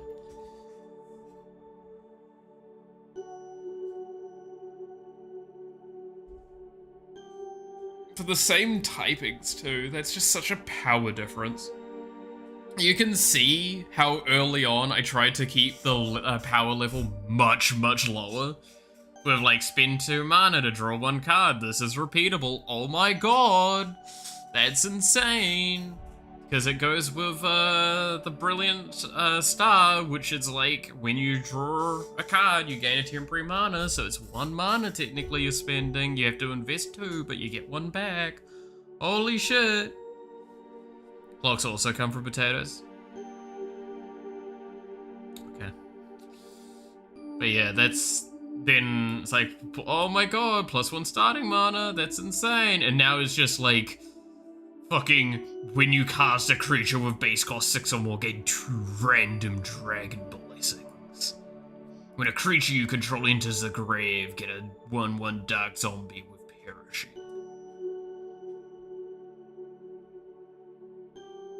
It's insane by comparison to power. Have you guys never made a potato clock? I didn't. I know about them. I never made one myself though.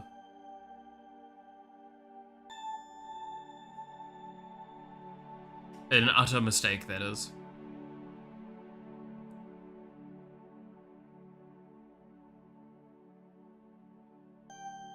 When you play a card, give a benefit to the next card played. Played spell... Oh god, the wording on this is terrible.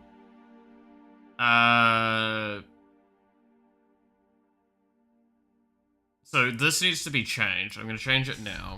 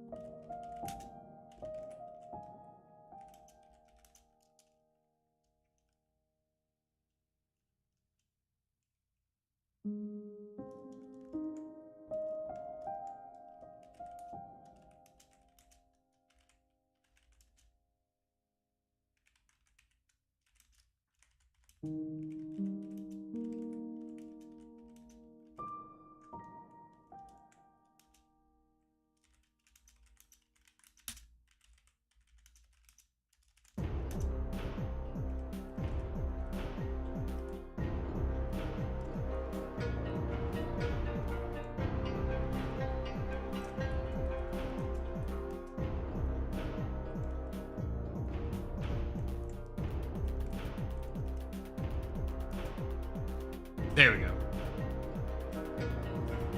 I'm casting, no.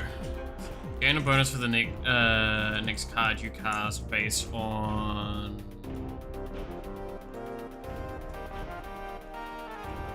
Next card you cast based on...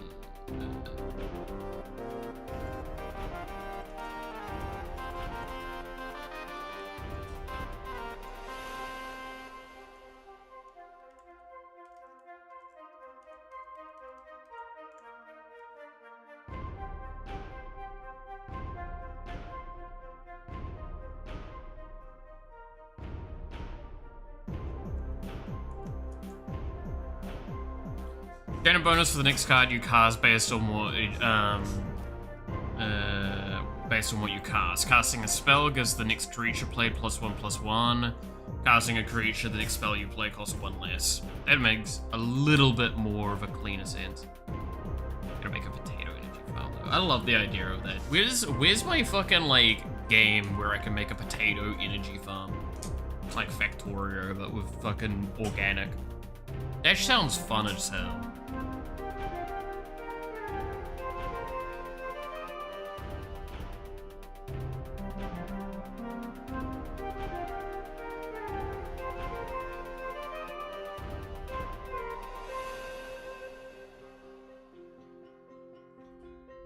Holy fire.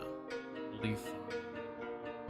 Warmonger. When you cast this, your foot soldiers gain +3/+3 for the rest of the game. Yeah, that's what I thought it was. Totally not like a paladin ripoff of that one. From fucking Hearthstone.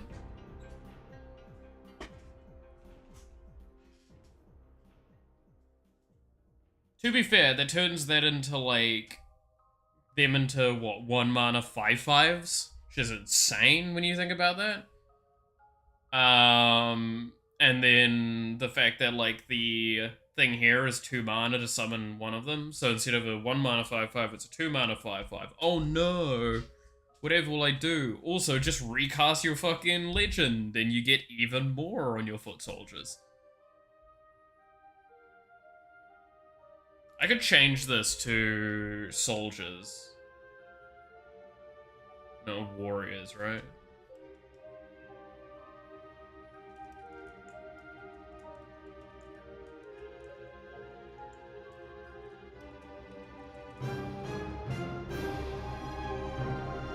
Your soldier creatures gain that.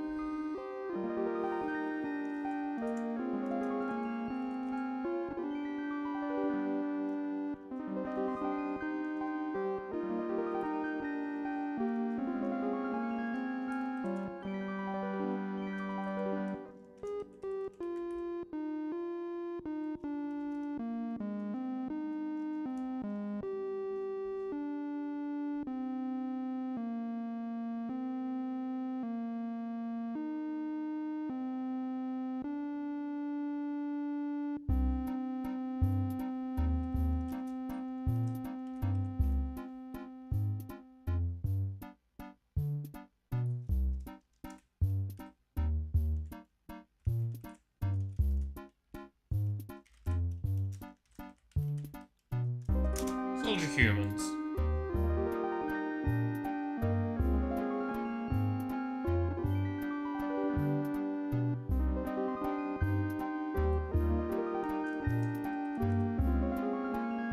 There we go.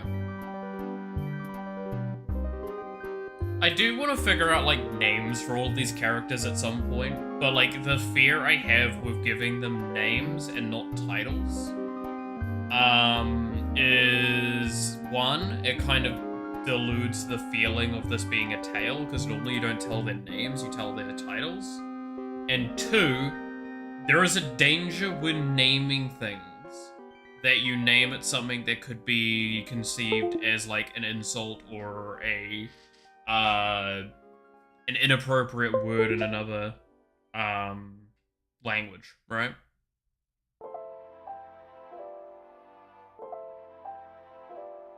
Now, admittedly, Warmonger is going to be pretty fucking bad either way. But I think that I'm going to probably keep the legends to being titles.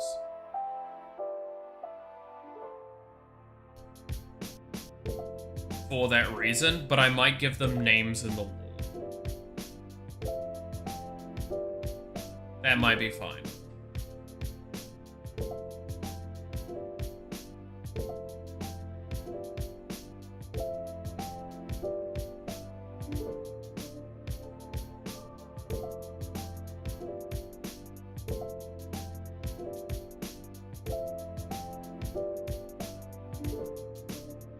I think that's, yeah, I think that would be okay.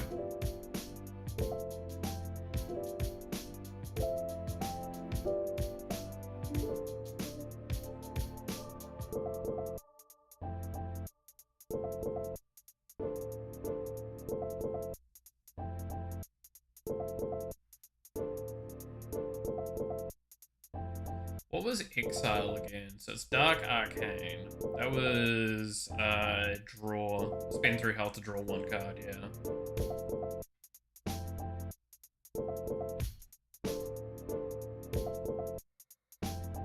So that's a 7/7/7 baseline.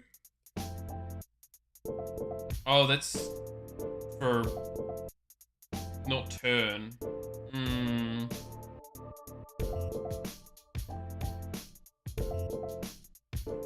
that's a good point. That's not turn, that's throughout the entire game. 7 mana, so it's a 0 mana 10/10, like on turn. That is coming down like turn 3 consistently. Because that will be 1 mana on turn 3, as long as you use your hero power each turn. Wait, not your hero power, your power. Sorry, I'm calling them hero powers because they're based off fucking Hearthstone's things. But yeah, so that's 1 mana on turn 3. That's a very scary 7/7 to come down at that point.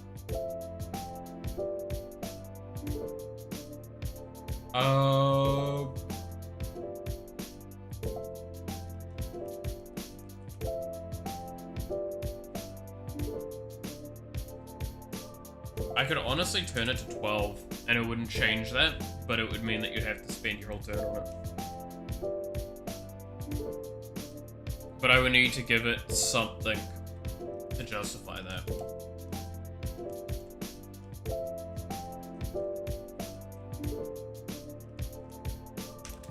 Trample.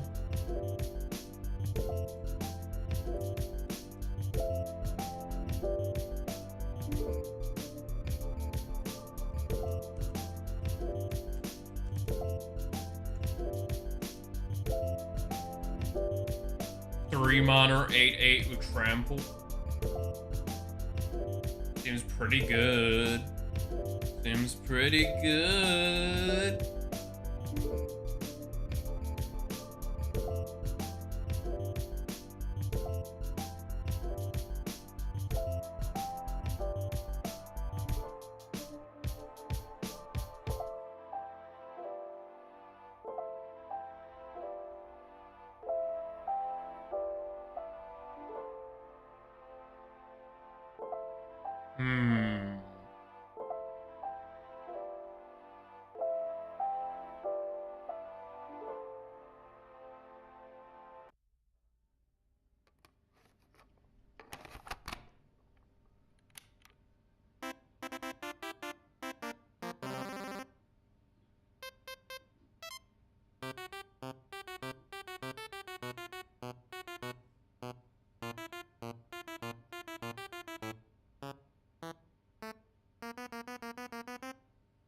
That's an interesting one. I have an idea, by the way, so I'm just gonna put this here as,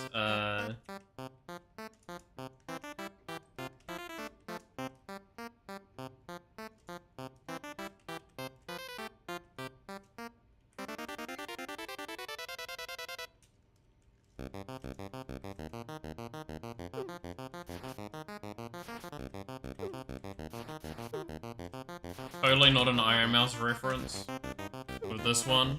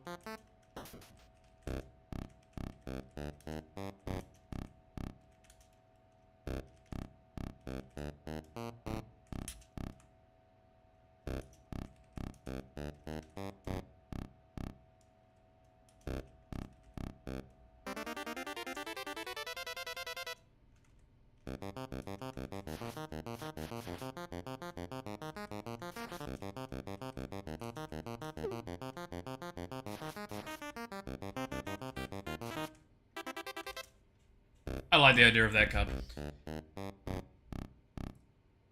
Okay, so when you cast another demon, set its health to 1. Then heal both the Demon Queen and the player for the difference. I'm gonna change that actually. Then both Demon Queen and the player gain. I'm gonna remove the Iron Mouse thing because I don't want to have that potentially get me in trouble. But this is who it would be based on. I just like the idea of that. Have I got a Dark Holy character already? Let's look at powers. Dark Fire, Holy Fire, Dark Holy. No, we've not had Dark Holy yet.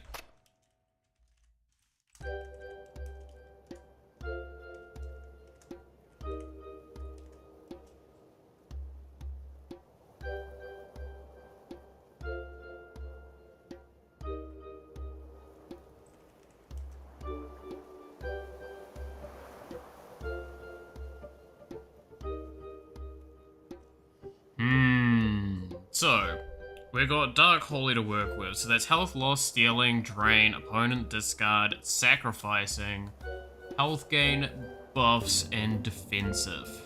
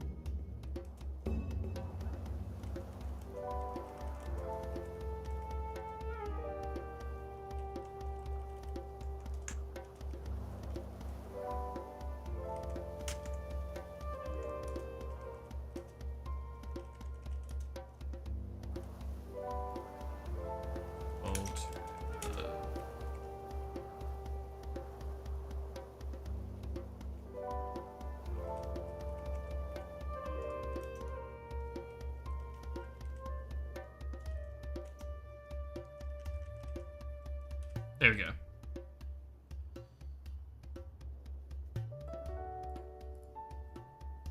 Your other creatures gain damage equal to the sacrificed creature's damage.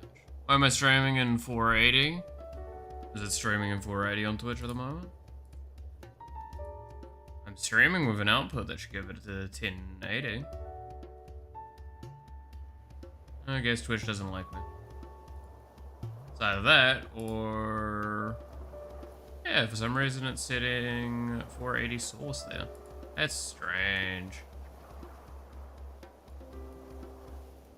Yeah, I'm outputting at a rate that should give it. Just Twitch being a shithead.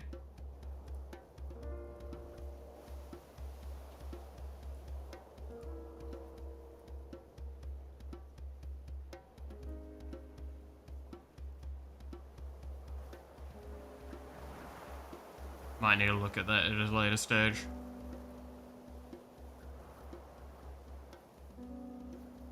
Well, I can tell you it's not by choice. What's it on YouTube? Is that the same issue? Nope. 1080 and 720 over there.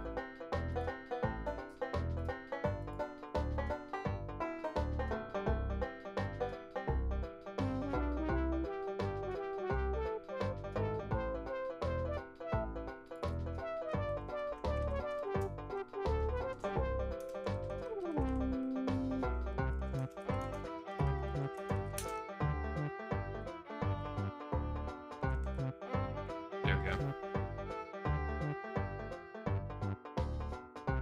How oddities, why are we here? For memes and stupidity.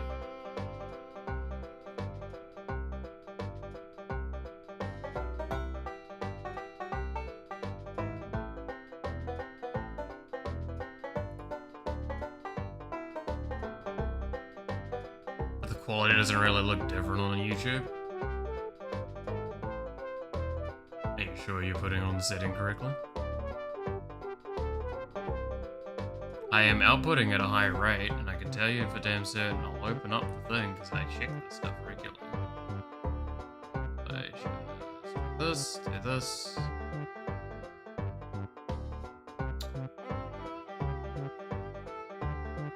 Would you look at that? I can see high detail.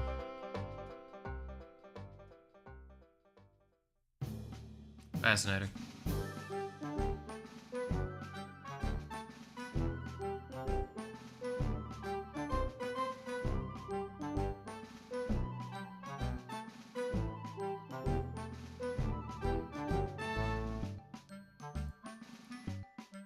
My stupid internet. It also could be provider stuff. I don't know. I'm not having an issue on my end. And I'm gonna probably tank my computer a little bit by trying to do what I'm about to do.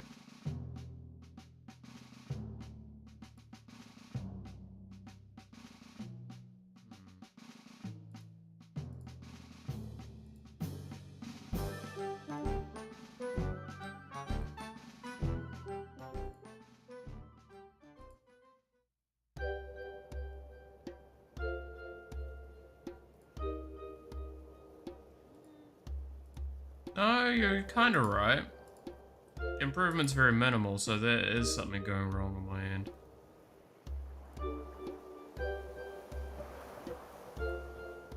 On phone it doesn't look too bad, but on computer it doesn't look great. It's the high quality screen. I mean, I can't change anything now, because settings are settings, and settings are set.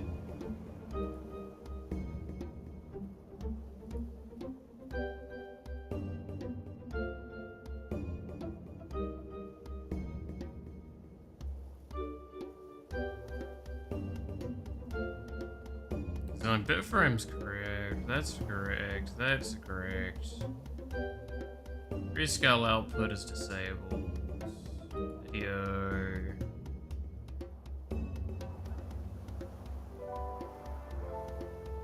Output scale. Base canvas scale. Wait a minute. What?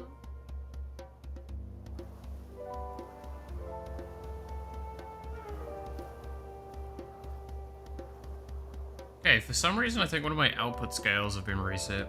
I'll have a look at that properly after stream. That shouldn't be the case. It should be producing the same thing that I see here. That's concerning. Okay. Oh, I can fix that later today, after stream. Which I'm probably not going to be streaming for much longer anyway, so... should be something I'll keep in mind. I will add that to the list of things.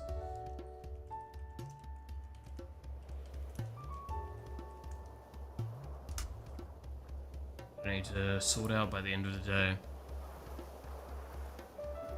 To be fair, there's not really much that you're missing out on, I feel. Because I'm reading out pretty much everything I'm typing and doing. At the moment, we're mainly just fucking around with design ideas. Having fun with that.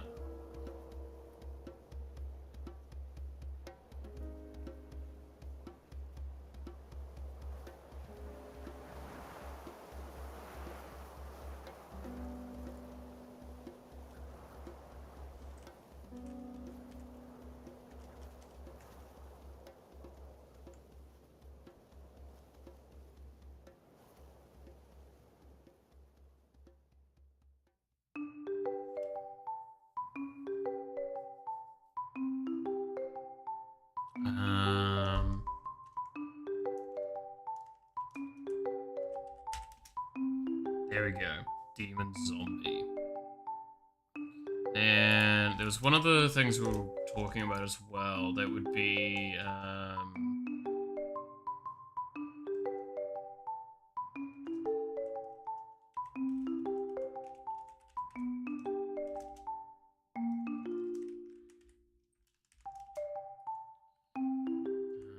cool. We'll put it at cost 1.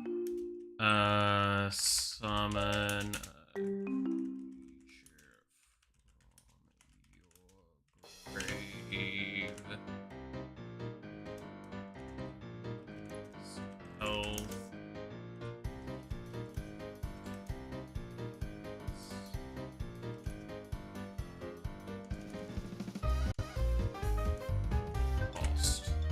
There we go.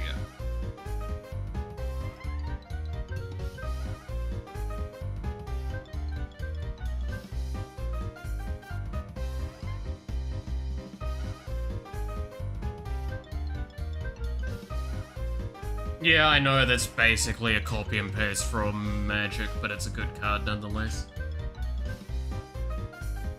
And it works with a few ideas that we've got here. We've got other cards that we're going to probably have manipulating the graveyard eventually. Or the grave, I should say. We'll see how it goes.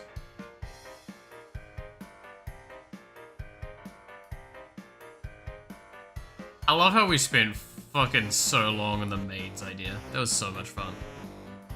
Making a card game? Yeah, so this is a card game I've been developing for... since kind of last year. But I've mainly been working on it only in the last couple of months.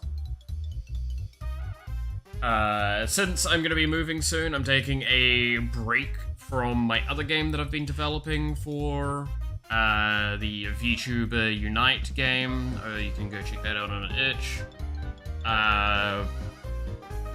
Where it's a VTuber Vampire Survivors game. And it needs a big refactoring for a lot of things at the foundation of it. Which is something that I can't really feasibly do on stream while also moving. It's very stressful and very time consuming. So it's kind of getting no work done on it at this point anyway, so I need to skip it off to the side. So we're working on this one instead while I've got the time. As you can see here, the game is in process of baseline development. We've been working on that. We actively worked on it in the last programming stream. But today's been mainly design stuff. Talking about like the philosophy of the game, designing cards, designing mechanics, discussing topics around that, so on and so forth. So that's what all of this text on the screen is this stuff. As tech support. You're more than fucking tech support, Roger. You were basically half designing most of the stuff that I was doing. Like, I was asking, how do I do this? And you told me how. And it's like pretty much the main things.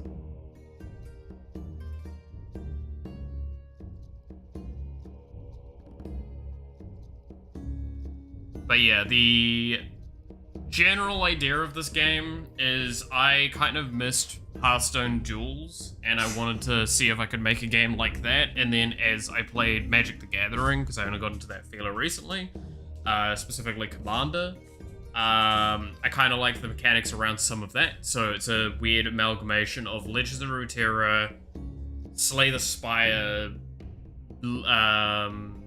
and Hearthstone duels, primarily. There's a few other games that are mixed match in there, but those are the main ones.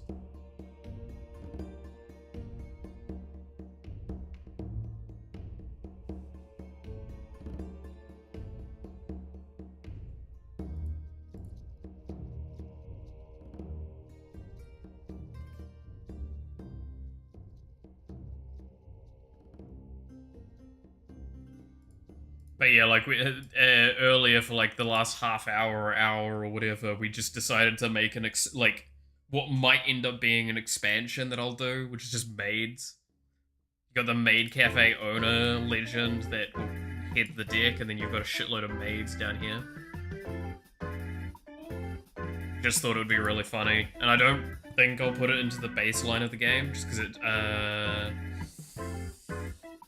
it probably will just be detrimental, because it will probably put a lot of people off, and it gives people the choice of if they want to play with it or not. How much easier? Need to go now, hope that it works better next stream. Yeah, I should have it fixed. Now that I think I know where the issue is, I'll do some testing later tonight to fix it. It's got Pokemon tomorrow, and I want to make sure that looks nice. I love playing Pokemon. Gonna play Pokemon today. I think that might have been what fucked it as well, unless the stream's been like this for a while and I haven't noticed. Might have been, actually, now that I think about it. I think I know when the error occurred, which means that I think I know what caused it. I'll see about fixing it anyway. I have ways to test it. I just need to disable the Twitch thing, because I'll just need to check it on YouTube specifically. But yeah. Catch you later, though.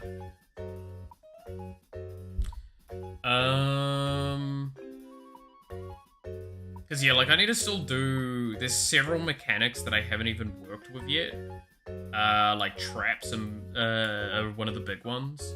Traps and burns, those need to be worked on. Because traps and burns come very heavily from Legends of Runeterra. Traps being something you put in the opponent's deck, and burns being something you put in your deck.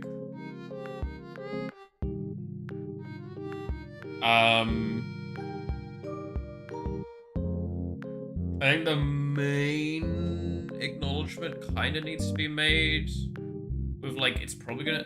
I still don't know if I'm gonna take, like, Legends of Runeterra's approach with it, where it's, like, it latches onto cards, and then it triggers when those cards are drawn.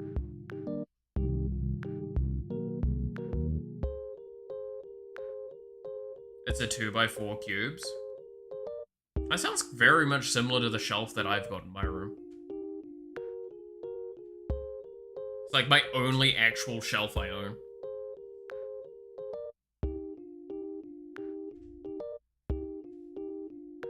And it has done me very well. I'm probably gonna have to get, like, more shelving, though. Potentially.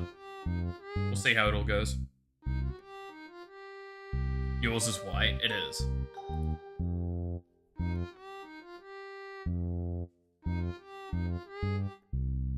Because I was boring and bland, and I picked the first one I saw. Don't ask how I know. I mean, it's not... like, hidden info. It's actually been on stream a lot as well, back in when. Because, like, back when I did a lot of webcam, it was, behind me, right?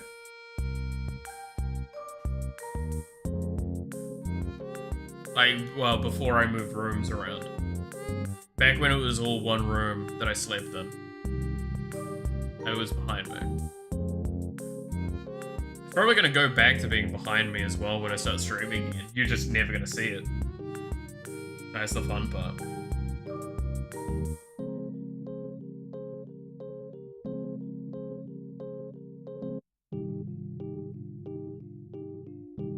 Bring Chalith back? No. You're gonna have to pay good money for Chalith to come back.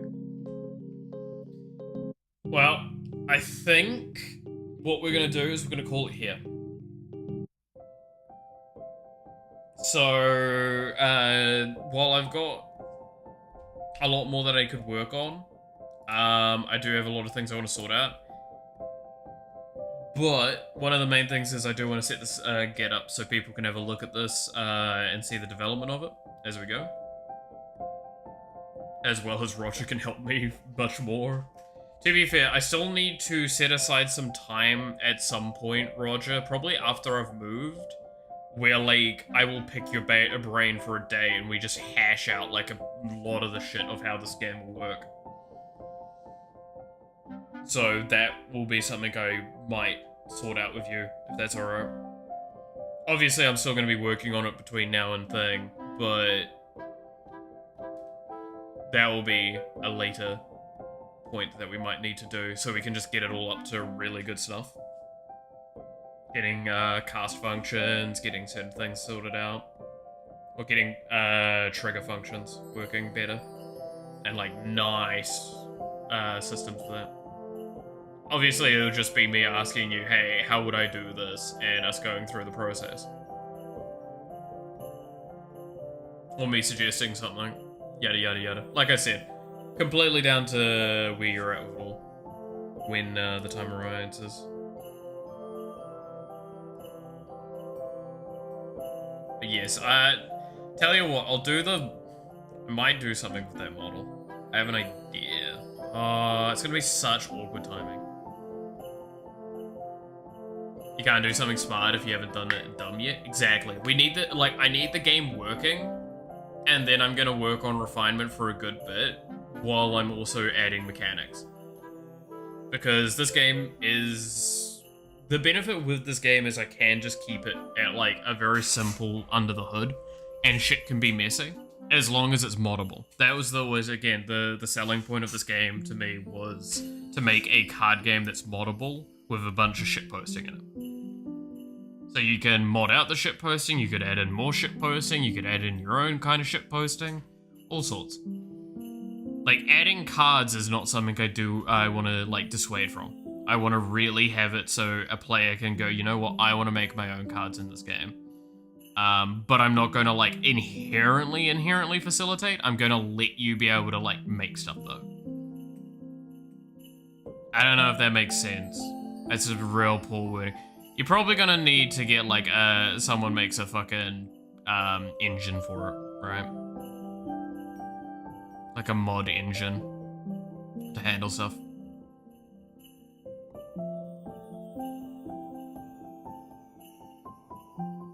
Sends your system info over?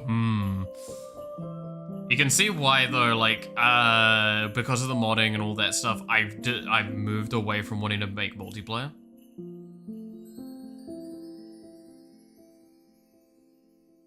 Because multiplayer just makes the game messy.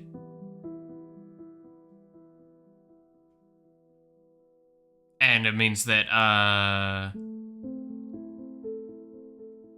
like, cards have to be balanced around multiplayer and not single player. And there is a massive, massive difference about balance between those two concepts. Because single player, I can give you way more power because I can make the AI cheat. I can't but I can't do that with the multiplayer because I don't want players cheating. I want the players to have an even footing. But then, like, as we saw earlier, there's the infinite combo that exists where you can play in just mono black the Lich Queen, the Soiled Aura, and the fucking... was it Frenzied Ghoul? And that card just means that you have an infinite cycle of just being able to deal damage. Because it goes in, it has Russia, but it has 1 health. Then when it's sacked, when it dies, because it dies on sack, it sacks on after it attacks, so it sacrifices itself. So then it goes to the graveyard, but because of Lich Queen, it goes back to your hand, and then you can play it again because it still costs 0, and you just infinitely cycle that around. Like, that is an example of why I don't want to do that. Because that is, once you hit 7 mana, that is over. That is a guaranteed combo, and it's not hard to probably find a single card in your deck, especially if you know what you're looking for. What happens if I have tutoring cards for zombies and you have only that zombie in your deck, right? Makes it kind of feel shitty. Because keep in mind, legends are going to work like commanders in Magic Gathering, and EDH and all that. Because it is like, this is the card that heralds your deck. You will have it available at all times. It's like it's in your hand, but it's not. It has its own special zone, which does mean on effects that require you to interact with your hand, do not affect it, which is good. It is an unaffectable zone by the most part. I might make a card that does that dumb shit where it's like summon all other legends from all zones, which would be funny. But we'll see how that goes. Anyway, thank you so much for watching. I hope you enjoyed. You're awesome. Stay awesome. And I hope to see you again next time. Until then, bye-bye.